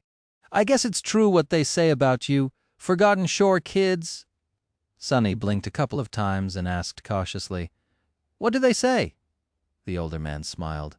Tough as nails, disturbingly indifferent to pain and fear, strong, almost scary. Scary children, that was the exact phrase I heard. Sonny lingered for a few moments, then scoffed. Indifferent to pain and fear? What nonsense. I pride myself on being a coward as one should. What's wrong with being a coward? Fear keeps people alive while bravery gets them killed. As for pain, no thank you. I have been beaten, burned, crushed, drowned, cut, stabbed, pierced, bitten, chewed, and gutted enough times for several lifetimes already. As Master Roan gave him a strange look, Sonny raised an eyebrow. What?" The tall man shook his head, then scratched his chin and said in a wondering tone, "No, nothing. It's just, if that is true, sunless, then what are you doing here on the Chains Isles? Shouldn't you be having a nice time in a safe place like Bastion?" Sonny looked away in embarrassment, then coughed. There are several reasons for that, actually. not the least of which is that he looked side to side, then lowered his voice and said in a gravely serious tone, "You won't believe it, but the government actually pays you money for writing down things about the Dream Realm. And since the Chained Isles are largely unexplored, they pay me premium for going around dusty ruins here and scribbling down a thing or two. I am technically a contracted researcher, believe it or not." He grinned and watched as Master Roan stared at him with an incredulous expression. After a while, the older man said, "You are a strange fellow, you know that?" Sonny shrugged. Everyone knows that, I think, anyway. Don't tell anyone about what I've just said. I don't want the competition." The tall man blinked a couple of times, then smiled. "No problem. Do you need me to take you back to the sanctuary, or will you be fine returning on your own?" Sonny thought for a bit, then said, "I'll be fine. It's not that far anyway. If I make haste, I'll be back before morning and go straight back to the real world. I have business to attend to there, actually." Master Roan nodded and patted Sonny on the shoulder. "All right, then, I'll be on my way. It's been nice meeting you, Sunless. If you need anything in the future, don't hesitate to find me in the sanctuary." With that, he summoned his echo.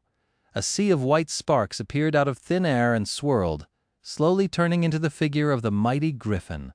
The winged beast towered above Sonny like a gargantuan mix between a lion, an eagle, and a pure nightmare. Slowly it lowered its head, staring at him with two beautiful, inhuman eyes. Its beak looked about as fearsome and terrifying as that of a spire messenger. Sonny tensed a little and took a couple of steps back, prepared to dissipate into the shadows at any moment. He didn't really think that Master Roan would suddenly attack him, but being paranoid was better than being dead. The tall man summoned his armor, then easily jumped on the griffin's back and raised a fist to bid Sonny farewell. In the next moment, the echo stretched its wings and pushed itself off the ground, sending a squall of hurricane wind in all directions. Sonny struggled to remain on his feet, and then looked as the griffin flew into the distance. Slowly, a friendly expression disappeared from his face. Well, what do you know? The famed master had turned out to be a rather pleasant person. Granted, he was a legacy by marriage, and not by birth still. Sonny had expected to be treated with a lot more disdain and contempt, at best hidden behind a mask of false courtesy. Come to think of it, the saint governing the Chained Isles herself was pretty down-to-earth if a bit cold. Not that Sonny had a lot of opportunities to interact with her after that first day when she had brought him to the sanctuary. With a sigh, he walked over to the carcass of the monstrous wolf and sent it flying over the edge of the island with a frustrated push. The corpse of the abominable beast plummeted down and soon disappeared into the darkness of the sky below. Making sure that nothing appeared from beneath the island to snatch it, Sonny lingered on the edge for a couple of minutes, then sighed, and jumped into the bottomless abyss himself. Shadow Slave, Chapter 384, falling through the boundless blue skies with the wind whistling in his ears. Sonny threw his hands to the sides and summoned the Dark Wing. As the translucent memory weaved itself from light behind his back, he shifted his weight and allowed the air resistance to push him off course, effectively turning left. A few seconds after that, he activated the enchantment of his cloak and slowed down his fall, simultaneously turning the downward momentum into a forward push. In these past 2 months, Sonny had become somewhat proficient in navigating the sky. Cutting a smooth arc in the air, he swiftly approached one of the gargantuan chains connecting the forest island to another, flew above it for a few minutes, and landed nimbly on one of the massive links. The giant chain swayed lightly beneath his feet. Somewhere behind him, it rose and merged with the soil of the island. In front of him there was a vast expanse of empty heavens. Here on the border to the sky below, it was currently twilight. The chain stretched into the distance, disappearing into the darkness of the void a few hundred meters away. As the Dark Wing turned from a blur back into a transparent cloak, Sonny sighed and walked forward. Each link of the heavenly chain was as wide as a road, so he didn't need to be afraid of falling off. Approaching the connection between two links, Sonny either jumped down or glided up to the next one. Walking across the length of the chain that was drawn between the bottomless abyss below and the boundless sky above, he soon left the light of the sun behind and entered into the eternal darkness of the below. Here there was no wind and no sound, only silence. If not for the swaying of the chain, Sunny would have thought that he had entered a completely new world. A myriad of ghostly lights were burning somewhere far below, pretending to be stars. Making sure that no one was watching him, Sunny lingered for a few moments and then dove into the iron surface of the chain. His body turned into an incorporeal shadow and merged with the darkness enshrouding it. Here in the sky below, he was in his natural element after all. Sunny couldn't travel through the empty darkness itself, but the chains were covered by an impenetrable veil of shadows. He could swim through them for as long as he had essence to spare, safe from the terrible creatures that lived on the dark side of the chained isles. Rushing forward with terrible speed, Sunny slid over the surface of the chain and flew through the darkness like a ghost. He went faster and then faster still, circling around the chain several times and leaving the forest island far behind. Covering the distance to the next isle in mere minutes, he escaped from the shadows the moment the sunlight touched the iron chain once again and shot upward in a spin. The dark wing turned into a blur, pushing him even further up. Sunny soared above the floating island and then glided smoothly to its surface, landing on solid ground with a light step. This one was much different from the one where he had fought the monstrous wolves. Instead of a forest of twisted trees, the isle was covered by jagged rocks, with an ancient ruin standing lonesomely in its center. Sunny had explored the massive structure already and wasn't interested in visiting it again. Jumping from one shadow to another, he avoided the nightmare creatures populating the island and soon approached its other edge. Technically, from here, he only needed to cross 2 more isles to reach the sanctuary. However, one of those isles was home to a dreadful and utterly terrifying corrupted monster, so he was going to have to make a big detour. Sunny looked at the sun and then jumped off the edge once again. Just like that, he traveled from one island to another for a few hours. When possible, Sunny turned into a shadow and rushed along the lengths of heavenly chains, then emerged from the darkness and traversed the islands themselves on foot. Each island was different from another. Some were desolate and bleak, some covered by grass and vegetation. One was full of beautiful white flowers, while another hid a clear, tranquil lake. A few were covered by ash and flames, while several were covered by the ruins that some ancient civilization had left behind. If there was one thing that united all of them, it was that each was dangerous in its own way. The desolate islands were home to swarms of monstrous, gluttonous ants. The grass covered the maws of giant abominations that hid beneath, waiting for prey to step into their trap. The vegetation was predatory and deadly if one wasn't careful to not get too close.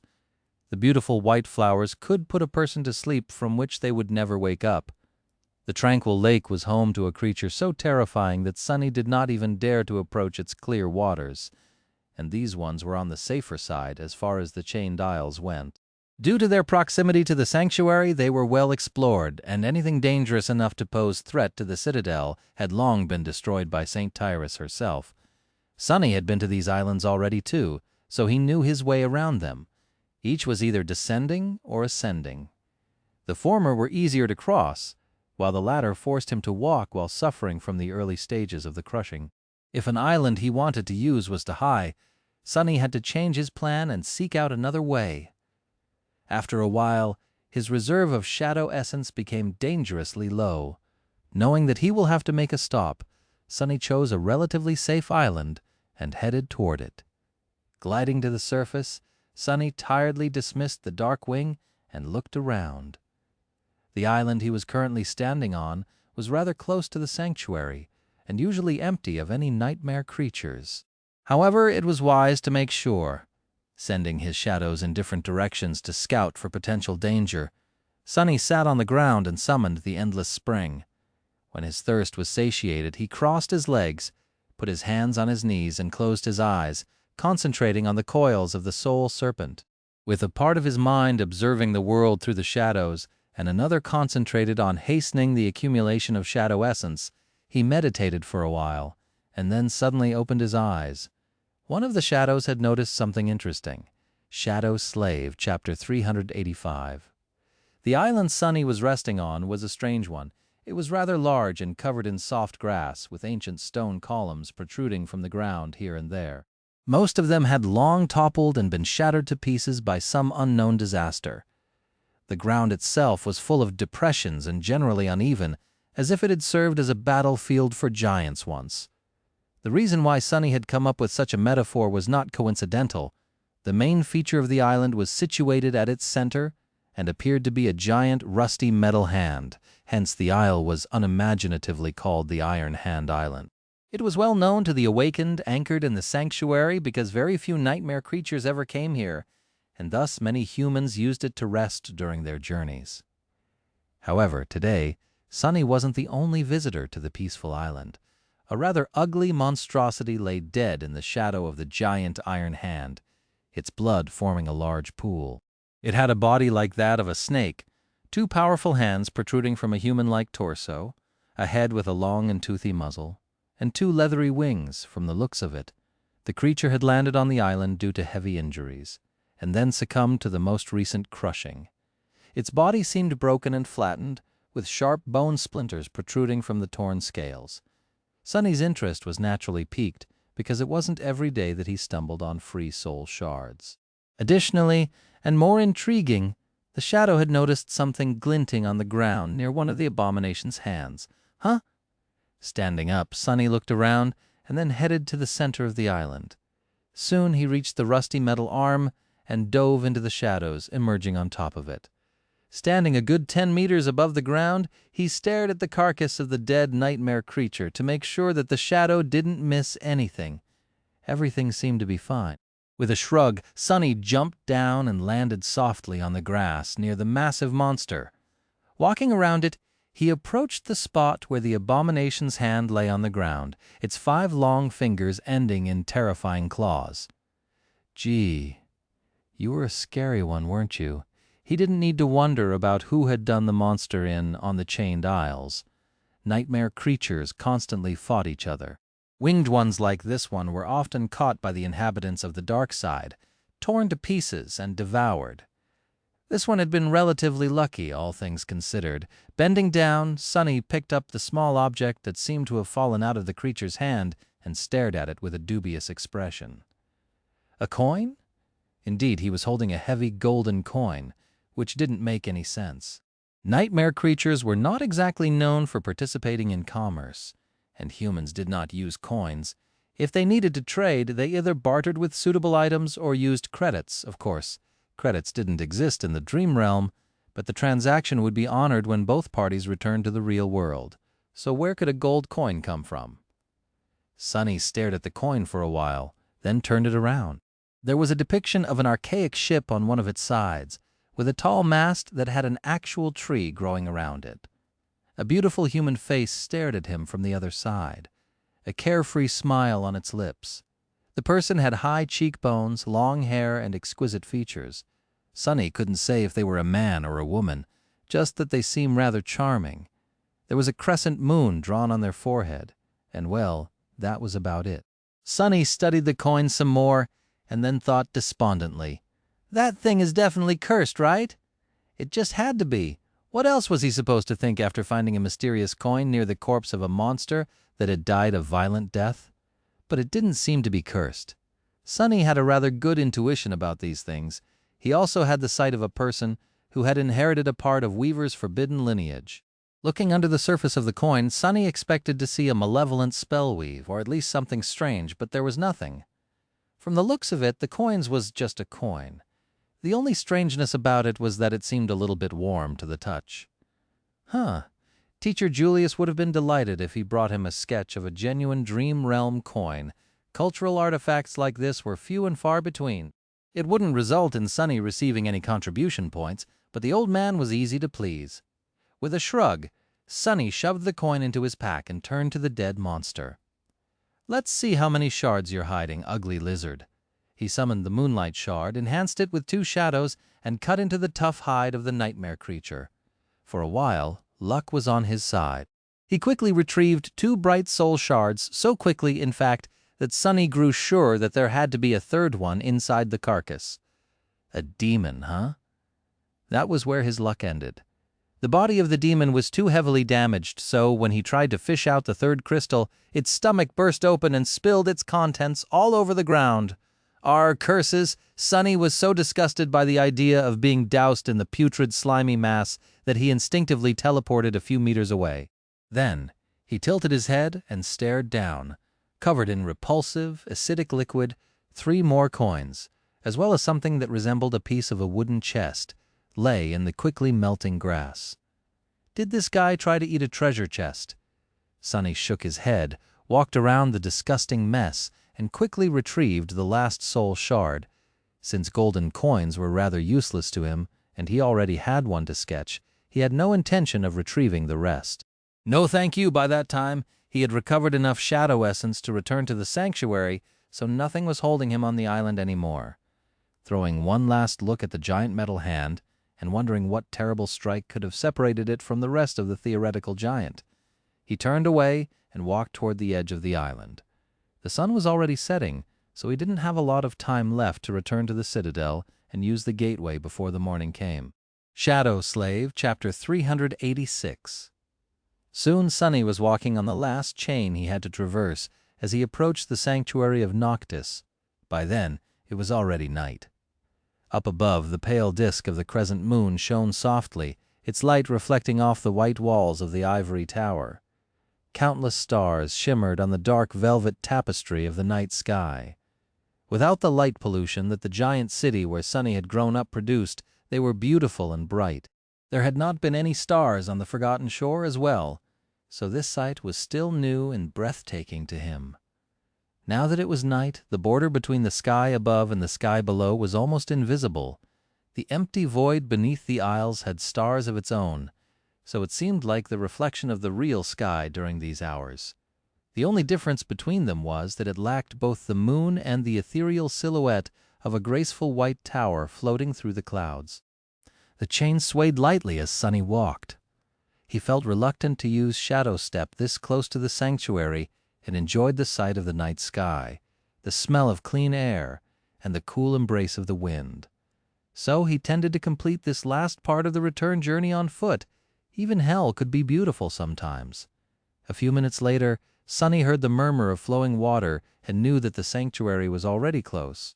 The citadel that served most awakened of the chained isles, as the home was situated on a tiny island of its own.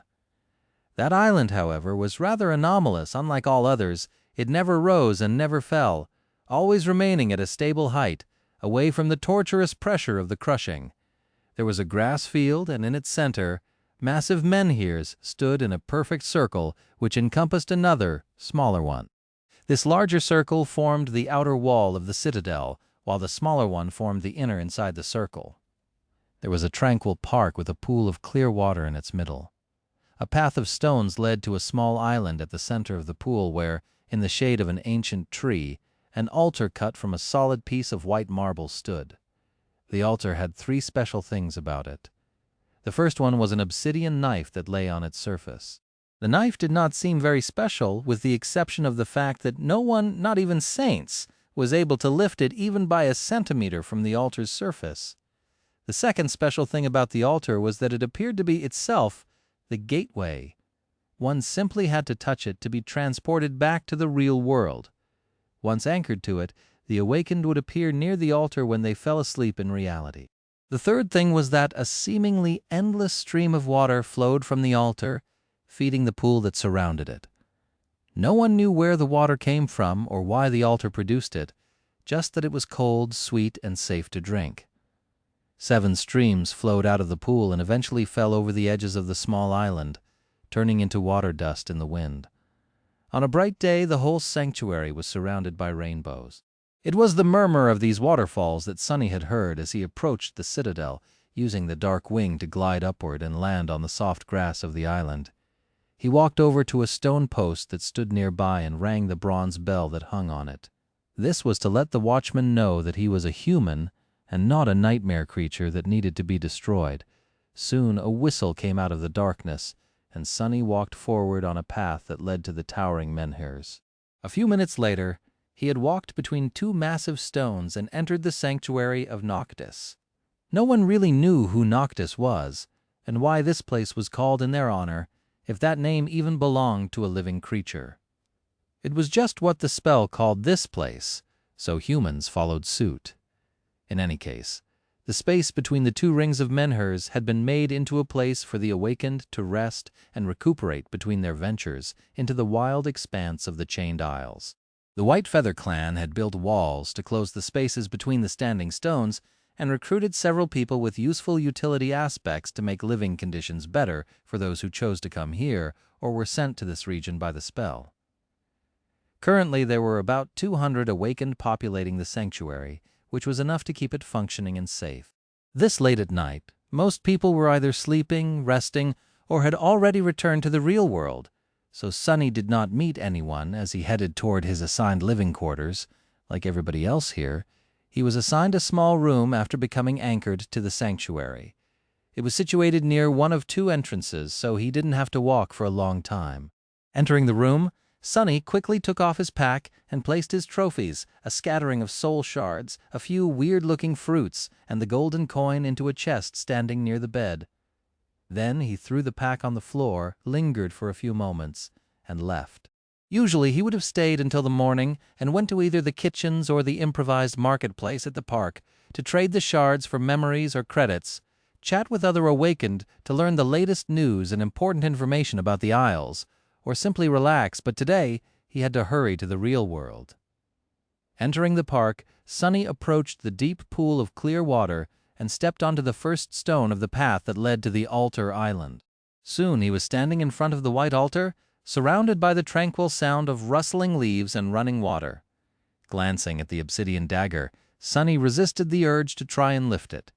He had already done so many times before, all with no result whatsoever. Maybe one day. With a sigh, he took a step forward and placed his hand on the altar. The marble felt cool to the touch. In the next moment, the darkness of the night was momentarily illuminated by a flash of ethereal blue light. When it dissipated, there was no one standing under the branches of the ancient tree. Sunny had left the dream realm and returned to the real world.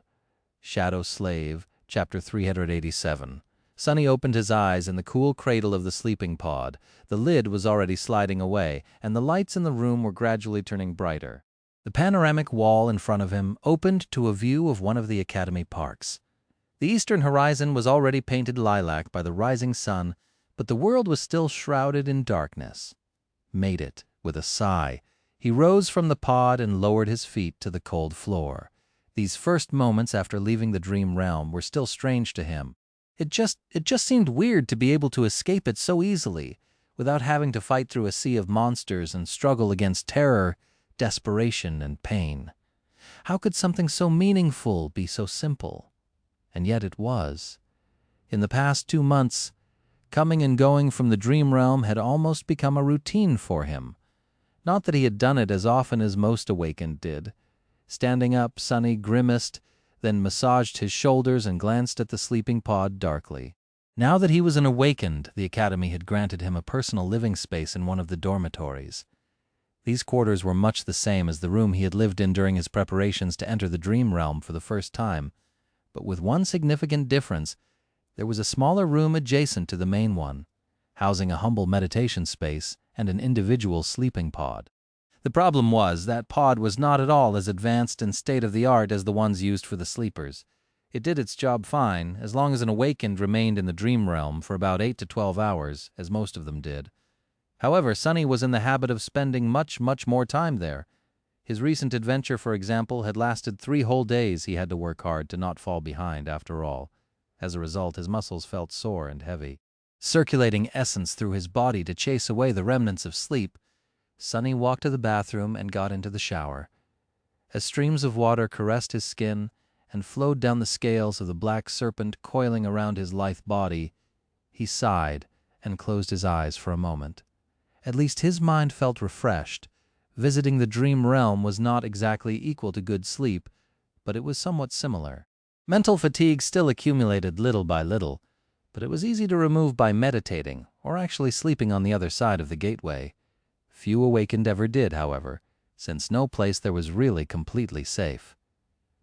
Exiting the shower sometime later, Sonny finally felt wide awake and full of energy. He dressed himself, sat at the table, and quickly compiled a report about his recent exploration. Then he picked up the communicator and checked its log. No missed calls. A few messages from Effie with photos of all the delicious food she was eating and several mimetic jokes of questionable nature, and a few more from Kai describing his experiences in Bastion. Sonny waited for a bit, then sighed and put the communicator down. Time for breakfast, commanding one of the shadows to wrap itself around his body so that he appeared like a normal person. Sonny left his room and headed out. On the way to the cafeteria, he met a few other awakened. No one paid him too much attention, though. In recent months, the images and true names of Cassie, Kai, and especially Effie had been plastered all over the media, but luckily he had avoided becoming a poster boy for the government's insatiable propaganda machine. As the result, random strangers had no idea who he was, which suited Sonny just fine. Entering the cafeteria, he got himself a full tray of food, sat at one of the tables, and placed the communicator on its surface. The call was supposed to come any minute now. He enjoyed a decadently delicious breakfast in peace and quiet, glancing at the communicator from time to time. No one bothered him, and there was no danger to be worried about. A content smile found its way to his lips. Ah, life is good. Finally, the communicator rang. Sonny answered the call and listened to the respectful voice on the other side of it. Everything is ready? Wonderful. So when can I? Oh, really? Well, great. Then I will be there at noon? Right. See you later, then. Finishing the call, he put the communicator down and stared into the distance for a long time, a strange look on his face. After receiving the contribution points for his Forgotten Shore report and making some money by selling soul shards to other awakened on the Chained Isles, Sonny had done something that he had never thought that he would be able to do in this life. He had bought a home. A nice, beautiful home in the district of the city with clean air and green lawns. And now, after several long weeks of waiting, everything was finally ready for him to move in. Looking down at his cantankerous shadow, Sonny lingered for a few moments and then smiled. I think we've made it, buddy. We really, really did. The person in charge of renovating his home and bringing it to the desired specifications was going to meet him there at noon, so Sonny had a few hours of free time to kill. He wandered around the parks for a bit. Now that the spring had come, the air was warm and pleasant. The melodic drip-drop of melting snow disturbed the peaceful silence of the early morning, making Sonny feel balanced and relaxed. Even the shadow seemed to enjoy this tranquil landscape. Eventually, he visited one of the kiosks scattered around the academy and spent a bit of credits to buy a bouquet of fresh flowers. Then Sonny found himself standing in front of the hospital complex. With a sigh, he lowered his head and walked through the automatic doors. Using an elevator to reach one of the lowest levels, he passed several increasingly strict security checks and approached an unremarkable white door. Inside, it was cool and dark. Changing the withered flowers with fresh ones, he lingered for a bit, then sat on a chair that stood near the softly glowing sleeping pod. Entombed within, a young woman with silver hair was dreaming soundly, her face pale and unmoving. "Hey, Nephis, how have you been? Shadow Slave, Chapter 388? There was no one in the room besides the two of them. Well, Nephis wasn't really there either. In a sense, Sonny was alone. In more senses than one, really. There were two small tables standing on both sides of the sleeping pod, each bearing a vase with fresh flowers. Sonny only ever changed flowers in one of the vases, while Cassie tended to the other. They had yet to bump into each other while visiting Neff after that first fateful day, though, which suited Sonny fine. He didn't really want to see the blind girl now or ever again. Glancing at Changing Star, Sonny sighed and kept his mouth shut. He didn't know what kinds of recording equipment were installed in the room, so his one-sided conversations with Nephis had to happen in the safety of his mind. I've just returned from the Dream Realm. Spent a whole 3 days there, exploring ruins and hunting down a few nightmare creatures. My shadow fragments? Well, you already know. I've been working hard to not let you leave me completely in the dust. Oh, I met a master from the White Feather clan yesterday. He seems like a nice enough guy. You would have liked him, I think." He paused for a few moments and wondered if this was considered crazy behavior, talking to a person that wasn't really there, pretending that they were. Maybe it was, But despite how much Sunny hated to admit it, he wasn't as fine and stable as he pretended to be. He was angry, guilt-ridden and lonely. He missed Nephis much more than he had ever expected. Out there on the forgotten shore, she had somehow become a fundamental part of his life. It was strange to exist without her occupying a place in the same world as him. Painful. He missed Cassie, too, or rather the version of her that had lived in his mind before everything they had turned to ashes.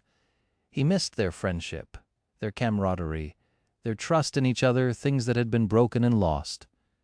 Sunny sighed. You know, these days I often think about the time we spent in the labyrinth. The three of us. It was a simpler time, don't you think? A wonderful time. It seemed so terrible back then. But now I miss it a lot. I wonder if you do too. He grimaced, then looked away.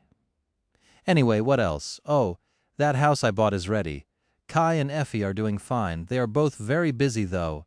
I hear that Cass is doing well, too. She had become the leader of those Forgotten Shore Awakened who remained independent. People are calling them the Fire Keepers. Funny, right? Sunny lingered for a while, gathering his thoughts. I have visited your mom, by the way. I remember that you didn't like the thought of her being alone, so I went to see her. She is fine, too. Well, I mean, you know, for a hollow. Oh, and the funniest part. He looked around, then thought, do you remember how you told us that you wanted to dye your hair? You won't believe it, but I actually bought a little memory that allows me to change the color of my hair at will. Not because of you, it's just something that I needed for a thing I'm about to do. Still, I think that it's sort of hilarious. Nephis remained still and absent, her ivory face looking lifeless in the white glow of the sleeping pod. He gritted his teeth. Where are you? How are you doing? Are you hurt? Are you fucking happy? I imagine that you would be free of everything, with nothing to do but slaughter nightmare creatures and battle against the thing you hate the most. Sunny looked down and clenched his fists, then remained still for a long time. Are you coming back? There was no answer. He sat by Changing Star's side for a while, staring at her still face. Then he nodded heavily and stood up. All right, figures. I'll see you later then. With that, Sunny turned around and left. Exiting the academy, Sunny lingered for a bit, then turned around and looked back. The massive red gates looked very different from how they used to back when he and Nephis walked through them 16 months ago. The space in front of them had been empty then, but now it was filled with tens of thousands of burning candles. These candles were an altar to Changing Star. After the survivors of the Forgotten Shore had returned to the real world, their story spread like wildfire and captured humanity's attention for a few weeks. Both the independent media and the government propaganda machine added fuel to the fire, spinning it as an inspirational epic of human resilience, heroism, and sacrifice. And Nephis, of course, was the protagonist of that epic. Most of the Forgotten Shore Awakened were her willing apostles, after all. In their hearts, she was their savior. They were also under the impression that Changing Star had become trapped in the dream realm in order to give them a chance to escape. Their voices fell into fertile soil. Nephis already had the established mythos of the immortal Flame Clan to raise her into the spotlight of glory, and with her extraordinary accomplishments on the Forgotten Shore, it only grew brighter. The thing that really elevated and exalted her, however, was something else. It was martyrdom. People loved nothing more than a martyr. Just like Sunny had said, a person had to die to become a true hero. Changing Star, however, had done something strange. She was now somehow neither dead nor alive, which only made the whole thing more gripping and emotional. Nephis had become a martyr without actually dying, which was, coincidentally, very fitting, considering her clan's name. All of humanity was now entranced by the story of the last daughter of the legendary Immortal Flame Clan, the heiress to two most prominent warriors in human history who had been thrust into hell, stormed the citadel of a fallen terror that ruled it, and fought the creature off long enough for 100 sleepers to escape back to the real world, staying behind to ensure their survival.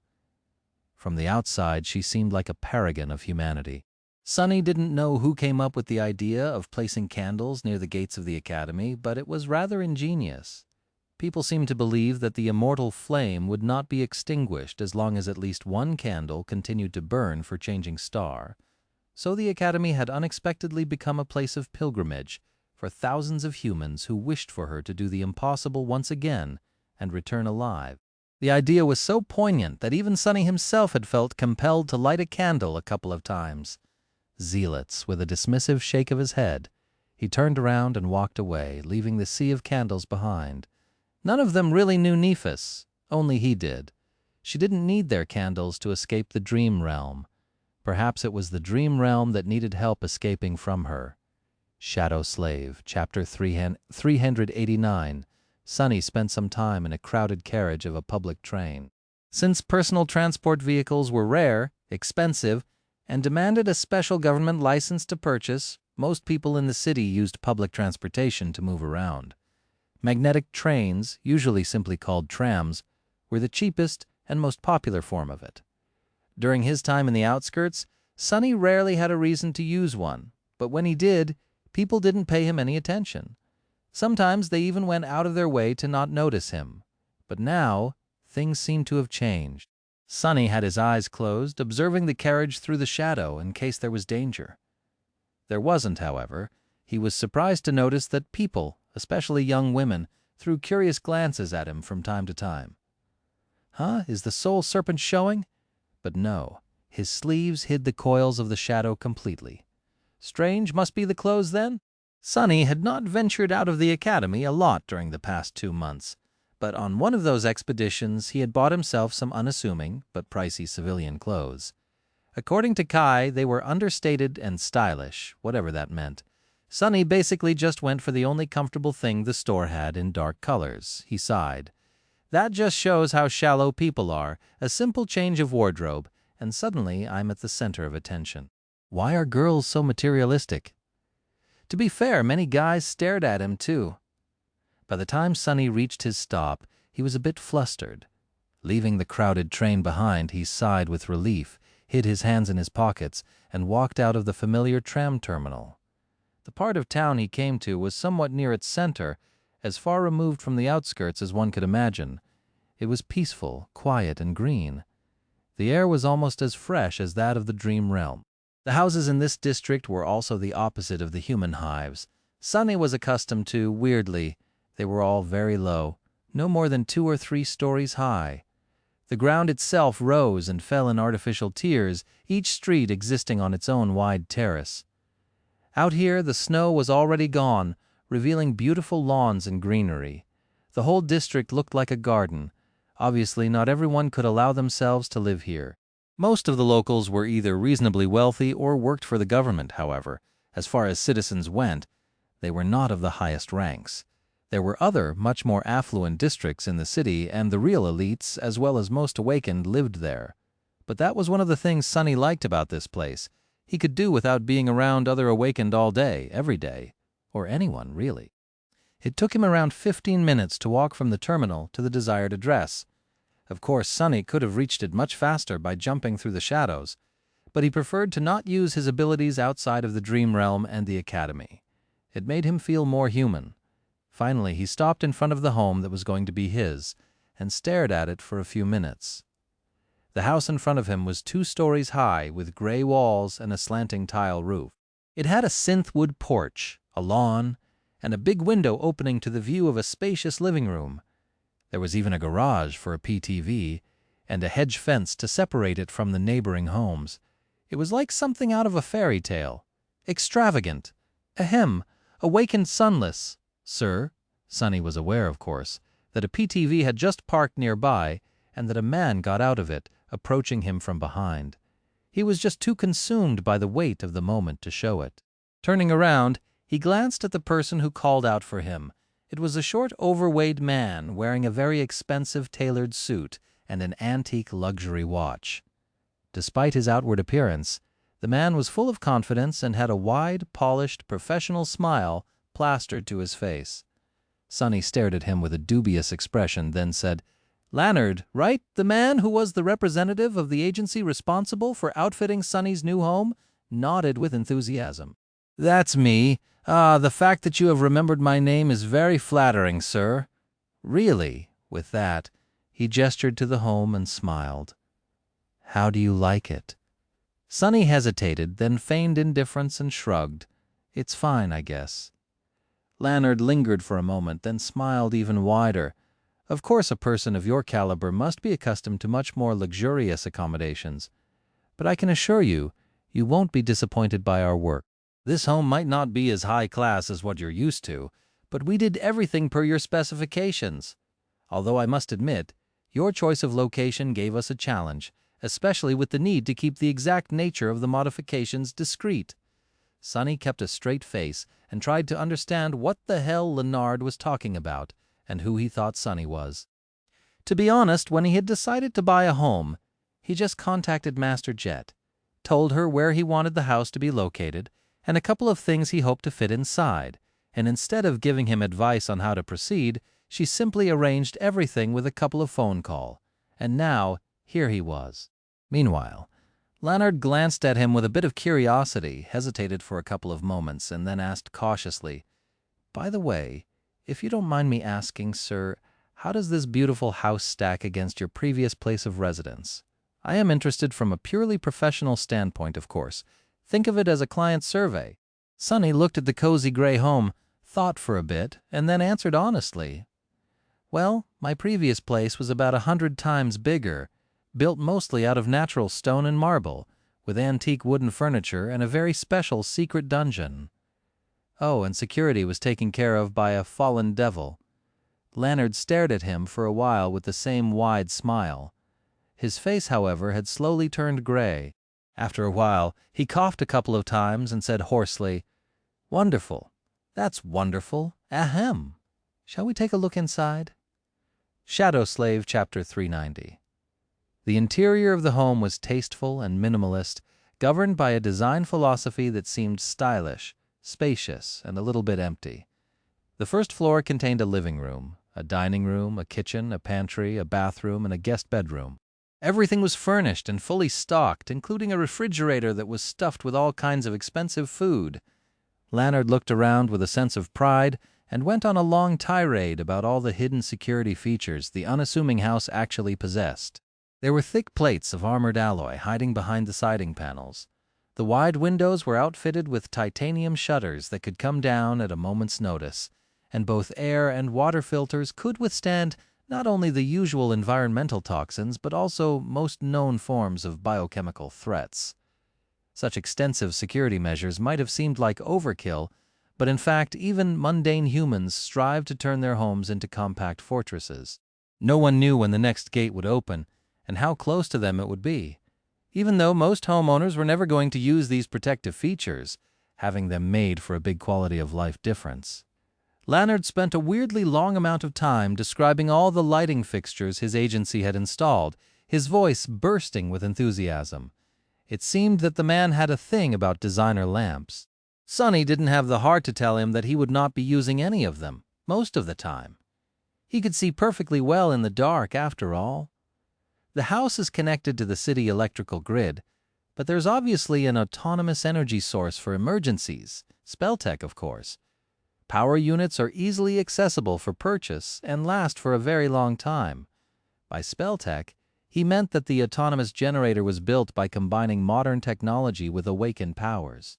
The power units it required had to be either recharged or created by someone with a suitable utility aspect.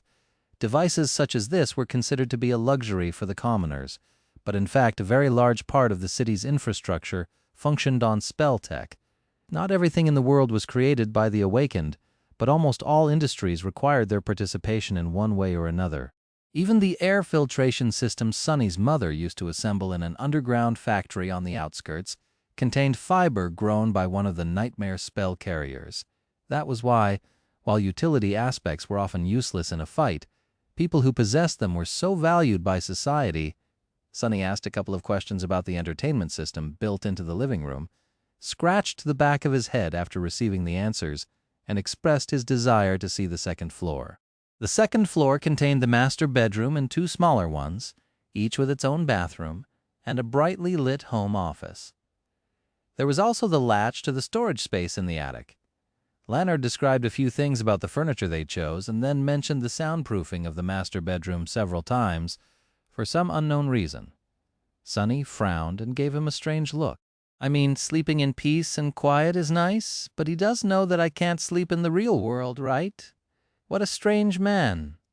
Finally, they descended into the basement, which was situated deep underground, as well as being the most heavily fortified and well-protected part of the house. In a sense, this was the heart of the unassuming gray home. The whole basement was one large space, with walls, floor, and ceiling covered by heavy plates of armored ceramic alloy. This was done so that an awakened could train here without worrying about destroying their own home or alerting the neighbors. Sonny paid extra to make sure that every piece of training equipment here could survive his spars with Saint. He still remembered and mourned all the beautiful things he had lost during their previous duels, like his favorite table, or his comfortable chair, or his pride. The basement could be isolated from the rest of the house and from the outside world, turning into a heavily fortified, impenetrable alloy box. The reason for this level of additional security stood in a small alcove at the far end of it. It was a state-of-the-art, beautiful, incredibly expensive sleeping pod, the best money could buy. Sonny walked over to it and stared at the softly illuminated, luxurious cradle for a while, then smiled. No more sore muscles in its closed state, the pod looked like a steel monolith. As far as high-tech coffins went, this armored one was a real beauty. Sonny couldn't even call it a coffin, really. That thing was a whole sarcophagus. With its help, he would be able to spend entire months in the dream realm without subjecting his physical body to any damage. He wasn't planning on getting lost in the spell for so long, of course, but it was better to be safe than sorry. Leonard chuckled. I'm not going to lie, every time I find myself in such an environment, I can't help but feel a little scared. Have you ever heard about Dracula, sir? Sonny glanced at him, then shrugged. Not really. What is that? The short man shivered. Just a legend, thankfully. Dracula was a fiend that fed on human blood and slept in a coffin underground. Hence the Sonny smiled. Oh, a vampire? Yes, I've met one or two. Leonard grew pale, remained silent for a while, then squeaked. met not paying him any attention. Sonny turned to the second pod that stood near the first one. This device looked similar enough to a sleeping pod to be mistaken for one, but had nothing to do with sleeping. Well, not technically. It also had a cradle and a heavy lid, but unlike Sonny's new sarcophagus, it wasn't designed to accommodate a human body for long periods of time. In fact, there was a plaque on the inside of the lid advising people against overusing the equipment and asking them to behave responsibly. It was the best available dreamscape pod, allowing one to enter the advanced virtual reality simulation that existed on the edge between technology and magic. Sonny had big plans for that thing, Shadow Slave Chapter 391. Dreamscape was a place that was neither real nor a part of the dream realm, but instead existed somewhere in between.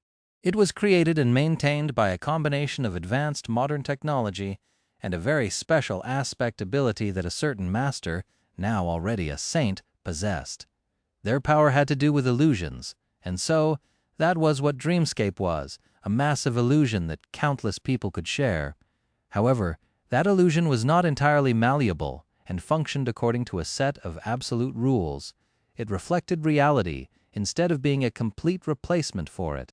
As the result, a person entering it was bound by the same laws that existed in the real world, and since one of those laws was the nightmare spell, a person's aspect, abilities, memories, and echoes would function in the illusion the same way they functioned outside of it, with one important difference.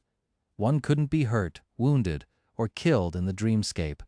Neither memories nor echoes could be destroyed, which meant that awakened were able to battle each other there without having to risk their lives and keep the destructive force of their duels out of the real world.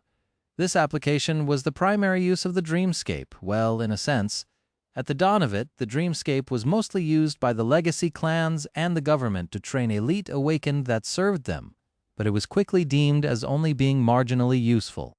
While such training could facilitate safe duels between the human carriers of the spell, its simulation of the nightmare creatures was not that close to reality. The illusory monsters lacked the will and mind of actual abominations, after all. So the dreamscape had failed to become a successful training tool, and was thus largely abandoned. It had, however, unexpectedly found incredible success in the entertainment segment. Those awakened that were not part of elite strike forces deemed it to be very engaging, useful, and fun. The duels in the dreamscape became very popular, and that popularity simply exploded once the company behind it came up with the idea to integrate a broadcast function into the simulation pods, thus making these duels available to a much broader audience, the mundane humans. Today, Dreamscape was a whole industry with both amateur and professional leagues, famous celebrities, and passionate fan clubs. There was even a version of it for non-awakened with its own set of environments and adventures that allowed people to experience a facsimile of what it meant to travel across the dream realm while battling nightmare creatures. Sunny, however, wasn't interested in the fame, glory, and money that becoming a renowned Dreamscape champion could bring him. No matter how lucrative, it was just a toy at the end of the day. He was, nevertheless, extremely interested in that toy for three very important reasons. The first reason was the anonymity that Dreamscape offered. It was all but impossible to track a person entering the illusion if they didn't wish to be tracked, which was very much to his liking. The second reason was Shadow Dance. Sunny needed to fight against a multitude of opponents skilled in wielding different weapons and using various styles to sharpen his battle art and make it, as well as the Soul Serpent, stronger. In a sense, he needed to create a library of mirrored styles to enrich his own. Was there a better place to find thousands upon thousands of awakened who were willing and ready to cross blades with him, all without having to risk his life to boot? The third reason was rather unexpected. In fact, Sunny had stumbled upon it by pure accident. Back when he had just arrived on the Chained Isles, he secretly tested the mantle of the underworld in battles against several nightmare creatures. The onyx armor had turned out to be even more remarkable than he had anticipated, so he easily hunted down several abominations. And yet one creature had managed to escape from him after being thoroughly defeated, mostly because of the approaching crushing. That was when he discovered how the Prince of the Underworld enchantment really worked. Its description said that the onyx armor grew stronger according to the number of opponents its wielder defeated, and it did exactly that. The enchantment didn't care whether the opponent lived or died. All that mattered to it was that the enemy lost. After the nightmare creatures Sunny had beaten escaped, the counter of the enchantment still changed from 12-15-6000 to 12-16-6000. He tested it in a battle with another abomination, bringing it to the door of death, and then walking away without delivering the last blow. The counter went to 12-17-6000, so Sunny hoped to kill two birds with one stone in the dreamscape, to both elevate his technique and satiate the requirements of the Prince of the Underworld with a constant stream of victories. Now that he had finally bought his own home and gained access to a sufficiently secure simulation pod, the chance to do so was finally in his grasp. But first he needed to send Leonard away. The two of them returned to the ground floor. The short man looked around and asked with a somewhat forced smile, I hope that everything was to your liking, sir." Trying not to show how weird it was for him to be addressed as Sir, still, Sunny gave him a curt nod and answered evenly, "Yes, it will do." Leonard hesitated for a few moments, then said, "Good, great ahem. Would you like to subscribe to our active security service? Many awakened find it beneficial to have a dedicated security team guarding." The short man started to give him an obviously practiced sales pitch, but under Sunny's indifferent gaze, his voice grew quieter and quieter until eventually disappearing completely. Sunny smiled slightly. "I would not, Leonard. Do you really presume to be able to guard me?" Leonard gulped, then shook his head. "Ha ha, no, of course not. What I was thinking about even. Please forgive me, sir."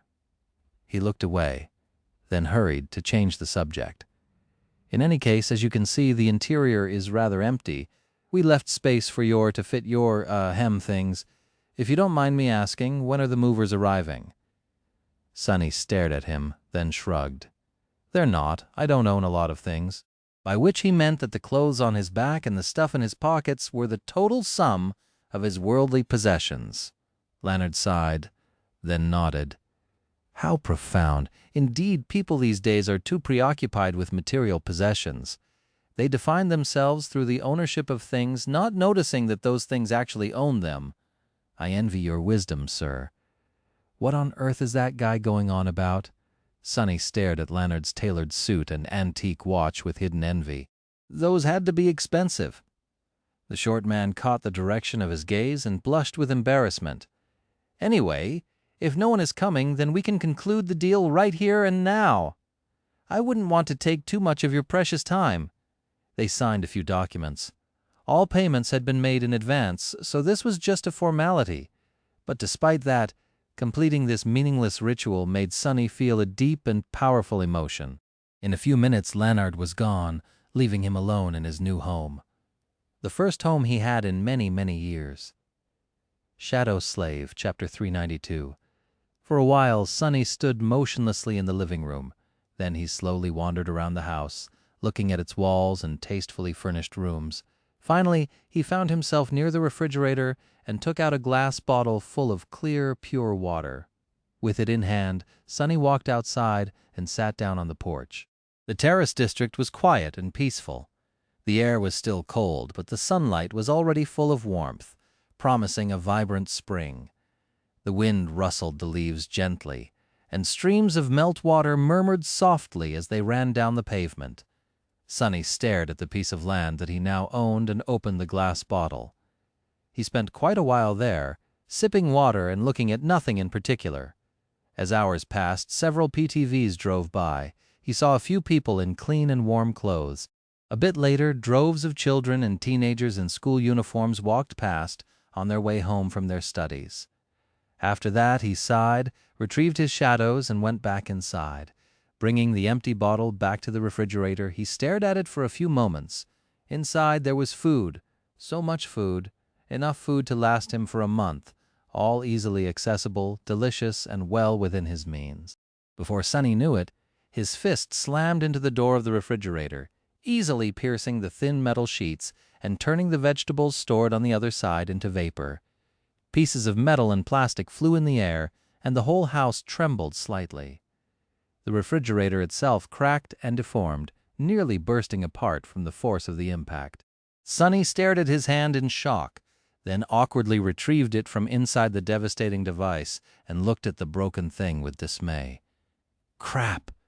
Now he was going to have to buy a new one, and replace all the food, and clean up all the mess. What the hell is wrong with me? Shaking his head, he put the empty glass bottle on the counter, sighed, and went to find a mop. Sometime later, Sonny returned to the basement and approached the Dreamscape pod. He looked at it for a while, then turned around and paced around the armored dojo, frowning. Come on now, you've been preparing for this for a long, long time. As he paced, his whole presence slowly changed. The way Sonny walked, the way he held himself, the way his hands moved all became slightly different. There are 6 gods. The War God, also known as the God of Life. The Beast God, also known as the Goddess of the Moon. The Sun God, as he recited the names of the gods and their various aspects. The manner in which he spoke also changed. The difference was subtle but noticeable. One after another, Sonny changed every little bit of behavioral traits that could be traced back to him. He had spent a lot of time training for this moment, using the physical malleability of a shadow dance practitioner to make himself unrecognizable. Surprisingly, the task had turned out much easier than he had thought. It was basically his specialty anyway. Weaver's mask could protect his identity from all who would wish to learn it through magic, but he had to deal with mundane forms of identification on his own. After a while, when he was ready, Sonny undressed, approached the simulation pod, and climbed into its cradle. As the polished mask of black wood appeared on his face, the lid closed. A string of shimmering letters appeared in front of him. Enter Dreamscape? Yes! No! He sighed, then concentrated on the yes. A few moments later, his vision darkened. Sonny found himself standing in a boundless black void. All around him, countless stars burned with ethereal light, an inconceivably complex weave of strings connecting them together. There was, however, no logic or sense in the pattern. He didn't feel any meaning hidden in the beautiful weave of the strings of light. It was just a pretty backdrop and nothing more, a fake. Other than that, though, the simulation was pretty realistic. He looked down and saw his naked body, the soul serpent coiling around his arms and torso. The dreamscape recreated his appearance to the SMA in great detail. Huh? Shaking his head in bewilderment, Sunny summoned the mantle of the underworld.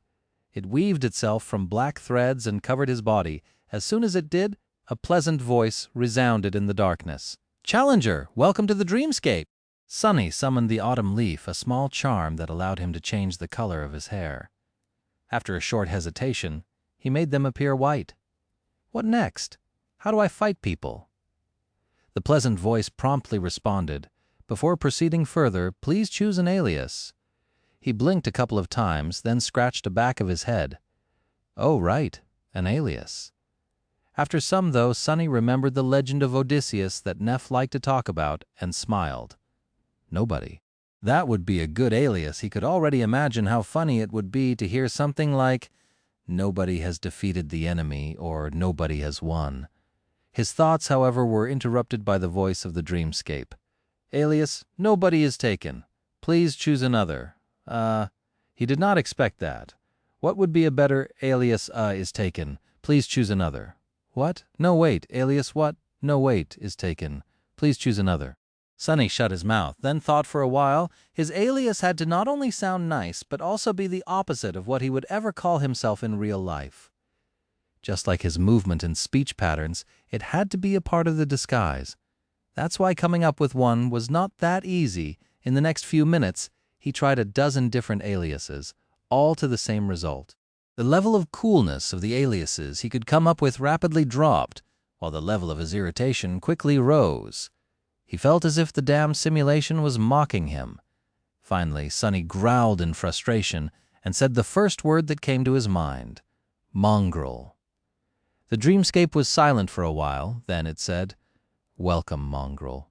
Please choose a dream of your liking." Really? Mongrel? Well, mission accomplished, I guess. This is indeed the last thing I would want to be known as. Oh, the irony. As Sunny huffed and puffed from frustration, several images appeared in front of him. All contained depictions of different environments, although most looked like an arena of some sorts.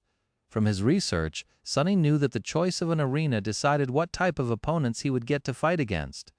Some were available to everyone. Some required a certain number of victories to be accessed. Professional duelists all spent their time in those elite dreams. Dreams, what a stupid name. If I was dreaming, I would be on the Chained Islands right now, wouldn't I? His body was indeed awake right now. It's just that his mind was inside of an illusion. Regardless, what he needed was a place where he could fight sufficiently skilled amateurs without drawing too much attention. He knew just the place. Pointing at one of the images, Sunny said, "There." A moment later, the black void disappeared, and he was suddenly somewhere else. A loud voice thundered from somewhere above. "Challenger Mongrel has entered the Colosseum." Shadow Slave, Chapter 393. Sunny was standing on the floor of a vast oval arena.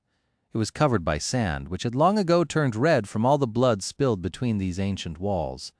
The merciless sun burned in the incandescent sky, and the smell of sweat, blood, and death assaulted his nostrils. How? Realistic. A little disturbed, Sunny looked around and saw tall amphitheater stands rising high above the blood-soaked arena. Those were the spectator seats. A crowd was cheering from them, their voices full of macabre fascination, cruelty, and glee. Both men and women were dressed in archaic robes that left their arms and shoulders bare. With bloodthirsty smiles contorting their features, they looked like a horde of lustful demons. Well, not all of them. Here and there, a strangely clothed person could be seen, observing the fights with a less barbaric expression. The people in archaic clothes were illusions, while the rest were actual observers. One didn't have to be connected to the dreamscape to spectate the duels, but some quirky fans preferred to be there in person to achieve the feeling of maximum immersion. Lunatics. Those damn simulation pods are too costly to use them for spectating. Even though Sunny wasn't poor anymore, seeing such extravagance still pained him. Shaking his head, he finally turned his attention to the arena itself. Obviously, this illusory environment wasn't very original, but on the other hand, it was a classic. More advanced dreams had vastly different decorations, ranging from realistic to completely fantastical, but for this low-level one, the company running Dreamscape chose a pretty basic narrative. It was an ancient Colosseum. a place where slaves had once fought to entertain their masters, often to the death. Sonny didn't like it one bit. The Colosseum was based on a historical structure, but was much larger.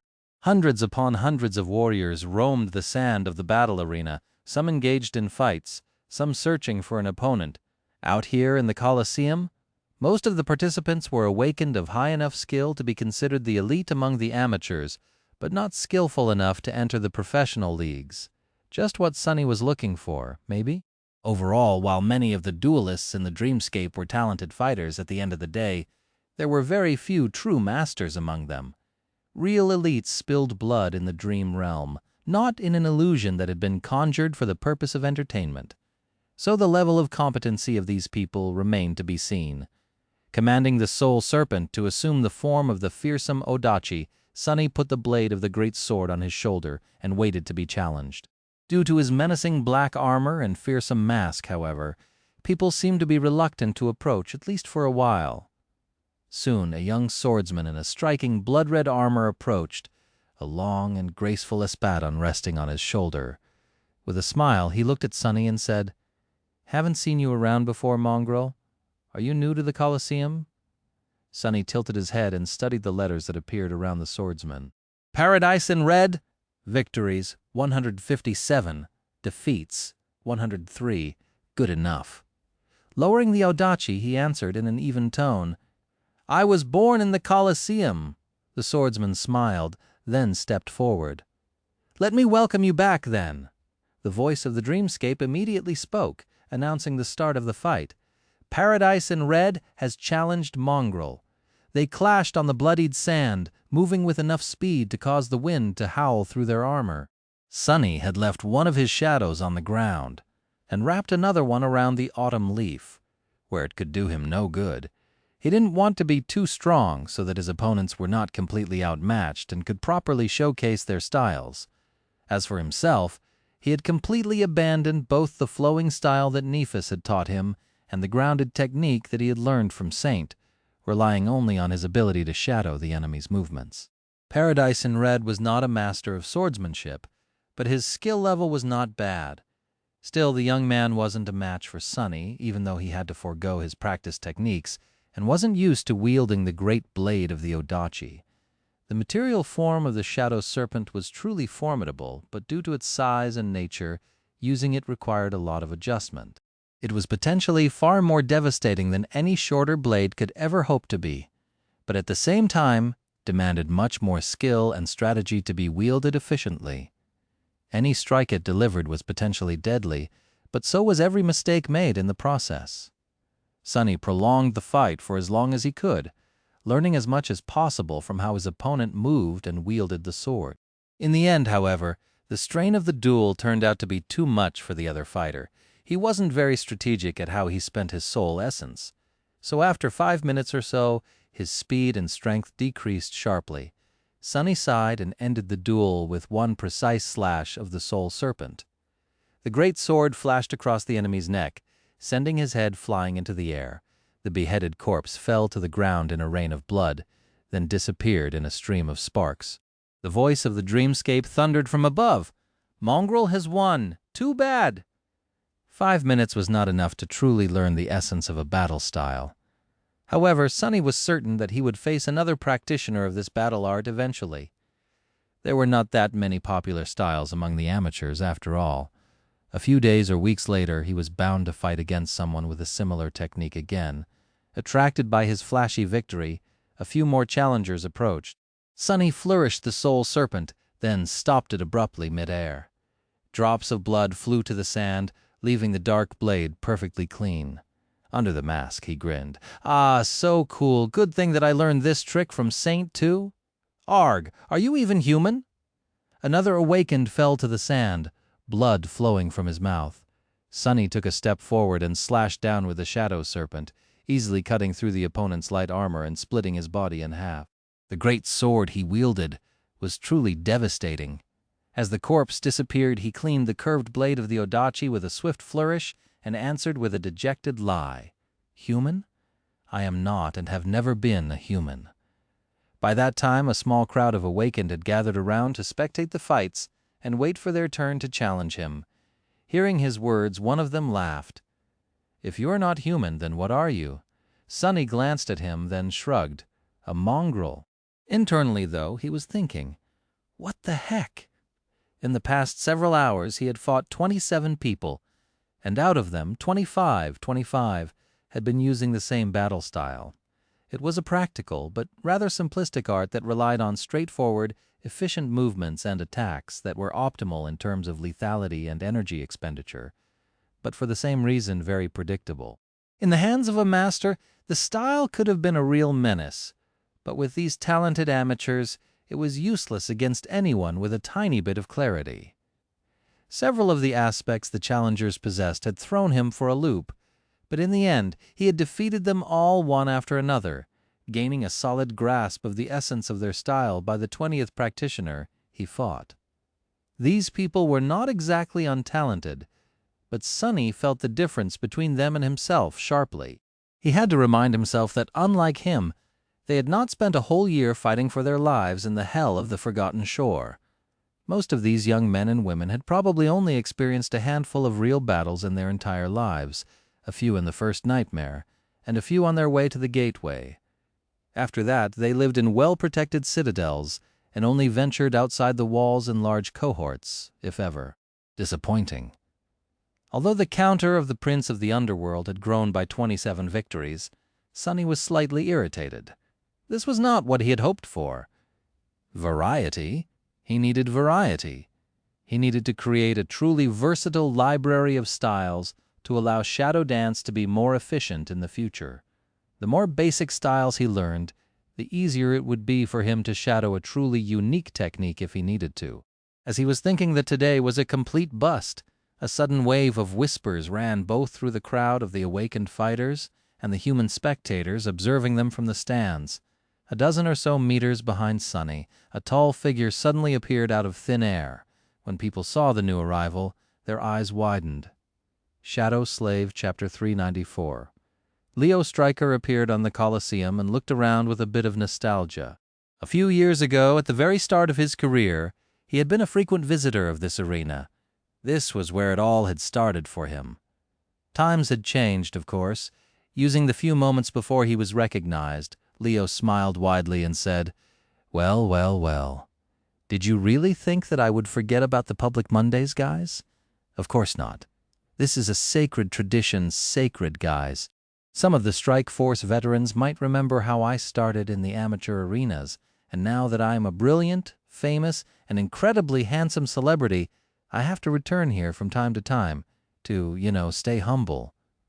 There were currently around 20,000 people watching his broadcast, and pretty much all of them immediately exploded with a flood of mocking messages.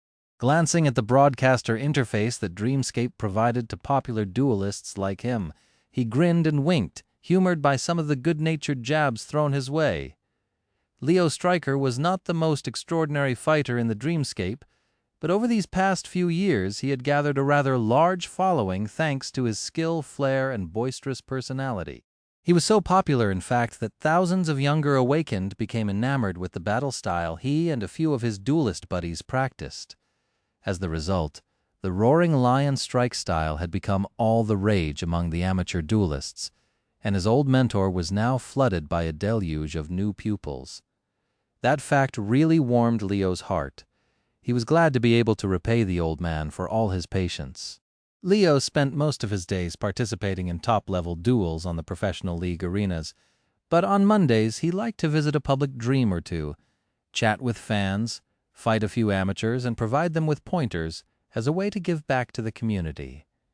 Today was one such Monday. Looking around the Colosseum, Leo noticed a small gathering a dozen or so meters away from him and headed over. As he walked, he heard excited voices. "Hey, isn't that Leo Stryker?" "No way. Wait, it's him. I can recognize that gorgeous armor with my eyes closed." "Leo, love you, man. Keeping it real like always. Strike Force Roar. I've been watching your broadcasts for 2 years, Leo." A friendly smile appeared on his face. Waving at several fans, he approached the crowd of challengers and glanced at the lone figure standing in the empty space in the middle. "Whoa, this dude has style." The man in the middle of the crowd wore a beautiful onyx armor that radiated a sense of solemn, dark menace. His face was hidden behind a fearsome black mask, with 3 twisting horns rising from it like a jagged crown. His hair was stark white, and there were 2 pools of impenetrable darkness in the place where his eyes were supposed to be. His weapon of choice was a long, curved odachi forged of lusterless black steel. It rested on his shoulder, seemingly devouring the bright light of the illusory sun. The stranger looked more like a demon than a human being. Leo let out an approving whistle. Is he also a broadcaster? Huh. I don't recognize those memories. He checked the stats of the demonic warrior. Mongrel. Victories, 27. Defeats, 0. A newbie but a talented one. A perfect KDA, what a rarity. In any case, that guy was incredibly photogenic. A duel with him was not going to be interesting due to the gap in their skill, but it would definitely look stunning. Leo felt a little ashamed to break Mongrel's perfect streak, but this talented amateur would receive useful advice in return, which was far more useful. Who knows? They might meet again in the professional arena one day. Looking at the invisible camera, Leo raised an eyebrow and asked, "What do you say, Strikeforce? Should we challenge that dark and handsome guy other there?" As the viewers expressed their approval, he approached Mongrel and gave him a friendly smile. "Hey there, friend. That's a big sword you got there. Do you even know how to use it?" Teasing the opponent was another sacred tradition of the dreamscape, and Leo was rather good at it. Mongrel shifted slightly and faced him. The disturbing mask stared at Leo, making him shiver slightly for no apparent reason. "No," Leo laughed. "No, you don't know how to use your sword? Well, would you like me to teach you?" The demonic warrior stared at him and didn't even move. "No! What's up with that dude? Does he not know other words? Come on, work with me here, buddy. I'm dying here, trying to make this duel entertaining." With a sigh, Leo stepped forward and unsheathed his own blade. The viewers once again exploded with a flood of messages, and at the same time the voice of the dreamscape announced, "Leo Stryker has challenged Mongrel, goddammit!" Sonny stared at the young man in a beautiful azure armor, cursing his luck. Why can't he get a hint? Even though Sonny couldn't say a word of truth while wearing Weaver's mask, he tried to communicate his reluctance to fight this guy, to no result whatsoever. He didn't have anything against the new challenger. What did the dreamscape call him, Leo? But there was one problem. Just from the way the young man walked, Sonny could tell that he practiced the same damned battle style that everyone else here seemed to practice, and Sonny had more than enough of it for one day. Ugh, his time in the real world was limited, so he really hoped to experience a more diverse collection of opponents before it ran out. Maybe there's still hope. Maybe the next one is going to be different. It was better to finish this fight quickly then. Sending the happy shadow from the autumn leaf to his body, Sonny lowered the shadow serpent and took a step forward. His opponent, meanwhile, smiled. "Let me teach you the first lesson. You should always wear a helmet into the battle, fool." Dashing forward, Sonny easily deflected Leo's blow and pierced his head clean through by continuing the same motion. As the corpse of the eloquent young man fell down and disintegrated into a rain of sparks, he flourished the odachi to clean it from blood, returned to his previous spot, and indifferently put it on his shoulder. I swear to gods, the next person to challenge me better be using a different style, otherwise I might get angry. Leo Stryker found himself standing in a boundless black void, his mouth agape. His viewers, too, were uncharacteristically silent. One strike, one strike. "He killed me in one strike?" He lingered for a few moments, then turned to the invisible camera and forced out an awkward smile. That was really unexpected, right, guys, then?" His smile grew wide and sincere. "That strike force is what people call finding a diamond in a pile of dung? Incredible luck, yeah, definitely a stroke of luck. Oh, by the way, has anyone clipped it? Shadow Slave, Chapter 395. Leo sent the clip to a couple of his buddies and waited in the dark void, chatting with the viewers and laughing about his terrible performance in the duel against the demonic newbie. That mongrel. There's something about him." Just as he had expected, his friends joined him in the dreamscape almost immediately after receiving the message. Yes, his defeat was rather embarrassing, but there was an opportunity in every disaster. This was going to be a very special broadcast, a rare and bombastic crossover episode. Answering the invitations, two figures joined him in the black void. The viewers grew silent for a moment and then sent so many reactions that the broadcast interface almost crashed. Well, as expected. Both guests Leo had invited were very prominent duelists, at least as popular as he was himself, or perhaps even more. One wore a heavy plate armor. There was a castle engraved on its breastplate, and 4 dragons depicted on his pauldrons and vambraces. This was Taoist Safer, a renowned swordsman who possessed a powerful aspect that allowed him to control fire. The other was a taciturn warrior in a gray silken robe. His alias in the dreamscape was the Fool, and he was known to be one of the most peculiar and persistent duelists in the professional league. Leo grinned. "Hey there, Safer! Hey there, Fool! Long time no see!" Safer scoffed, then pointed at him. "Leo, my friend, what the hell was that? You got killed by an amateur in 1 strike." The Fool simply shook his head and remained silent. Leo coughed in embarrassment and looked down. "Yeah, well, it's not like the two of you never tasted a piece of humble pie, is it? If I remember correctly, Queen Bee decimated both of you just last week." Safer grinned. "I'm ready to be killed by our noble queen every day. But a newbie? Come on." Leo shrugged, then pointed to his sword. All right. But there's a reason the two of you arrived so quickly, right? You saw it too?" The two duelists glanced at each other, then slowly nodded. Leo turned to the camera and smiled brilliantly. "What? None of you battle geniuses have noticed it? Well. It's this rare moment when I get to mock my dear viewers and their insufferable expert advice." He gestured to his friends, then continued. "For those Strikeforce veterans who still remember the early days of my broadcasting, as you might know, these two distinguished gentlemen are actually not only my colleagues, but also disciples of the same cranky old man who taught me swordsmanship. Basically, the 3 of us are childhood friends, and we practice the same ingenious battle style, the Roaring Lion strike style." He paused and then sighed mysteriously. "And while it hurts my pride a little to have been defeated by an unknown novice, the real reason why I was so shocked by our duel is you won't believe it?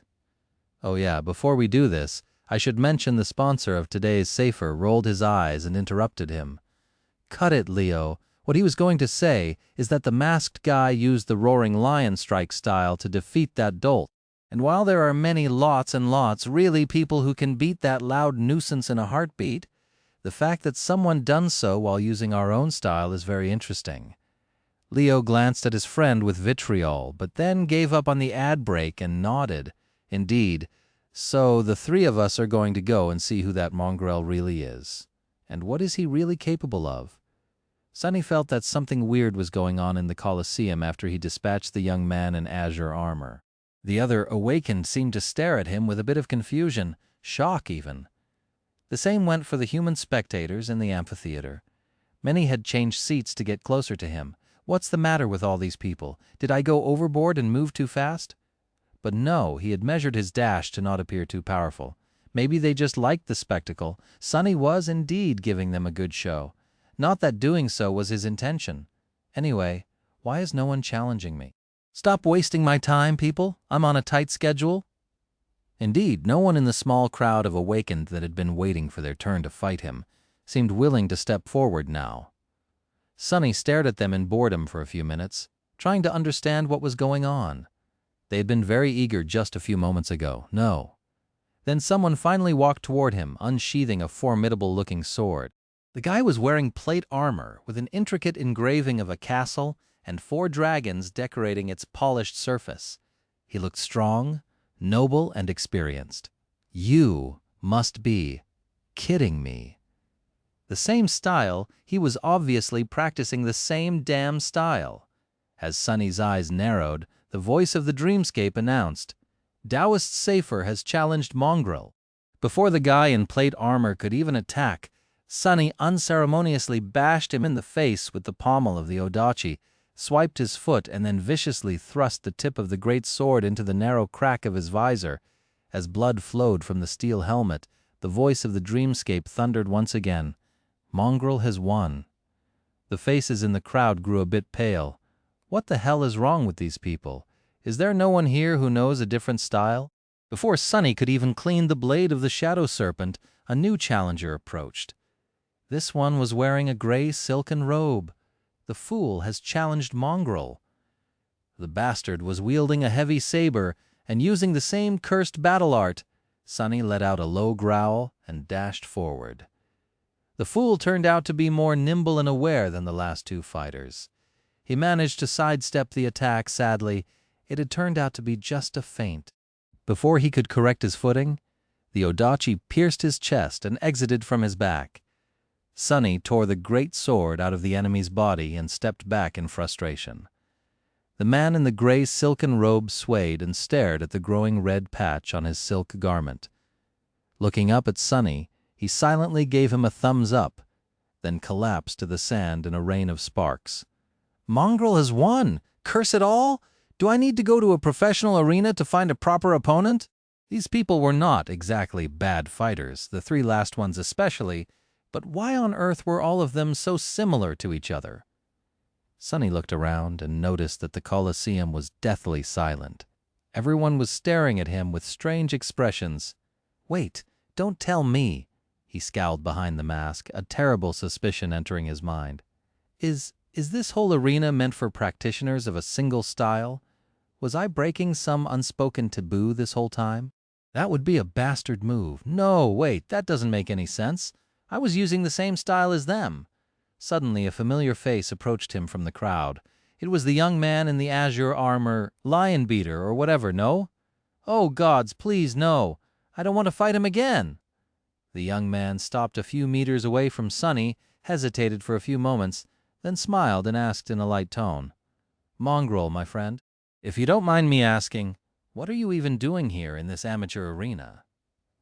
Sunny rolled his eyes behind the mask. The answer was really simple. He was here to learn. But he couldn't say that, of course. He was also too frustrated to come up with a creative lie. Staring at the young man, he allowed the soul serpent to disappear and become a tattoo again, then said somberly, "I am here to unlearn." Lion Beater blinked a couple of times, then shifted his weight slightly, clearly intending to unsheath his sword. Enough of this. With an irritated huff, Sunny commanded the dreamscape to eject him from the arena and disappeared from the Colosseum in a shower of white sparks. Climbing out of the simulation pod, he stared at it with resentment, then suddenly flinched and grabbed his hand with another. No, we don't want the refrigerator accident to happen again, not to this beautiful, shiny, extremely expensive pod, right? Right. I should probably go and get some fresh air. Try it again next time, on a more challenging arena. With that, he threw the last glance at the high-tech device and walked away. What Sunny did not see, though, was the crowd of awakened back in the Colosseum, all staring at the empty space where he had stood a minute ago. Leo Stryker stared at it, too, a thoughtful expression on his face. A few seconds later, he said quietly, "To unlearn?" Huh? Shadow Slave, Chapter 396. Sunny salvaged some food from the destroyed fridge, had a very late supper, and went down to the basement again, this time to travel to the Chained Isles. By then, all shadow essence he had spent during the duels, and to keep the mantle of the underworld from turning back to stone, had already been restored. Wearing the onyx armor required a constant flow of essence to maintain the Leaving Stone enchantment active, and with the Soul Serpent assuming its weapon form, Sunny couldn't use the shadow to keep the expenditure to a minimum. Wearing the mantle for prolonged periods of time was rather draining, however. It was also a perfect way to train himself on how to manage essence most efficiently. He had no complaints. It was funny, though, that the dreamscape required a person to expend real essence despite being just an illusion. Oh well. Climbing into his new state-of-the-art sleeping pod, Sunny lay comfortably in the soft cradle and smiled. No more sore muscles, finally. With that, he closed his eyes and very quickly fell asleep, while his soul wandered the dream realm and his body slept, locked in an underground bunker behind multiple layers of protection, though. Several things happened in the real world. The clip of his short duel against Leo Stryker had unexpectedly gone viral. All around the planet, countless people watched it with a wide range of reactions. Some found it funny, some fascinating, while some simply scrolled past it as they watched their feeds. Even those who did not have any interest in the awakened duels found it striking, though. The image of an infernal wraith clad in black onyx armor, defeating a charming, noble human warrior with one swift and ruthless strike was, indeed, very cinematic, just how Leo had predicted, even if, to his dismay, the roles had ended up being switched. What's more, even though Sunny had not even known that their fight was being broadcasted, he accidentally looked directly at the invisible camera right after cruelly putting the tip of his odachi through the opponent's eye. The image of the fearsome black mask staring emotionlessly directly at them, two pools of darkness hiding the eyes of the human being behind it, sent shivers down the spines of people watching the clip. It was chilling, arresting, and strangely hypnotic. Many of them had the same question after watching the clip on repeat several times. Was there even a human there, behind the scary mask? People who followed the Dreamscape Leagues, however, had an entirely different reaction. Although they, too, appreciated the undeniable aesthetic value of the short and striking duel, they paid more attention to the actual meaning of it. How could a completely unknown novice defeat an established and well-regarded duelist, someone as famous as Leo Stryker, in just one strike? The exact moment when Sunny delivered the deadly blow was analyzed, disassembled, and put under the microscope. Was it skill or pure luck? Was it intentional or accidental? Did Leo make a mistake, or was his mysterious adversary just that much better? The answer was rather confusing. No one had the slightest idea. Obviously, once people became curious, they didn't stop on just that one viral clip. Rather swiftly, every fight and every word that Sunny had uttered during his infuriating visit to the Dreamscape were found and published for everyone to see. Once people saw the contents of those recordings, the whole duelist circle was violently shaken. One shock was followed by another, and then by yet another, still. The first thing that people found during their investigation was two more short clips. One showed Mongrel killing Taoist Safer in the span of a single second. The other showed Mongrel killing the Fool once again with a single ruthless strike. All in all, it took him less than a minute to easily crush three of the most renowned young duelists in the world. They weren't the absolute elite, but still some of the best the Dreamscape had to offer. The conclusion was obvious. His victory over Leo Stryker was neither lucky nor accidental. Mongrel was, indeed, just that much better. But how could that be? Was he some other famous duelist in disguise? People continued to dig, coming to a bewildering conclusion. The man who called himself Mongrel had never entered Dreamscape before that day. His profile showed only two pieces of information: victories, 30, defeats, 0, and status, offline, after that. Many theories appeared postulating that Mongrel was in fact a master who had visited the Dreamscape to have fun. There weren't that many masters in the world, and all of them had much more crucial things to do than spend their time having illusory duels. Even if they did, however, those duels transpired in private arenas that were created specifically for the occasion, away from the public eye. Still, if Mongrel was a master, that would explain it all. He was just much stronger, but he wasn't. That theory was debunked when the recordings of his other 27 duels were unearthed. After watching them, the investigating enthusiasts became truly shaken, and for a very strange reason. It was because those recordings showed Mongrel actually struggling against much weaker opponents. Now wait a minute. What the hell did that mean? How could a man struggle against novices, fighting them for an average of 5 to 10 minutes, and then kill 3 experienced professionals in 3 seconds? The answer was simply mind-boggling. While people who did not know much about combat techniques assumed that Mongrel had been just pretending to be weak, more knowledgeable experts came to a stunning conclusion. Mongrel only used the styles of his opponents to fight against them. He came into the Colosseum not knowing anything about the popular Roaring Lion strike style, and mastered it in the span of a single evening to such degree that even the Fool, Taoist Safer, and Leo Stryker himself, the 3 fighters who had popularized the style in the first place, couldn't resist him even for a couple of seconds. Now, it was the experts' turn to shiver.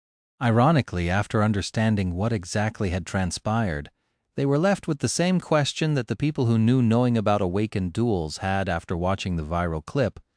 Was the being wearing the black wooden mask even human?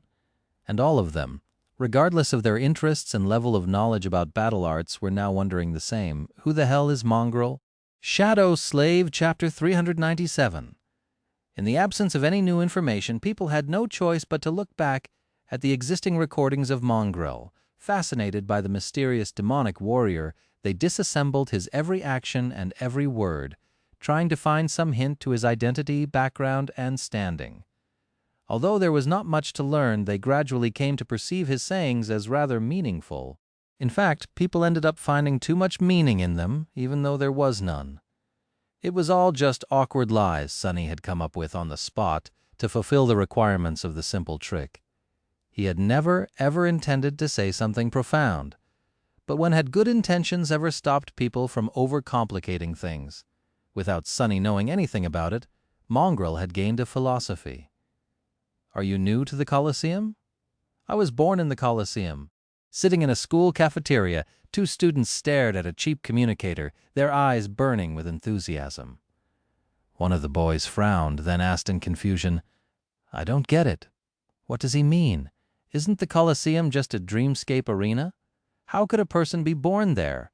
His friend shook his head with disdain. "Idiot! Don't you get it? Mongrel doesn't mean that he was born in the dreamscape. He means that he was born in battle. Those ancient gladiators were slaves, forced to fight to the death against their will. Aren't awakened the same? They are infected by the spell and have no choice but to battle nightmare creatures to survive. In a sense, all awakened were born in the Colosseum, somewhere in the outskirts. Several workers had gathered together during their short break. Are you even human? What is a human? I am not, and have never been a human. One of the workers shivered. Scary? Do you think that Mongrel is actually a nightmare creature that infiltrated the real world? Another shook his head. No, of course not, the first sighed. Then why would he say that he's not human? The second worker looked at the dirty tunnel of the industrial air filter exhaust they were cleaning, then at his own calloused hands. What the hell does it even mean to be a human? Do you think that you and I are really humans? No, you fool. That Mongrel has more brains than you, I swear. He at least understands that just having 2 legs and 2 hands does not make you a human. He gets how it is. The third listened to their conversation and grimaced. So what? Yeah, he gets it, but I don't see him complaining. That guy took the hand he was dealt and turned himself into a damned sword demon. What have you done? That's the lesson he is trying to teach us, I think. No one will treat you as a human unless you behave like one far away. In the sleeper compound of the academy, a group of young men and women were looking at a screen. That's a big sword you got there. Do you even know how to use it? No. No? You don't know how to use your sword? Well, would you like me to teach you? No. One of the sleepers scratched the back of his head, then asked, I don't get it. Why did Mongrel lie about not knowing how to use a sword? He is obviously a very experienced fighter, maybe even a legacy. Was he trying to trick Leo into underestimating him? A girl standing near him chuckled. He didn't lie. Why would Mongrel need to trick Leo? He would win against him fair and square, regardless. No, there's a deeper meaning in his words. The other sleeper raised an eyebrow. What meaning? The girl smiled knowingly. Only a boastful duelist like Leo Stryker would claim to know his way around a sword.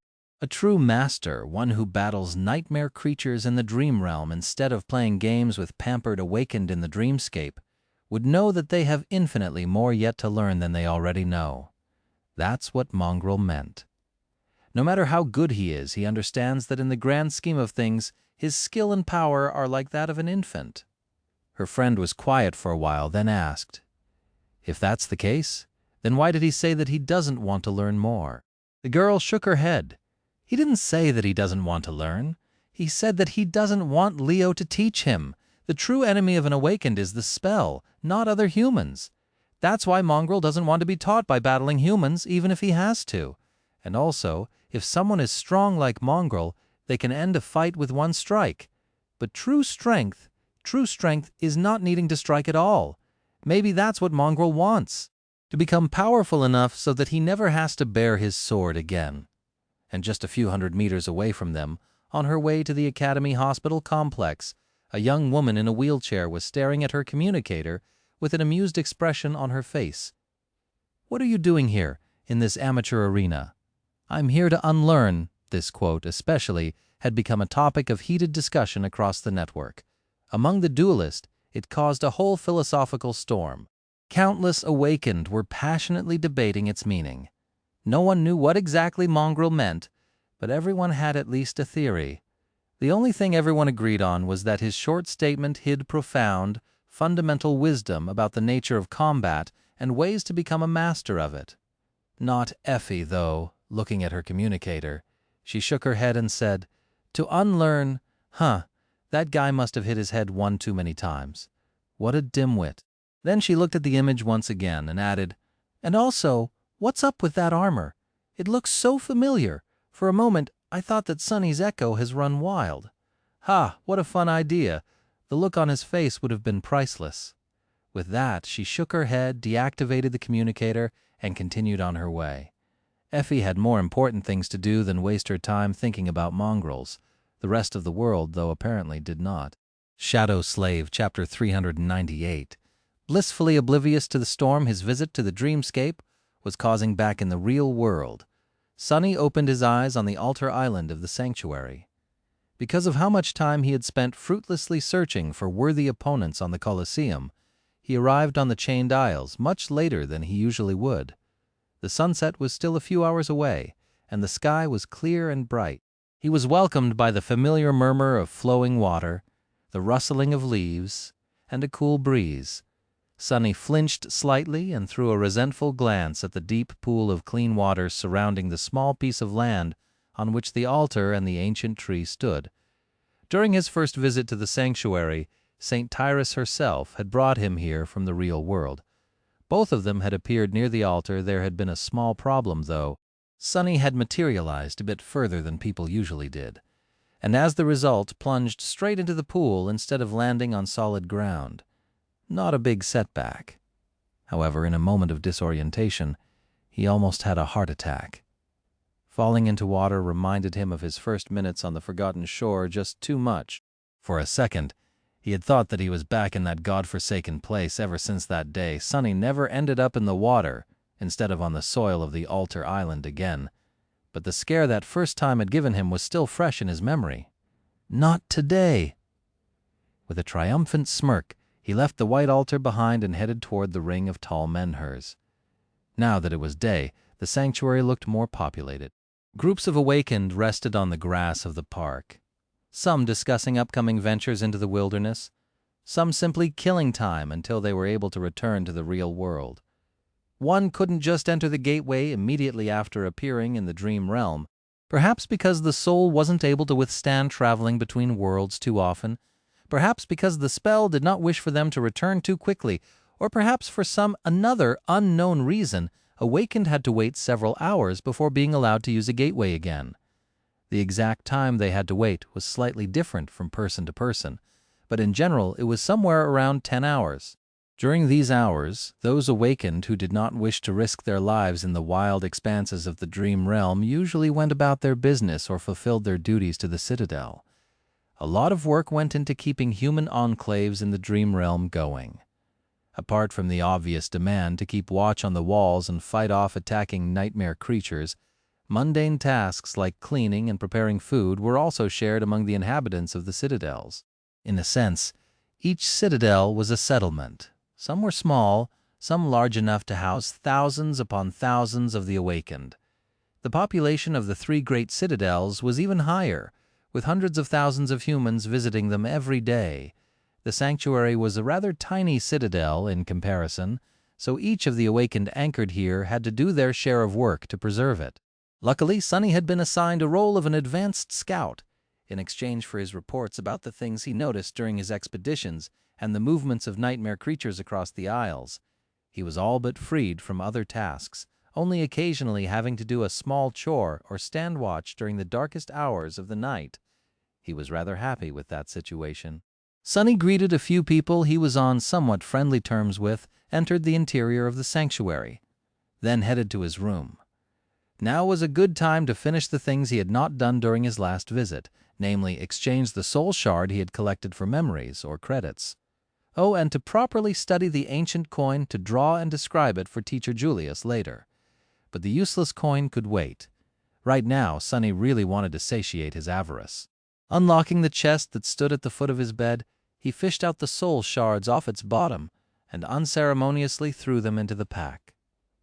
The strange fruits he had gathered during his last journey also went there, leaving the chest more or less empty. Noticing the golden coin glinting between a few curios that Sonny had collected in the past 2 months, he hesitated for a moment, then shrugged, picked it up and hid it under one of the puppeteer Shroud's vambraces.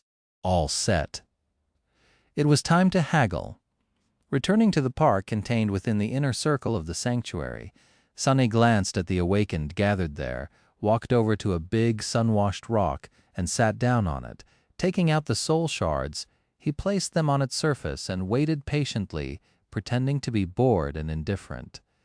It almost looked as if he was simply enjoying the sun, while the soul shards had somehow appeared near him by accident. In the beginning, Sonny had to walk around and initiate trades, but by now, the inhabitants of the sanctuary had already caught wind of the fact that he often had soul shards to trade. Sonny just had to keep his trading operations seemingly humble, at least on the surface. If people knew how many nightmare creatures he really killed, things would become a bit difficult.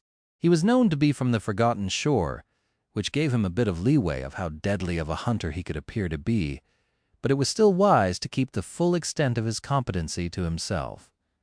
Of all the people on the chained island, only St. Tyrus and her trusted aides knew about his SS evaluation.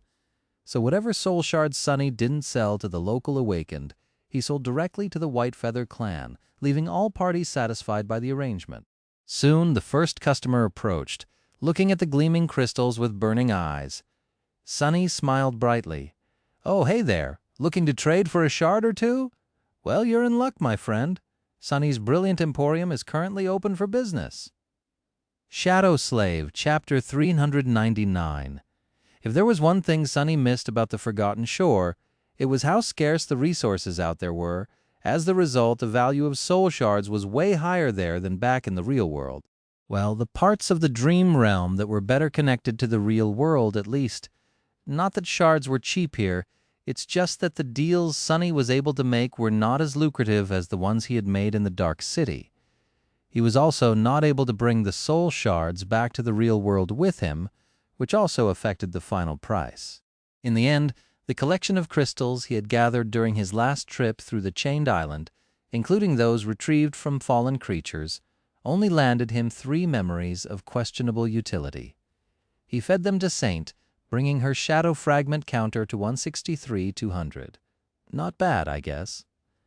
After concluding his business in the park, Sonny went to the kitchens and traded the fruits he had found for a bunch of credits.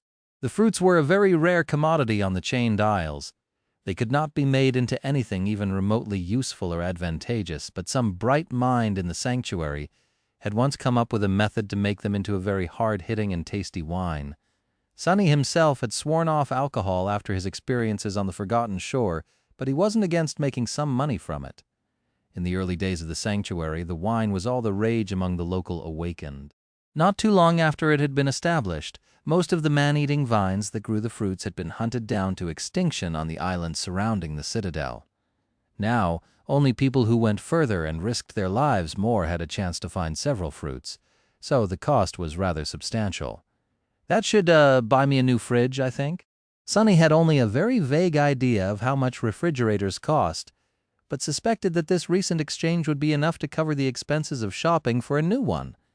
All in all, he was satisfied with the result of his recent expedition.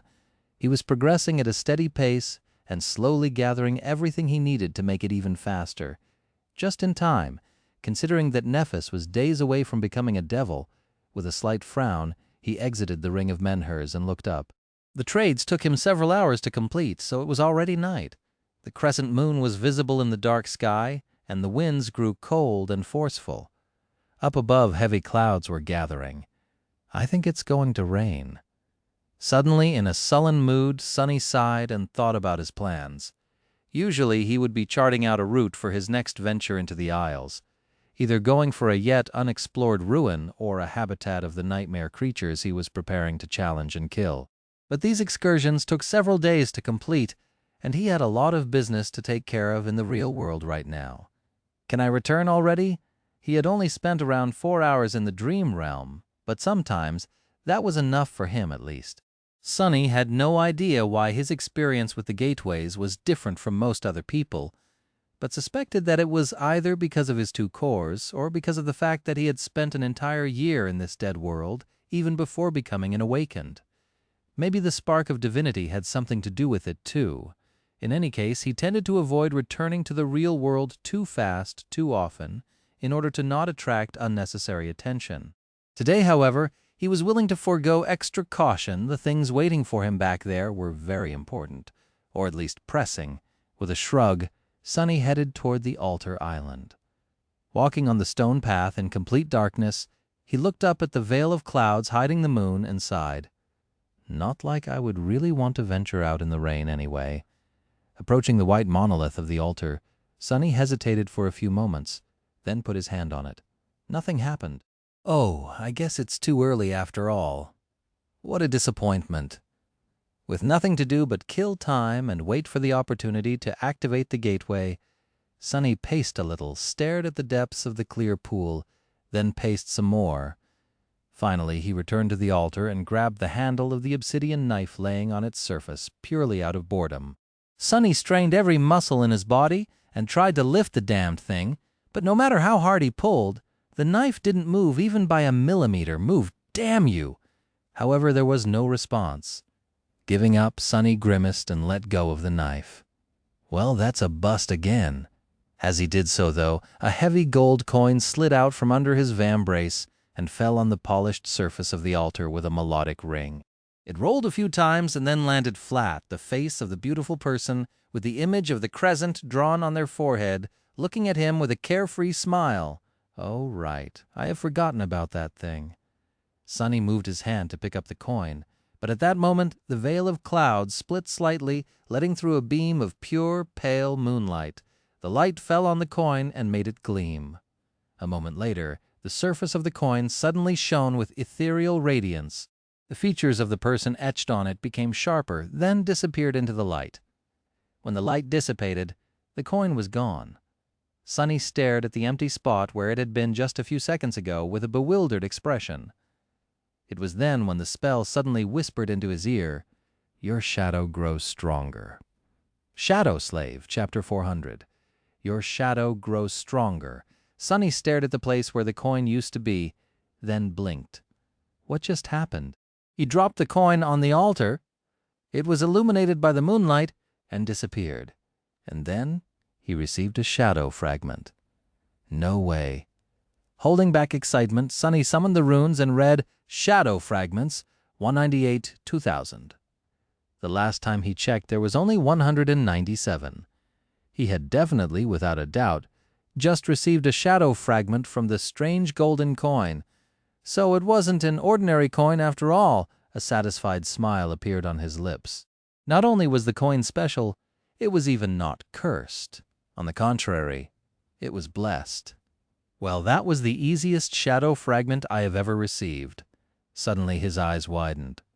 Wait, weren't there more coins he had left behind on the Iron Hand Island? 3 more at least had been swallowed by the dead monstrosity before the thought fully formed in his mind.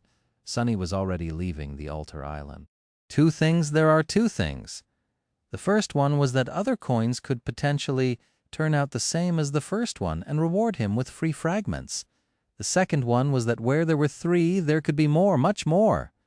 The fallen demon he had discovered could have come from a place where a whole treasure trove of miraculous coins was hidden. A whole mountain of them, even. If Sonny was right and managed to somehow trace the path the creature took before dying, who knew how much more powerful he would become? Trying to suppress the giddy feeling of discovering a huge and tantalizing secret, Sonny left the sanctuary and headed toward the edge of the island. As the sound of waterfalls grew louder and the first drops of rain fell to the ground, a dark silhouette suddenly took a step towards him. It was one of the watchmen. Huh? Sonny, right? Are you really going to go out in that weather?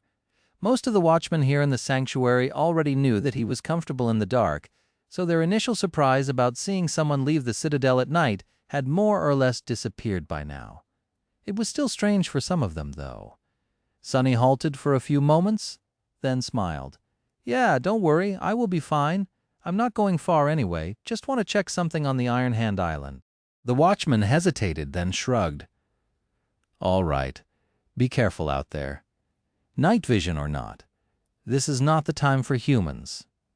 Sonny thanked the man for his concern, then walked past him. "Not the time for humans? Good thing I'm a monster, then." Approaching the edge of the sanctuary island, he didn't waste any time and summoned the Dark Wing. Sonny was tempted to simply turn into a shadow and rush toward his goal, but he didn't want to show his powers near the citadel so openly. Patient, be patient. Since the Dark Wing couldn't really allow him to fly, he glided above the chain for as long as he could, then landed on it and continued forward on foot.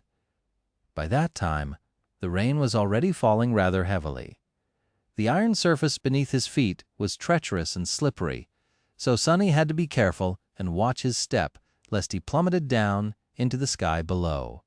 He shivered, trying to think of a more terrible fate. With no means of real flight, he would just be falling through the darkness, endlessly, until his mind was gone and his body consumed itself from hunger, then slowly turned into dust. People on the chained isles loved to tell horrible stories about unfortunate souls who fell into the below, and Sonny could easily understand their fear. For that reason, he was very careful not to slip. Only fools fall down, knowing what waits for them below. "I would never."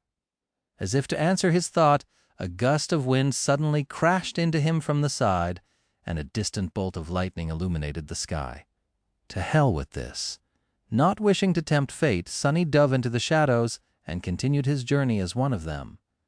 Soon he arrived on the Iron Hand Island. The severed arm of the unknown metal giant was still there, making Sonny wonder once again what force could have torn it off the creature's body. Judging by the size of that thing, the owner of the arm must have been of monstrous proportions itself. Not really on the same scale as the walking colossus of the Forgotten Shore, but still undeniably gigantic. The remains of the winged demon that had swallowed the mysterious coins were there too. However, they did not look the same. By now, only the bones of the fearsome abomination remained, all its flesh long devoured by the gluttonous scavengers of the nightmare world. The grass around the carcass was now higher, too, and had changed its color from the usual green to bright red. The grass looked satiated, sunny, grimaced, out here in the dream realm. No creature or plant was really what they seemed, otherwise. The thick forest on the island where he had battled the pack of fallen wolves would have been long ago destroyed by the crushing. Even the most innocent things were twisted, corrupted, and predatory. Without sufficient caution, even a blade of grass could be deadly. But he wanted those coins. Approaching the wide patch of blood-red grass, Sonny hesitated for a bit and then took a step forward. He felt the ground moving slightly beneath him, the rustling of the raindrops changing tone as they fell on the grass. With a deep frown, Sonny summoned the moonlight shard and circulated his essence, sending it flowing furiously through the coils of the soul serpent. He also collected both his shadows and wrapped them around his body. The grass swayed slightly and then grew still. A subtle smile appeared on Sonny's lips. Indeed, everything in the dream realm was dangerous and deadly, including humans. In fact, awakened were perhaps one of the most fearsome tribes of creatures in this world, if not in terms of raw power, then at least due to their cunning, wickedness, and unpredictability. For something as weak as a blade of grass, it was wise to avoid angering one of the awakened, especially one as dreadful as Sonny. Ah, it feels nice to be feared.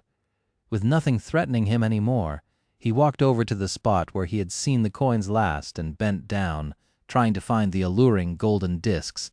They were just where he had left them. And that's the end of today's episode. Thank you so much for spending your time with me and for continuing this incredible journey through Shadow Slave. If you enjoyed the episode, don't forget to leave a like, subscribe to KevinAudiobook.tv, and share your thoughts or theories in the comments. I always love hearing what you think about the story and what you believe might happen next.